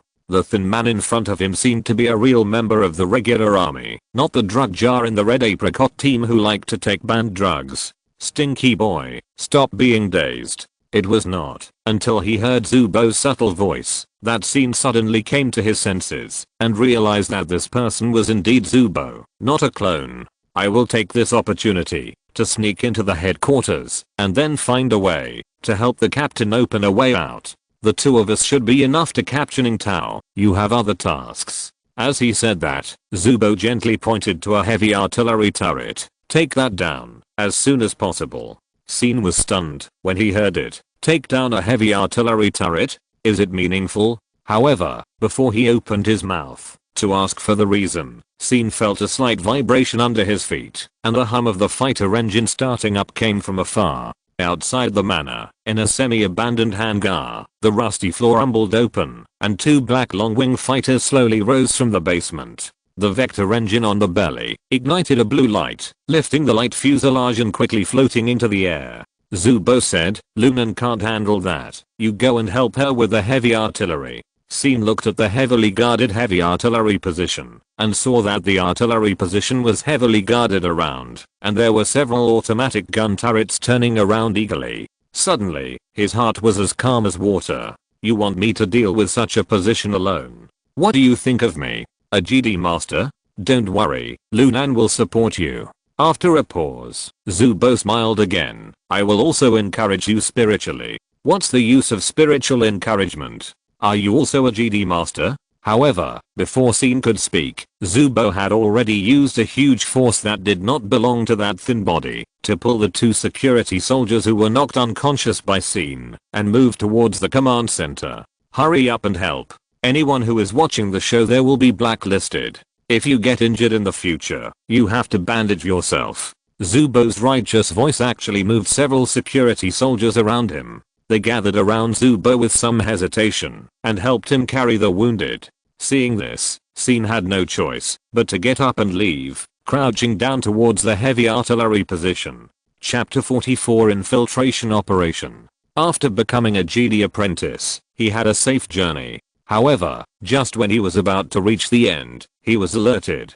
Stop, who are you? Which team are you from? A soldier in a captain's uniform raised his gun and aimed at SYN's head. SYN sighed in his heart. He didn't know what the difference was between him and Zubo. Why did Zubo's disguise easily convince people that he was pointed at by guns wherever he went? However, he didn't have to bother to think about the answer this time. The next moment the security captain pointed his gun at SYN. A red energy beam shot over from an incredible angle and directly pierced the man's head. "Lie down. Disperse." An old soldier who temporarily replaced the captain shouted loudly. The well-trained soldiers also demonstrated strong execution ability. They immediately dispersed and crawled away from their original bunkers. SYN took this opportunity to quickly blend into the crowd. He felt a little regretful that he couldn't get rid of the loyal captain without killing him. At the same time, he was amazed at Lunan's sniping skills. The accuracy of her shooting skills was secondary. The key was how quickly she moved her position and how well she cooperated with her teammates, which once again refreshed SYN's cognition. It turned out that in such a remote star area, there would be such an ace-level fighter. After Lunan's shot, the dilemma SYN faced was immediately resolved. The soldiers around him no longer cared to question a security soldier with loose clothes. They were all panting violently behind the new bunkers to calm down. Coincidentally, the veteran who temporarily replaced the captain was crawling beside SYN, shouting wildly with a communicator. "What is the pilot doing? Hurry up and take off to deal with the sniper." SYN quickly added confusing information beside him. "There is more than one sniper. I just encountered a sniper at gate number 1. Obviously, there are still enemies hiding in the abandoned military area." The veteran who shouted hesitated when he heard the words, "Who are you?" Seeing this, SYN sighed again in his heart. I really can't easily win people's trust. He also knew that his words and deeds were obviously out of place compared to the genuine security fighters, so it was inevitable that he would arouse suspicion. But he was helpless. Without any prior plan and almost no preparation, the captain flew all the way to DUI 4399 on a whim. SYN had no time to study his opponent, let alone imitate their words and deeds. He was not an old native like Zubo and Anping who had lived in the Kyan star system for decades. He even just spoke Kyankan language fluently. So what SYN hated most was the so-called improvisation. Going to perform a mission without dozens of backup plans was really a shameless naked act. But at this time, SYN could not think too much. The temporary captain holding the communicator had already become completely suspicious. As long as he gave an order, more than a dozen fully armed security fighters scattered around, and the automatic gun turrets next to the heavy artillery position would aim at him. Then there was only one choice left for SYN. The Jedi apprentice stared at the other person and whispered, "I'm here to temporarily support the heavy artillery position. The headquarters is very dissatisfied with the efficiency of the heavy artillery, and I happen to have studied artillery technology before." This sentence is completely illogical from the words alone, and it is even a self-exposure. The regular army under the Kyankan Group Security Bureau is not a mob formed temporarily. How can battlefield mobilization be so child's play? A young man who looks highly suspicious suddenly ran out and said that he was ordered by the headquarters to support the heavy artillery position. This is simply a spy written on his face. However, when this self-exposure was said along with the Jedi apprentice's force skill mind control, the vigilant veteran immediately looked confused and then nodded. "I see, go quickly." Then he gestured to the teammates around him, indicating to let him go. SYN let out a long breath, nodded, and ran towards the heavy turrets at a high speed in the incredible eyes of the security fighters. This time, the effect of the mind control technique was better than the Jedi apprentice expected. Before coming to the Kyan galaxy, he had not been able to use a mind control technique so skillfully, let alone use it continuously and intensively. SYN was also a little surprised. He had been in trouble recently, so his regular meditation practice became intermittent. But his connection with the Force seemed to have become closer, and even the effect of the mind control technique was beyond expectations. At this moment, a blazing star suddenly appeared in his mind again, and the light and heat instantly filled the entire space. The Jedi apprentice was not unfamiliar with this scene. This was the second time he had met this scorching sun. The last time was when he took a passenger ship to jump from hyperspace to the Kyan galaxy. Indistinctly, the Jedi apprentice realized that the picture in his mind must be a revelation given to him by the Force, but the timing of this revelation was really not a coincidence. Surrounded by enemies, SYN really had no time to immerse himself in the flow of the Force.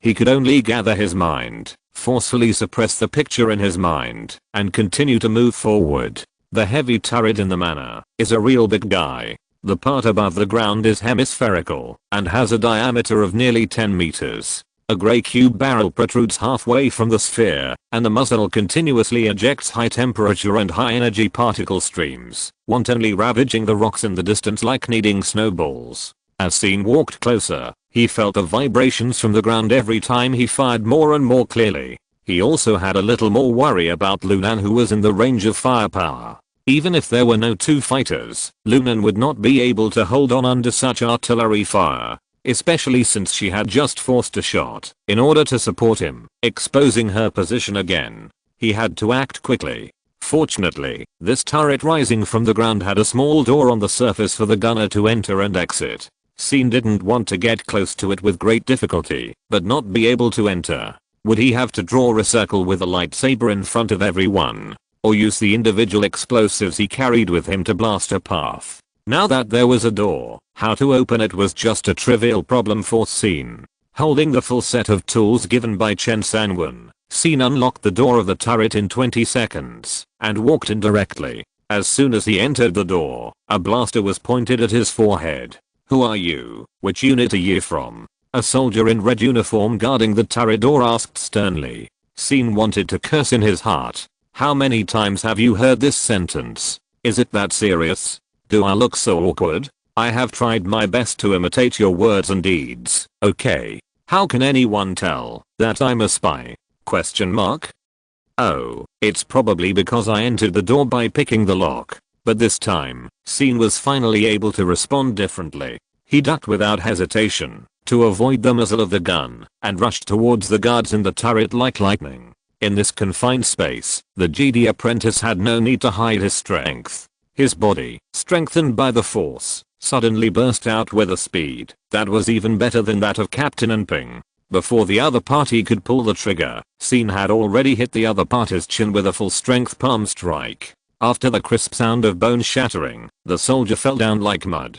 Beyond the guard, Scene also saw the whole picture of the turret. Although the turret looked like a towering hill from the outside, the space for personnel to move around inside was relatively small. In addition to the guards who were guarding the door, there were only 2 gunners sitting in front of the control panel. When the 2 heard the noise, they hurriedly turned around and stood up and began to grope for the blaster rifles at their waists for self-defense. Scene stretched out his hand, and the invisible force directly grabbed the 2 people and touched them face to face. After dealing with the enemies in the turret, Scene rushed to the control panel without hesitation, and then looked at the completely unfamiliar panel, and had a headache. How to play this? If it were normal times, Scene would be more or less excited and happy when he saw this kind of novelty. After all, it was a good opportunity to learn. But in an emergency, Scene really couldn't be happy. Through the surveillance screen in front of the control panel, Scene could clearly see that the 2 fighters had completed the preheating and officially took off and were about to shuttle in the direction of Lunan. The time left for him was very limited. Lunan might be able to barely avoid the bombardment of heavy firepower in the complex terrain, but once the Air Force arrived, the isolated sniper would have no room to struggle. Scene took a long breath and sat in the gunner's seat. "May the Force be with you." Then, without hesitation, he grasped a completely unfamiliar control lever with his right hand and pushed it forward. Suddenly, the entire turret began to tremble slightly, and the square gun barrel quickly raised the muzzle and pointed straight to the sky. Scene was refreshed and realized that his guess was correct, and then immediately grasped another control lever next to him and pushed it forward. It was indeed to control the lateral displacement. Of course, aiming and shooting cannot be completed with only these 2 joysticks, and can only roughly complete the positioning of the gun barrel. The complex buttons and push rods on the panel are responsible for the real shooting task. Specific coordinate calculation, firepower output mode, trajectory prediction. These are extremely complicated processes, so 2 gunners are required to work together in this turret. This heavy turret, under the control of a skilled gunner, can complete ultra-high precision shooting, and will not be inferior even to those space fighters that shuttle like lightning. Unfortunately, Scene is not a skilled gunner after all. After roughly estimating the accuracy of controlling the heavy turret with a push rod, he directly gave up the plan of using heavy artillery to shoot down the fighter. Unless the two fighters are willing to honestly float in the air and let SYN test fire 2 rounds for calibration. But that is obviously a foolish dream. Instead of floating, the fighter flew towards Lunan at an astonishing speed. In a hurry, SYN did not hesitate to hold the joystick with both hands at the same time, causing the heavy turret to turn quickly. However, he did not point the muzzle at the sky, but at another heavy turret that was within reach. At this distance, no precise calibration is required, and SYN will never miss the target. On the unfamiliar panel in front of SYN, only the red button that symbolizes firing is particularly eye-catching. Many thanks to the old friend the 16th basket of steamed buns and the Silver Alliance. After this book was uploaded, although it was promoted in reader groups and other places, it was not actually promoted in the circle closest to me. After all, these old animals who have been online for 20 years have never bothered to chew young grass. I didn't expect that my old friend would be so righteous, and the Silver Alliance would come as soon as he said. Although I thanked him privately, I still want to express my gratitude again in the author's words. Thank you for the support of steamed buns. I will consider your supporting role. Chapter 45. Disguise failed. SYN reached out and pressed the button without hesitation. An astonishing stream of scorching energy burst out from the square barrel, piercing the shield and armor of the opposite turret like a spear, leaving a terrifying hole in the hemisphere. The aftermath of the energy flow continued, sweeping forward and lighting a blazing wall of fire.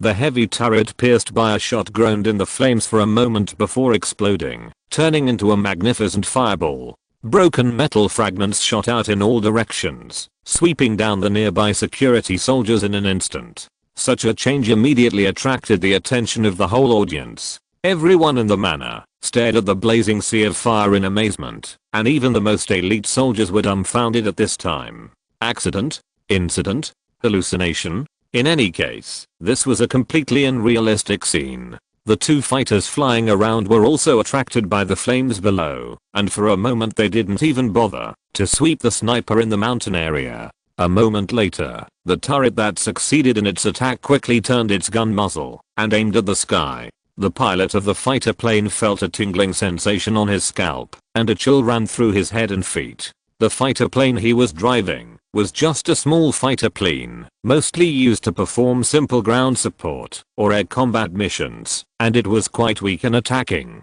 Facing the heavy turret on the ground, it was simply a live target at such a close distance. At this time, no one dared to care about the sniper in the mountainous area. No matter how powerful the sniper was, it was nothing more than taking advantage of the situation and shooting down a few insignificant soldiers. But the heavy turret that suddenly went crazy was enough to destroy the world. SYN was not polite at all. After shooting through the heavy turret on the opposite side, he pushed and pulled the control lever with both hands at the same time, aimed the gun muzzle at the small building transformed from the headquarters in the middle of the manor, and then fired directly to blow up the second floor. This time, even the most slow-witted security fighter realized that something was wrong.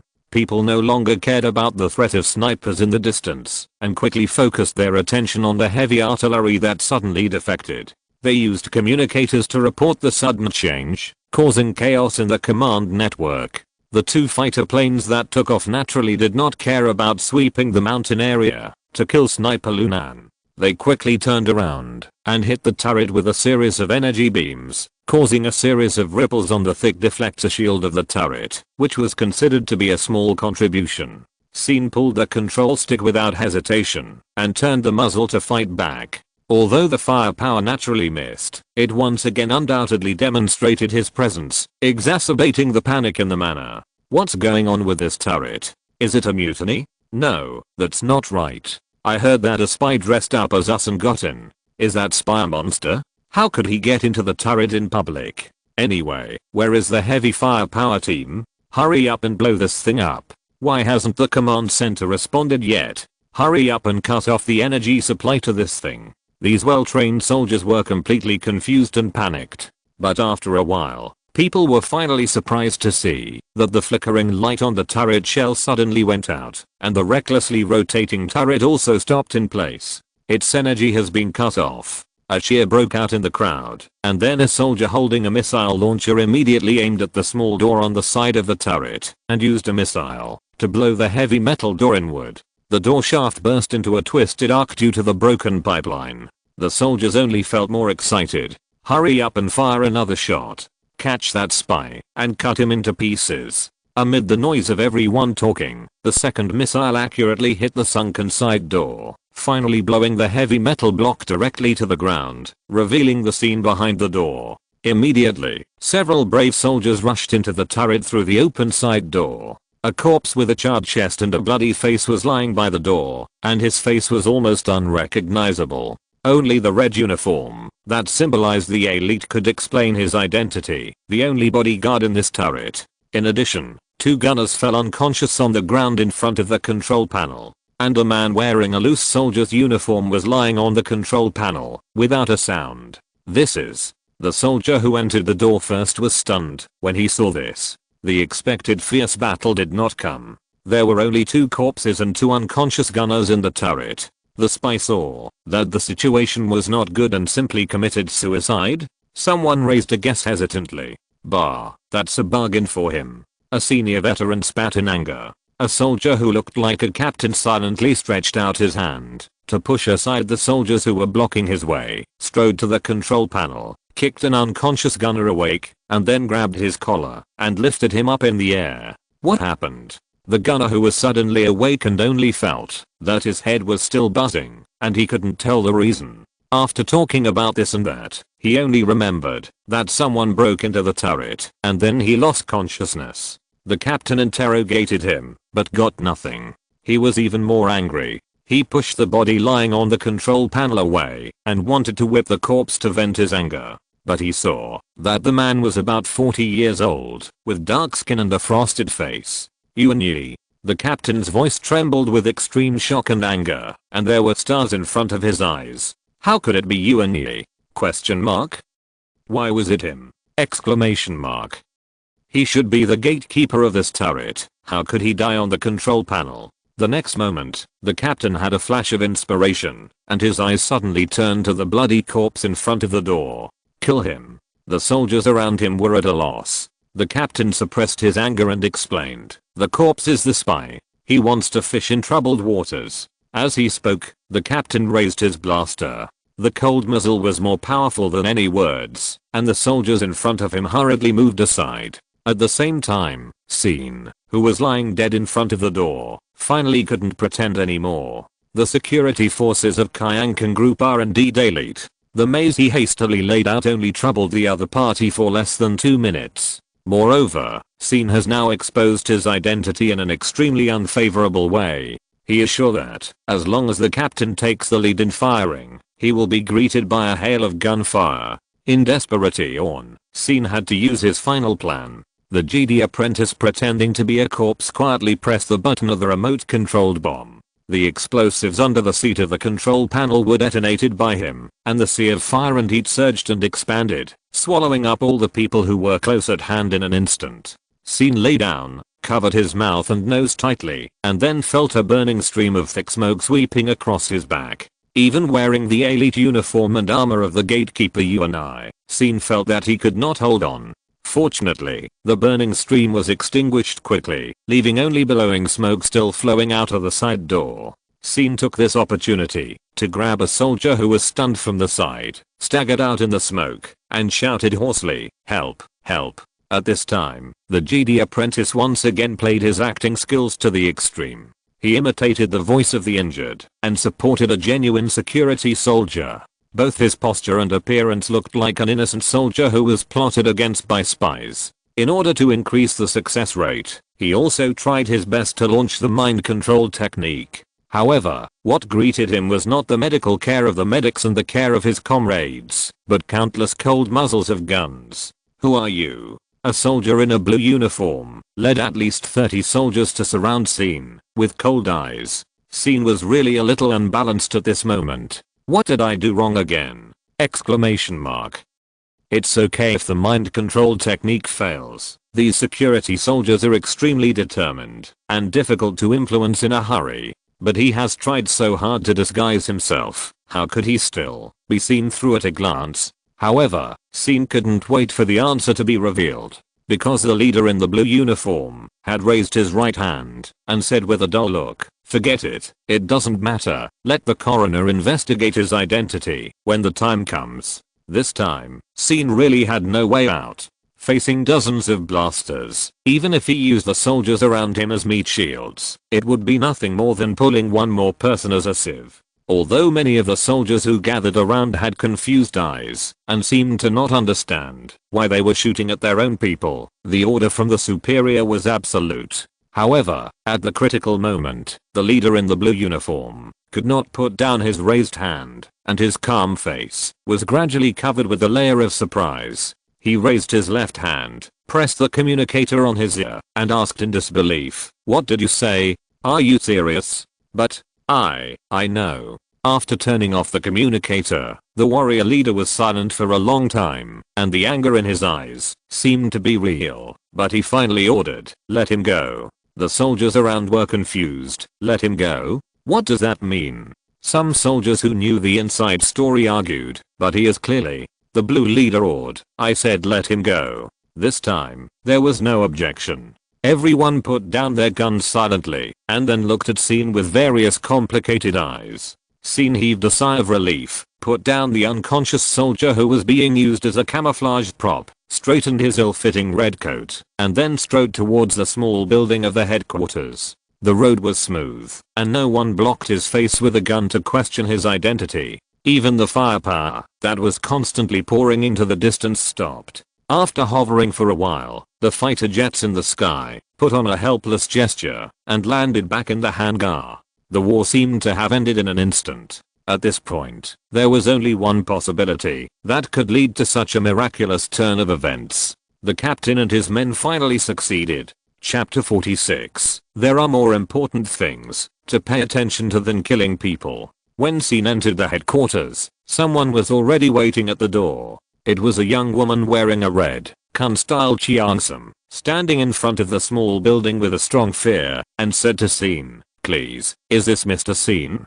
Please follow me. President Ning is waiting for you." Scene was immediately surprised. Why is there a woman dressed in civilian clothes here? And she is dressed so fancy? But when he looked around and saw the exquisite and gorgeous decoration in the building, he immediately guessed that Ning Tao did not regard this place as a military base at all, but as a resort for enjoyment. And this Cheongsam woman is naturally a servant in the villa. In addition, Scene also saw that there were many styles and sizes of clothes and shoes in the closet at the entrance. This means that Ning Tao not only lives here himself, but also entertains his friends here. It seems that the spoils of the Red Apricot team this time will be particularly rich. Scene thought in his heart, but he saw that the young woman in front of him, although she said she would lead the way, her feet could hardly move, and the fear in her heart seemed to overflow. The Jedi apprentice gently comforted her, "Don't be afraid, I'm not bad."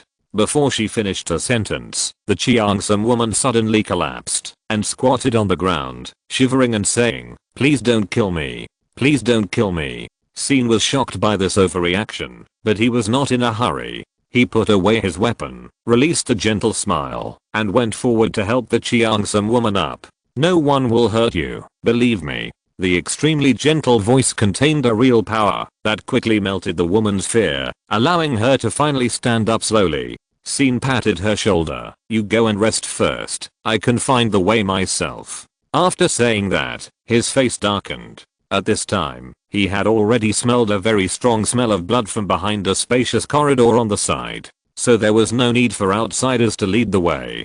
He also knew where to look. At the same time, he also knew that what happened in front of him was probably not a good thing. But just as Scene was about to take a step, his sleeve was grabbed by the Cheongsam woman. The woman shrank but said stubbornly, "Please, please don't leave me alone.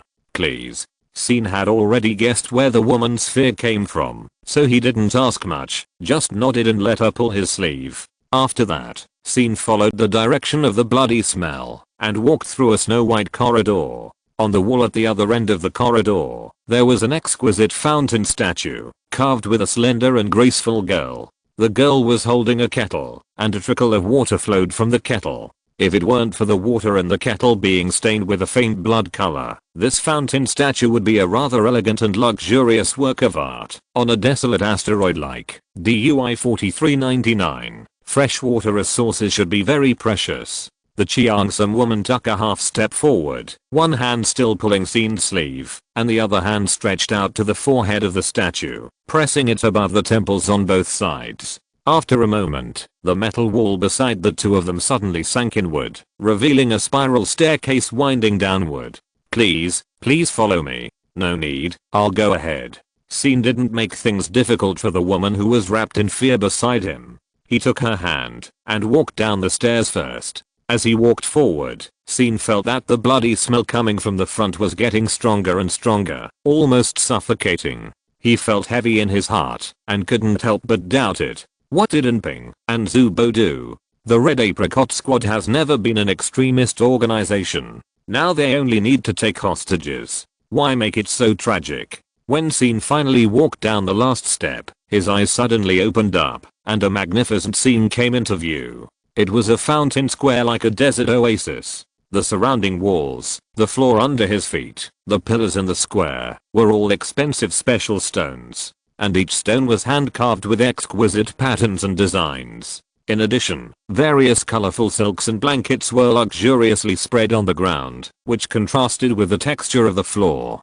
In the middle of the square is a fountain pool. 7 statues of girls of different appearances hold kettles in different postures and pour expensive fresh water into the pool. This is a luxurious scene that should not appear in a military base. However, in this scene, it now seems empty and lonely. Seen looked at the empty underground square and thought of something. His face gradually became gloomy, and then his eyes were fixed on the 3 people sitting in front of the fountain. Enping, Zubo, and a middle-aged man with a grey face between the two of them. Undoubtedly the owner of this place, Ning Tao. When Enping saw Seen coming, he laughed, but before he could speak, he was interrupted by Seen seriously. Captain. The Jedi apprentice carefully controlled his emotions and asked in a calm voice, where are all the people here? Enping looked surprised and pointed around. Aren't there people over there? Seen glanced and saw that there were indeed many people huddled in the corners of the hall. There were men and women, young and old, with different shapes and bodies. The only thing they had in common was that they were trembling, and their hearts were filled with fear. Seen took a quick glance and knew that most of them were ordinary civilians who were captured here, not the people he was looking for now. So he asked solemnly, I'm asking about other people. And Ping blinked and acted innocently. What other people? Seen was immediately furious. Don't play dumb. Where are Ning Tao's accomplices? And Ping opened his mouth and finally complained helplessly. It has come to this. Why are you really arguing about this? Seen said, I don't want my teammates to be scum who can wield a butcher knife against those who can't resist. Zubo suddenly laughed and asked, wait, what you said is unfair. Did you see that they didn't resist, or did you see us wielding the butcher knife? Seen said, then where are they? Don't tell me that Ning Tao is the only one in this huge underground base. Zubo laughed again. Why can't it be just him? Seen was speechless when he heard this. Indeed, he had no evidence to prove that the Red Apricot Squad killed Ning Tao's accomplices. He didn't even have evidence to prove that Ning Tao really had many accomplices. The clothes in the closet alone can't prove anything. But it's easy to get evidence. With so many witnesses, the truth will come out if you just ask them casually. However, before he could find the civilians to verify, he heard Zubo behind him say in a sarcastic tone, what a joke. Our messenger of justice is so focused on the life and death of a group of powerful people. Your justice is really high-end and generous. Seen said, it has nothing to do with whether they are powerful or not, but you are clearly hiding the truth. Then why are you still asking for the truth? Is this how you are a teammate? Enping questioned. You give your teammates the benefit of the doubt. Keep a close eye on the life and death of a group of invisible and intangible powerful people, but turn a blind eye to the poor people behind you who really need attention. Is this your way of justice? Seen took a deep breath and realized that he was indeed a little irrational. He had long known that he and the people of the Red Apricot team had different ideas, and they would never give in to each other. Scene would never be like Ping and others who would take killing lightly, even if the other party really deserved to die, and Ping and others would never be as merciful as him. Now that they are willing to clean up the scene without leaving any traces, they have done their best. If I continue to force it, it will only cause the two sides to fall out. Moreover, compared with Ning Tao's friends, there are indeed people at the scene who deserve his attention. Scene sighed, temporarily put aside the negative emotions in his heart, and began to calmly look around, gradually focusing his attention on the victims hiding in the corners. Most of them wore similar clothes, but many of them were obviously ill-fitting. They were generally depressed, extremely uneasy, and obviously experienced long-term accumulation of stress. Many people had tragic scars on their exposed skin. They had a number plate on their chest, with different numbers from 001 to 050, but the numbers were not continuous. And 23 of the 50 numbers were missing. Finally, each of them wore a metal collar around their neck, which means... While Scene was thinking, Zubo asked, Scene, what do you think Ning Tao captured these slaves for? Slaves. Scene was a little surprised, and subconsciously repeated this familiar yet unfamiliar word. He has traveled with his master for many years, and it is not the first time he has seen slaves. In places where the light of the Republic's civilization cannot reach, slavery still has fertile soil for survival. But at least this word should not appear in the Kyan Galaxy, not to mention the Republic's anti-slavery law. Even in the laws and regulations promulgated by the Kyankan group, there is absolutely no one that recognizes the legality of slavery. Moreover, the so-called captured slaves, could it be that these people are all civilians captured by Ning Tao from all over the galaxy? Exclamation mark. Just when Scene was puzzled, and Ping sighed and said, can't figure it out? During Ning Tao's stay here, he was extremely bored, so he called his friends to launch a real-life hunting game. They captured a group of civilians through King Long and used them for fun at ordinary times, and used them as meat targets in the game.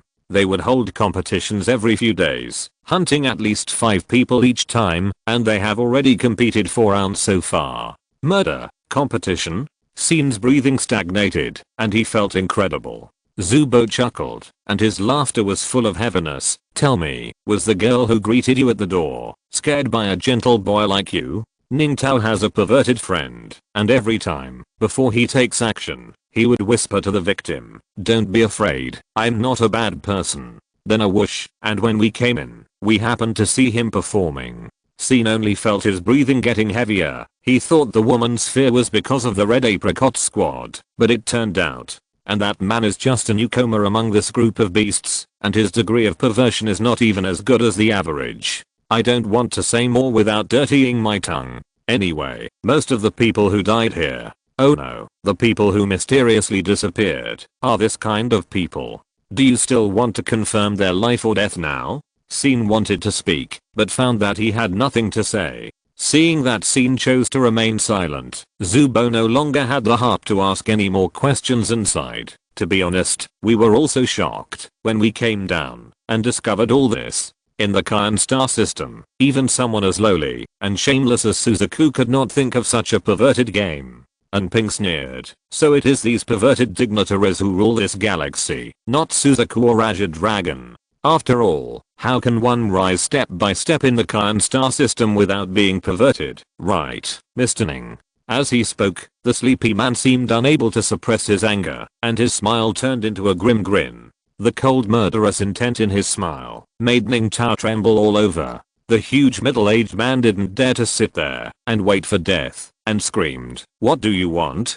Don't worry, we said we won't kill you, and we will never break the contract. Now you have no choice but to bet that we won't break the contract, so give up resistance and enjoy the present. Ning Tao didn't dare to enjoy the present, and said in a trembling voice, if you want money. And Ping patted Ning Tao's cheek, don't be silly, we have worked so hard, and played so hard, how could we just want money? Don't worry, wait for our sniper to come back, and then we will talk to you about the next step. Before he finished speaking, a heavy footsteps came from the stairs. No need to wait, I'm here. Chapter 47, Beauty Exposed. Lunan's voice was hoarse and tired. As she appeared in the square, a smell of blood and fire hit her. Syn's eyes widened in surprise. The deputy captain came so quickly. And it was so tragic. The deputy captain's figure was still upright, and his steps were still steady, but the protective coat, that was already riddled with holes, the cheeks stained with mud, and the severe burns on his abdomen and arms were all shocking. Zubo immediately jumped up from the cushion in front of the fountain, ran towards Lunan and cursed, "You really don't value your life." Even though Lunan was seriously injured, he would never lose his momentum in front of the team doctor, and sneered, "People who cherish their lives are the shortest lived." Zubo cursed, "I mean you don't value other people's lives. Do you know how much effort it takes me to heal all these wounds of yours? What good will it do you to tar me to death?" Lunan raised her eyebrows. "So, there is still hope." "Nonsense, it's hard to die in my hands," Zubo said, while unceremoniously reaching out and grabbing 2 expensive blankets to pat Lunan's back, and then pulled her to the ground. "You idiot, stop trying to show off. No one wants to appreciate you here anymore." Lunan said, "I think it's easier to stand. That means your cerebellum is hopeless. I suggest you remove it and feed it to jungle fowl." Zubo criticized the deputy captain without hesitation. At the same time, he unfolded the medical kit he carried with him and began to treat Lunan. Syn watched from the side and wanted to help, but after watching for a while, he found that he had no room to intervene. The first aid skills used by Zubo were completely beyond his knowledge. In addition to conventional drugs such as Bacta spray, he also used a large number of unknown herbs. And these herbs, combined with conventional drugs, fell on Lunan and had an almost immediate healing effect on the wound.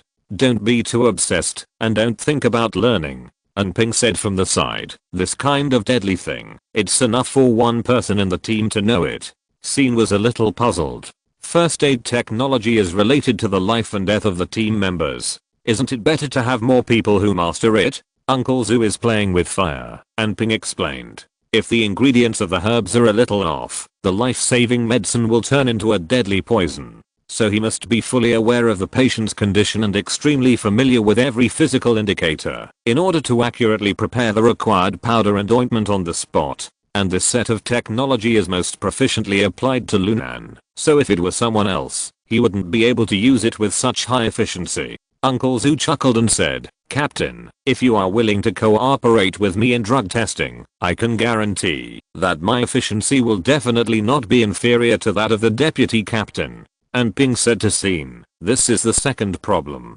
Except for Lunan, few others can withstand Uncle Zu's drug testing. This technology of accelerating healing with conventional drugs is only a fine line away from murderous poison, so the side effects are very serious."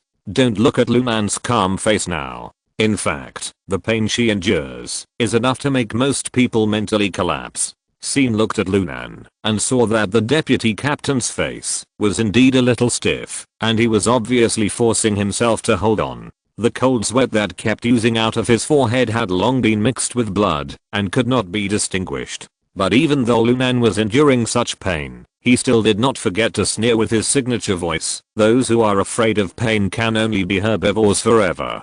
"Captain, you have become slick," Unping said. "Slick herbivores tend to live longer than carnivores. What is the value of longevity if you can't live a happy life?" Zubo interrupted. "Next time you say you are happy, please don't be so honest to tense your muscles and endure the pain. Hey, relax a little, or I can't inject it." Lunan subconsciously relaxed his arm as he was told, and then a sudden pain came from the wound. "Humph." Lunan couldn't help but groan. Zubo was immediately happy. "Ouch, you groaned in pain?" "You groaned. Did you hear it, Captain? Be a witness." "The deputy captain groaned in pain in my hand. According to the previous bet, one groan will cost you 10,000 Kyankan coins. Don't deny it." Unping looked at Lunan, whose face was gradually turning red and was about to explode in anger, and Zubo, who was overjoyed and couldn't help but put his hand on his forehead. "Do you two really want to die together?" Zubo answered quickly, "It's worth it even if we die." Seeing that the scene was about to become corrupt, Syn had to fulfill the basic duty of the GD, maintaining order. He interrupted the dispute. "By the way, Deputy Captain, how did you get here? You came so quickly." Although the change of topic was abrupt, it successfully stopped the farce. In fact, this was the question Scene really wanted to ask.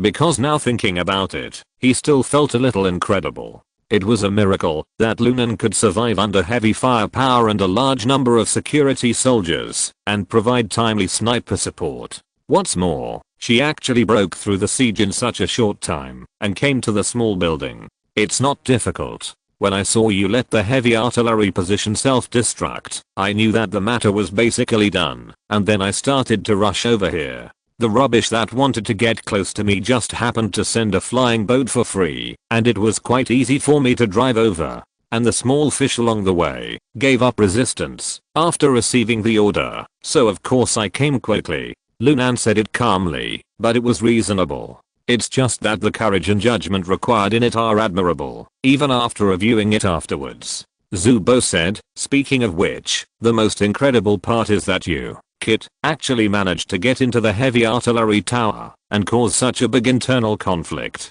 It was thanks to you that you wiped out the reserve class on the second floor with one shot that we were able to successfully capture Ning Tao. Scene immediately said unhappily, didn't you ask me to deal with the turret? I just said it casually. Who would have thought that you really did it? Just said it casually. Scene was choked again, and he had a deeper understanding of the improvisation of the Red Apricot team. When these people acted on the spot, they really dared to dig holes for their teammates. While Zubo was bandaging Lunan skillfully, he said in annoyance, in fact, I regretted it at the time. With your conditions, you are almost the least suitable candidate for disguised infiltration. It would be better for us to switch roles. Scene could only smile bitterly when he heard this. This DUI 4399 raid can be said to be one of the most difficult experiences in his life. Almost every step he took would expose him, and every time he met a group of people, someone would point a gun at his face.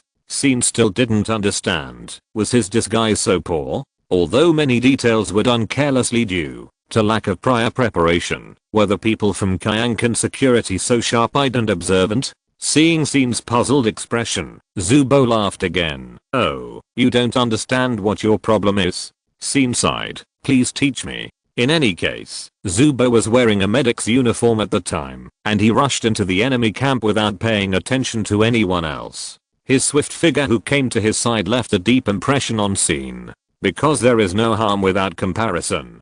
Zubo kept the secret and shook his head without saying anything. And Ping said, the disguise was unsuccessful, because of course there is a flaw in you, that is obvious at a glance. People don't need to pay attention to your clothes, speech and behavior. They can tell at a glance that you are not one of them. So your superb disguise skills are of no use at all.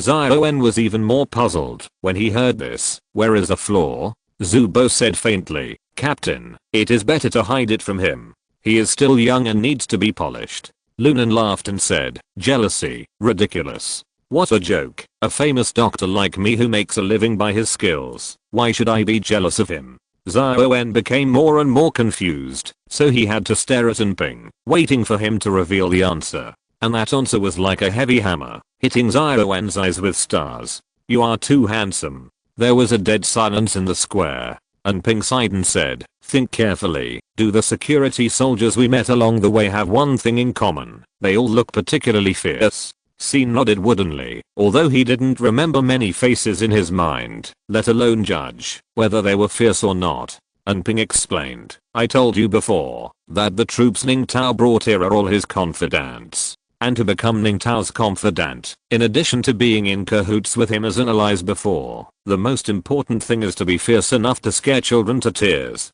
Scene took a deep breath and forced himself to accept that all this was reality. Sure enough, what the master said was right. Reality is often more absurd than fiction. While Ping was speaking, he used the mechanical arm to hold up Ning Tao's distorted face. Look, it's enough to affect your appetite, right? I told you how perverted Kyankan security is. This guy is so perverted that he doesn't allow anyone around him to be more handsome than him. But his baseline value is particularly low, so the security forces here have a common feature, which is that they are terrible. Haven't you noticed it before? Scene wanted to ask in return, how can you have the leisure to pay attention to your opponent's face in such a tense battle situation? So a handsome young man, like you mixed in with a group of evil spirits is like a beacon in the darkness. It's hard not to be noticed. Zubo protested. Captain, we are all family. There is no need to be so poetic, right? Lunan sneered. Jealousy, ridiculous. And Ping said again, look, Zubo and I are very successful in our disguise. Zubo was furious. Captain, we are all family. There is no need to hurt each other, right? And Ping smiled, let go of Ning Tao, and said, in short, thanks to everyone's hard work, this mission has finally achieved some interim results. Now it's time for the highlight.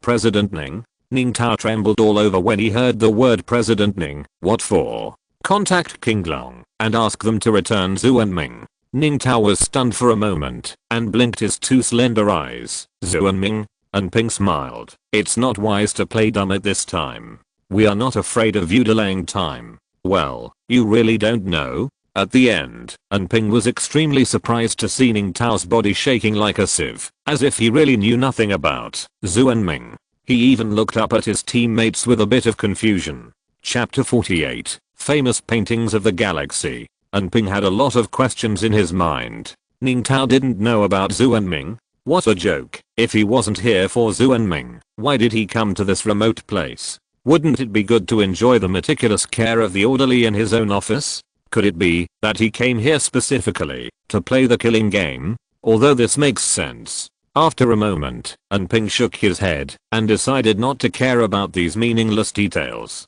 Pass my words to King Long. They will naturally know what to do. Ning Tao seemed to be relieved. I will contact them right away, but the dedicated communicator is in the room over there. And Ping raised his chin. Go and get it. I'm not afraid of you running away. Ning Tao hurriedly smiled and said, I dare not run. I dare not run. Although he said so, he trotted all the way, running towards the room on the side of the square like a bouncing meat bomb. After Ning Tao's back went away, Zubo said sinisterly, boss, that guy is obviously hiding something from us. And Ping said indifferently, so as long as we don't ask about his secrets, he can work more efficiently for us. Zubo said again, what if it is a priceless secret? Then we probably can't handle it alone. Don't be too greedy when you are on a mission. If you want to be greedy, do it next time you go on a mission with Boss Lee. Okay, Captain, you have the final say.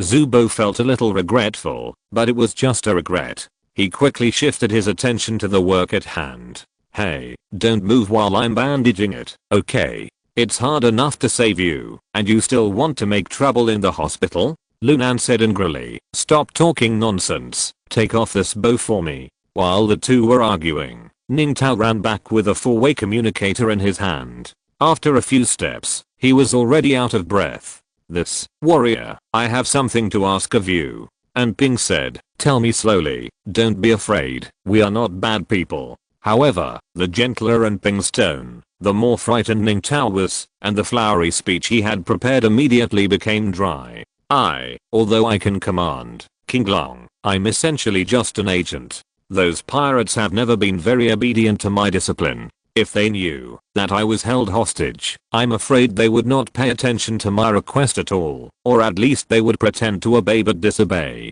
If I want them to obey, I need you to cooperate with me to act. And Ping asked, how to act? Ning Tao frowned and smiled bitterly. You should have noticed that the defense on DUI 4399 is actually quite empty, because I have entrusted the outer defense line to King Long with confidence. In other words, King Long should have noticed what happened here. If I want them to come here with peace of mind, I'm afraid I need to ask you to play my captives. At the end, Ning Tao timidly lowered his head, but at the same time, raised his eyes and carefully observed Ping's reaction. But Ping smiled and said, you're right. Ning Tao heaved a sigh of relief upon hearing that, but secretly laughed in his heart, that these bandits were really just low-class people with poor brains. You agreed to play the role of a prisoner? Okay, from now on, if you dare to relax a little, Ning Tao's proud thoughts were only halfway through when he felt a heavy blow to his abdomen. It seemed that all his internal organs were tangled together. The severe pain spread throughout his body in an instant, making his eyes go white, and he fell to the ground. And Ping retracted his fist that had stabbed out like lightning, but the smile on his face remained. You're right, but I don't care. The task I gave you is to let King Long hand over Zhu and Ming to you. How you complete the task is up to you. Ning Tao curled up on the ground, but couldn't even utter a syllable. And Ping said, you can play all kinds of tricks. After all, I promised not to kill you, so I won't kill you no matter what. But I have plenty of ways to make you live a life worse than death. You can try them. After a long time, Ning Tao finally recovered from the severe pain. He looked at Ping with deep fear and said respectfully, I understand. Please wait a moment. Then, Ning Tao picked up the communicator tremblingly, and after a moment, a gloomy male voice came from it.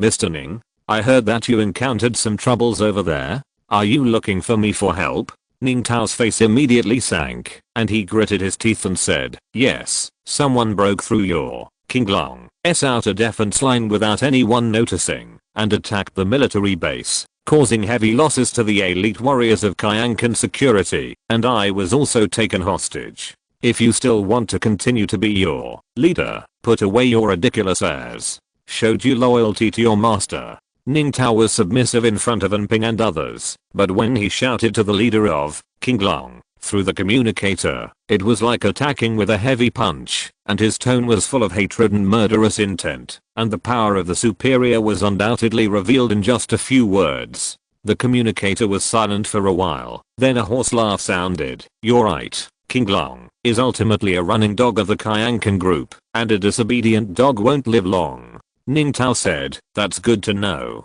But, forgive me for being rude, if we, King Long, are running dogs, then what are you, President Ning? The dog's owner? Or the leash that ties the dog? Compared to the running dog, is the leash important? Or the running dog itself? Ning Tao's face turned red and white. His fat palms tightly grasped the communicator. The sharp metal edge cut his skin, but he was completely unaware. After a while, Ning Tao gritted his teeth and said, you can try. Haha, Mr. Ning, calm down. I was just saying that. We have been working together for so long. There is no need for outsiders to see us laugh at us and take advantage of us. So, what do you want me to do? Ning Tao said, bring Zhu and Ming here. There was silence on the other side of the communicator for a while, and Dragonhead said, Mr. Ning, I'll be there soon. Then, facing the hung-up communicator, Ning Tao felt a burst of exhaustion, but he still managed to raise his head and smiled at Ping.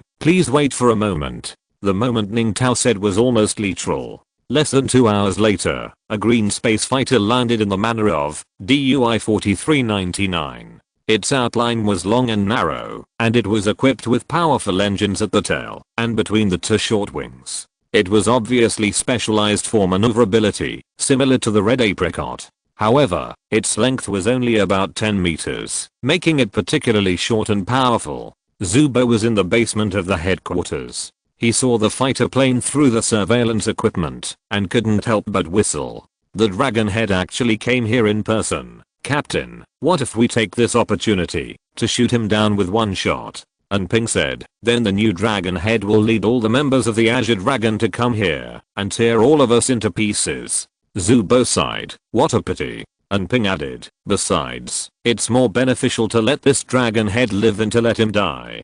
Hey, why? This guy and our Silver Knights have a blood feud, right? And Ping raised his head and thought for a moment, shrugged and said, I just said it casually. I just think that, if Boss Lee was here, he would make such a judgment. I remember that last year, when we were in a close-range confrontation under Lee. Boss Lee had the opportunity to kill the Dragonhead, but he deliberately spared his life. His explanation at the time was that a living Dragonhead would be more beneficial to us. Zubo asked, how is it beneficial? Didn't he do a lot of things later? This time he even stole the Zhu and Ming. And Ping said, who knows? Boss Lee didn't explain it either. He said that we couldn't understand it with our intelligence. I think he was just being mysterious and didn't tell us the reason on purpose, so that he wouldn't be slapped in the face by others later. It's also possible that under the guidance of Lord Bay, Boss Lee has become more and more cautious in recent years.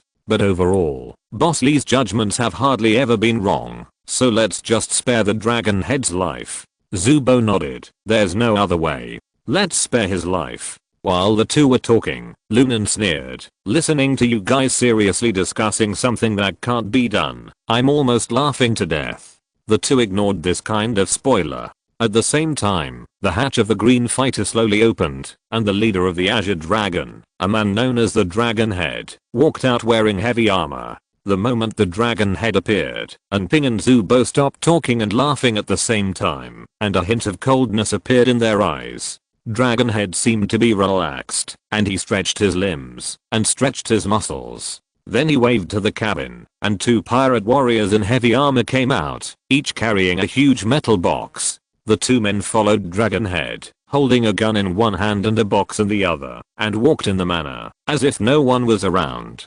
Occasionally, when they met with the soldiers of Kyankan security, they would nod to each other, and they seemed very familiar with each other. Zubo watched through the monitoring equipment and was amazed. It's just like the famous painting in the Milky Way. Kyankan security is actively fighting crime. Soon, members of the Red Apricot team also appeared in the famous painting. If you're listening to this novel on a channel other than Fanfic World, it means they downloaded and uploaded it without effort. We cordially invite you to visit our channel, Mundo Fanfic Novelos. There you'll find the original version of this story and you can explore many other novels of various genres. We're waiting for you to immerse yourself in a world of incredible novels. Chapter 49 Dragon Head. Dragon Head took the elevator with his two followers to the underground square. The elevator door opened, and he was greeted by a bright light and a faint smell that still lingered in the air. The attendant following, Dragon Head, smelled the smell of blood, and suddenly became nervous. He looked around, and raised his gun. Dragon Head, himself was very at ease, extending his hand to signal his subordinates to relax, as if this was his home court. "Mr. Ning, I'm here." As he said that, Dragon Head stepped forward. After crossing a gauze barrier, he saw the fountain in the middle of the square and the 5 people sitting in front of the fountain. And Ping was the first to say hello. "Long time no see, thank you for the delivery." Regarding such provocative words, Dragon Head said without hesitation, "When I heard Zhu and Ming, I guessed it was you. And the entire Kyan galaxy, you are the only ones who can sneak past my outer defense line without anyone noticing." And Ping said, "It's better to stop using this low-grade trick. As long as you let go, even a 10-year-old child can fly a fighter plane over your mob." Lang Tao said, "There are billions of school-aged children in the Kyan galaxy. How come you are the only ones who can cross my defense line and kidnap Mr. Ning?" And Ping said, "You should ask yourself this question.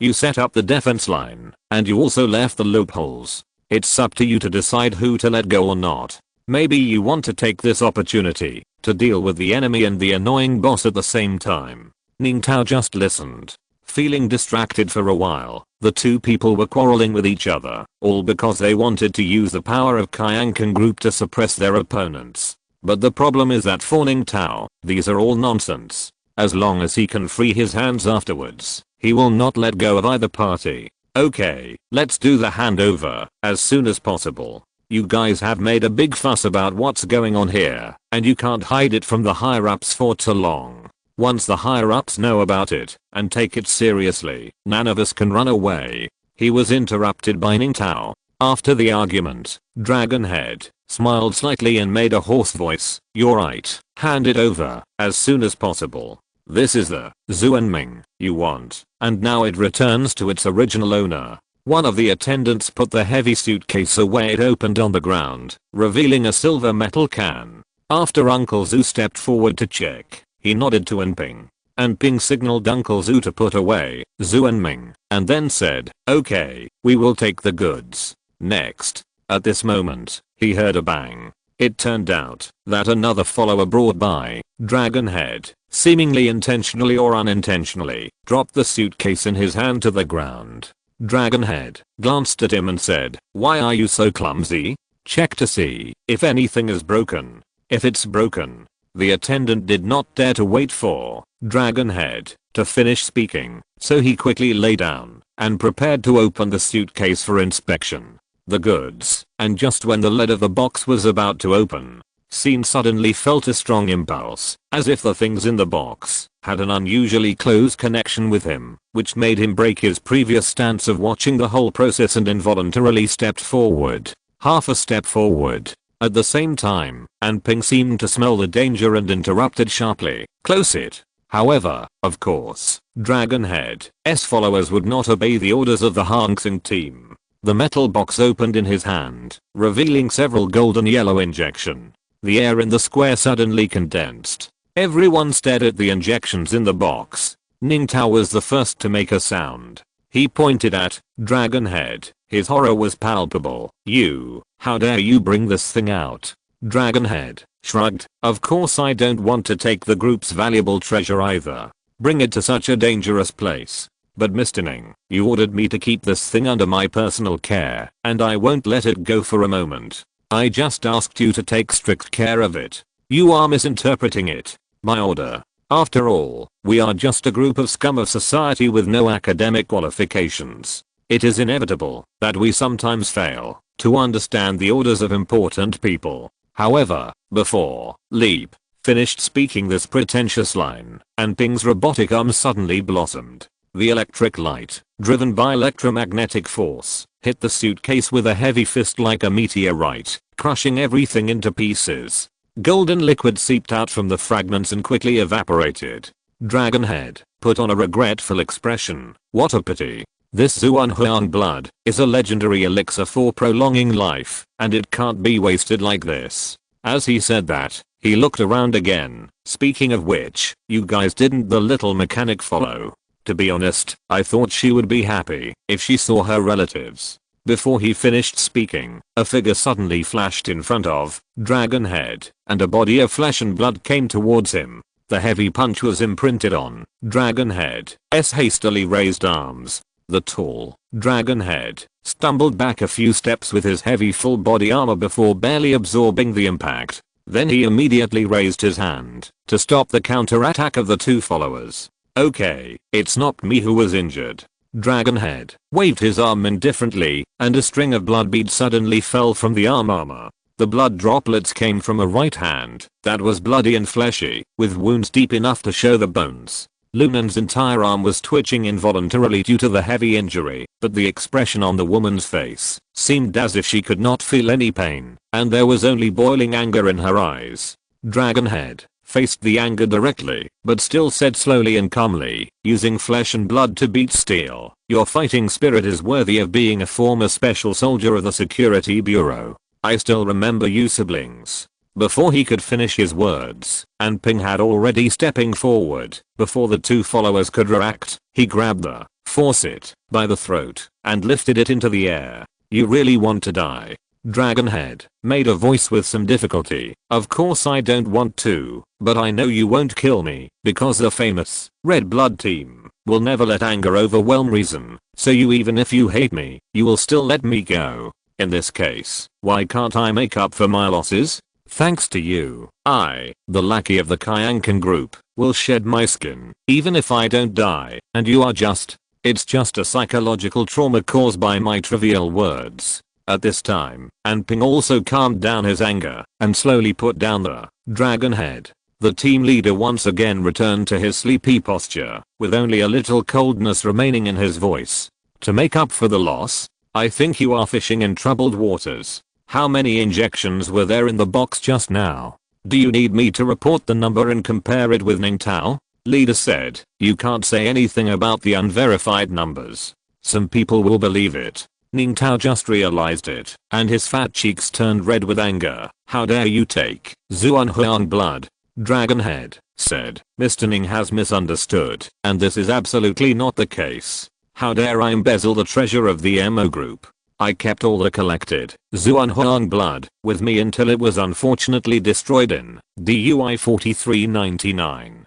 And DUI 4399 is under your jurisdiction, so what happened here is not the case. I can control it. Ning Tao was stunned for a moment before he realized what the other party was saying, and his nose bleed suddenly. How dare you frame me? Long Tao said, what I stated is true. You did not allow King Long to directly garrison, DUI 4399, so I had to bring only 2 followers, to redeem you from the robbers. If we had been allowed to garrison from the beginning, Ning Tao said angrily, how could I allow a group of pirates to be stationed in a military base? If someone discovers. Dragonhead smiled and said, when Mr. Ning entertains friends to play a killing game here, is he not afraid of being discovered? After all, Mr. Ning, I still can't trust King Lang. Now, please pay the price for this suspicion. After saying that, the pirate leader walked directly past Ning Tao and came to Anping.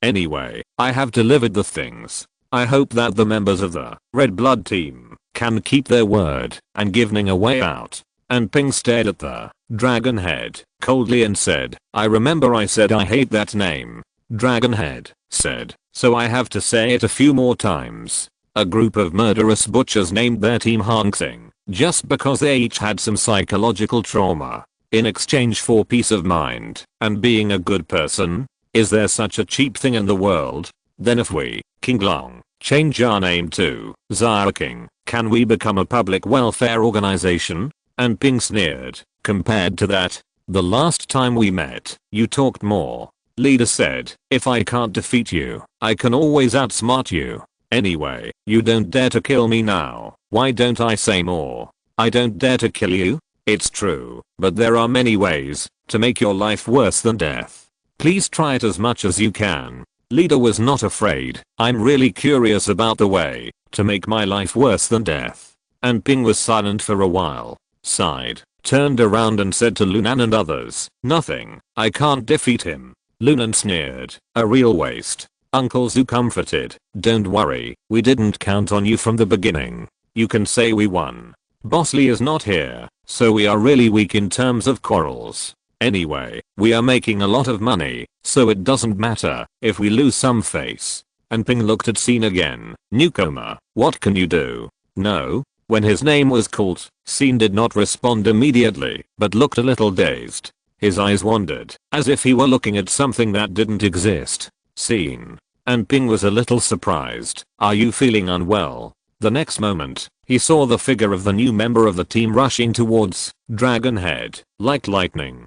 Before anyone could react, he stretched out his hand towards Dragonhead belt and took out 2 golden injections. Then, while everyone was stunned, Scene crushed the injection into pieces, and the golden liquid continued to slip from his fingertips, evaporating before it hit the ground. When the last drop of the medicine disappeared from his hand, Scene let out a breath. Without even looking at the faucet, he turned back to Anping, nodded, and said, I'm done. Anping slowly narrowed his eyes, then he applauded vigorously, awesome, really awesome. You should really look back now, that grandson's face is already blue. Uncle Zhu was also dumbfounded, how did you find out that he was hiding something? Scene smiled, intuition. In fact, even Scene himself is a little baffled by the reason. Of course it was the Force that guided him to find the Dragonhead's secretly hidden black and yellow blood, but why did the Force guide him to find it at this time?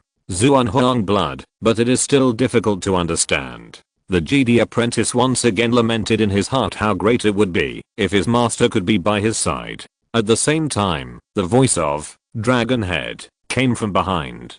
Compared with the usual hoarseness before, he lost his previous calmness and looked exhausted. Are you a new member of the Red Blood team? You're awesome. I'll remember you. Chapter 50. Doing good is never easy. Generally speaking, when someone says I remember you, it means that he can do nothing but bear the grudge. It can be described as a typical bark of a defeated dog. After Dragonhead left the scene in disgrace, after leaving the bark of a defeated dog, the raid in DUI 4399 finally ended successfully. The Red Apricot team won a great victory. Not only did they find the lost Zhu and Ming, but they also looted a wave of ill-gotten gains in the luxurious small building, which greatly enriched the results of the battle. More importantly, they slapped Dragonhead in the face on the spot, which was very satisfying. Of course, there were some problems left, such as the civilians who were looted by King Long to the military base. There were differences of opinion within the Red Apricot team on how to deal with these civilians. It's understandable that you want to save people, but there are too many of them.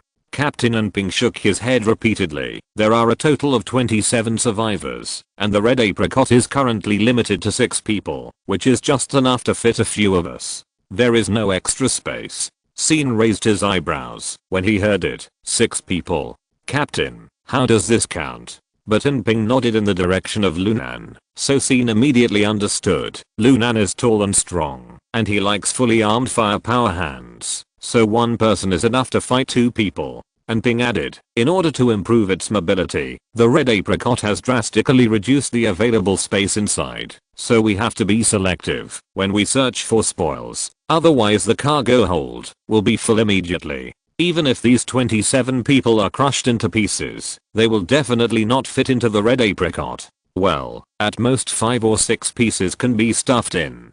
Do you plan to let them draw lots to choose the lucky ones? Scene said, they don't necessarily have to be put in the red apricot. And Ping laughed. Then are you planning to issue 27 tickets, hang them on both sides of the wings with ropes, and take them back? Scene said, I plan to requisition the cargo spacecraft in this military base. I have observed through the control console in the basement that there are 3 cargo spacecraft and more than 20 small shuttles parked in the hangar. They are all vehicles for the dignitaries who come here to party. And I have also confirmed with the survivors that 5 of them can drive cargo spacecraft. And Ping's smile gradually disappeared because he found that Scene's attitude was unusually serious. We are not here to rescue people, Scene retorted, nor are we here to watch people die. And Ping looked at the stubborn newcomer seriously and persuaded him, give up, those people are already dead. Scene thought it was ridiculous. I've never seen a dead person who can run, jump, talk, and laugh. And Ping sighed, I'm not bossly, and I don't have such a good eloquence, but you should know what I mean. You want to save people, this saintly, this kindness is indeed precious, but your efforts are not only useless, but will also drag down other people. However, Scene argued disapprovingly, it's just one more condition to Ning Tao, asking him to allocate a cargo ship to carry these innocent civilians away. Wouldn't he agree? And Ping said, of course he will agree, but he will of course regret it afterwards. These survivors have witnessed the darkest side of the Kyankan group. Do you think Ning Tao has the courage to let them go home alive? He will make these people shut up at all costs. Scene let out a long breath. Of course, he had thought of this as well. But when he heard someone mention it, he still felt a little emotional. We won't let Ning Tao leave until we ensure the safety of civilians. It's useless. And Ping said firmly, have you not figured out our situation yet? We have always been walking on a tightrope. With just a team of 5 people, how can we take the initiative when surrounded by enemies? It's nothing more than us holding Ning Tao's life to threaten him. In this case, the most taboo thing is to expose our weaknesses and let him threaten us in reverse. We can't negotiate any conditions. Scene nodded to show that he understood, but before he could speak, Ping added, no matter how sophisticated the strategy you design is, it is impossible to eliminate the risks caused by it. The more you want, the greater the price you will have to pay, and now you have no ability to pay. Without the help of your teammates, you can't even guarantee your own life. So where do you get the energy to consider the life and death of others? At the end, Ping's voice was obviously stained with anger, but Scene was still trying to convince him. I know I'm just a new member of the team. I don't have the right to act on my own, let alone ask my teammates to take risks with me to do good deeds. But after all, I'm already a member of the team, so I should also enjoy the corresponding benefits. All the gains from this mission should be mine, right?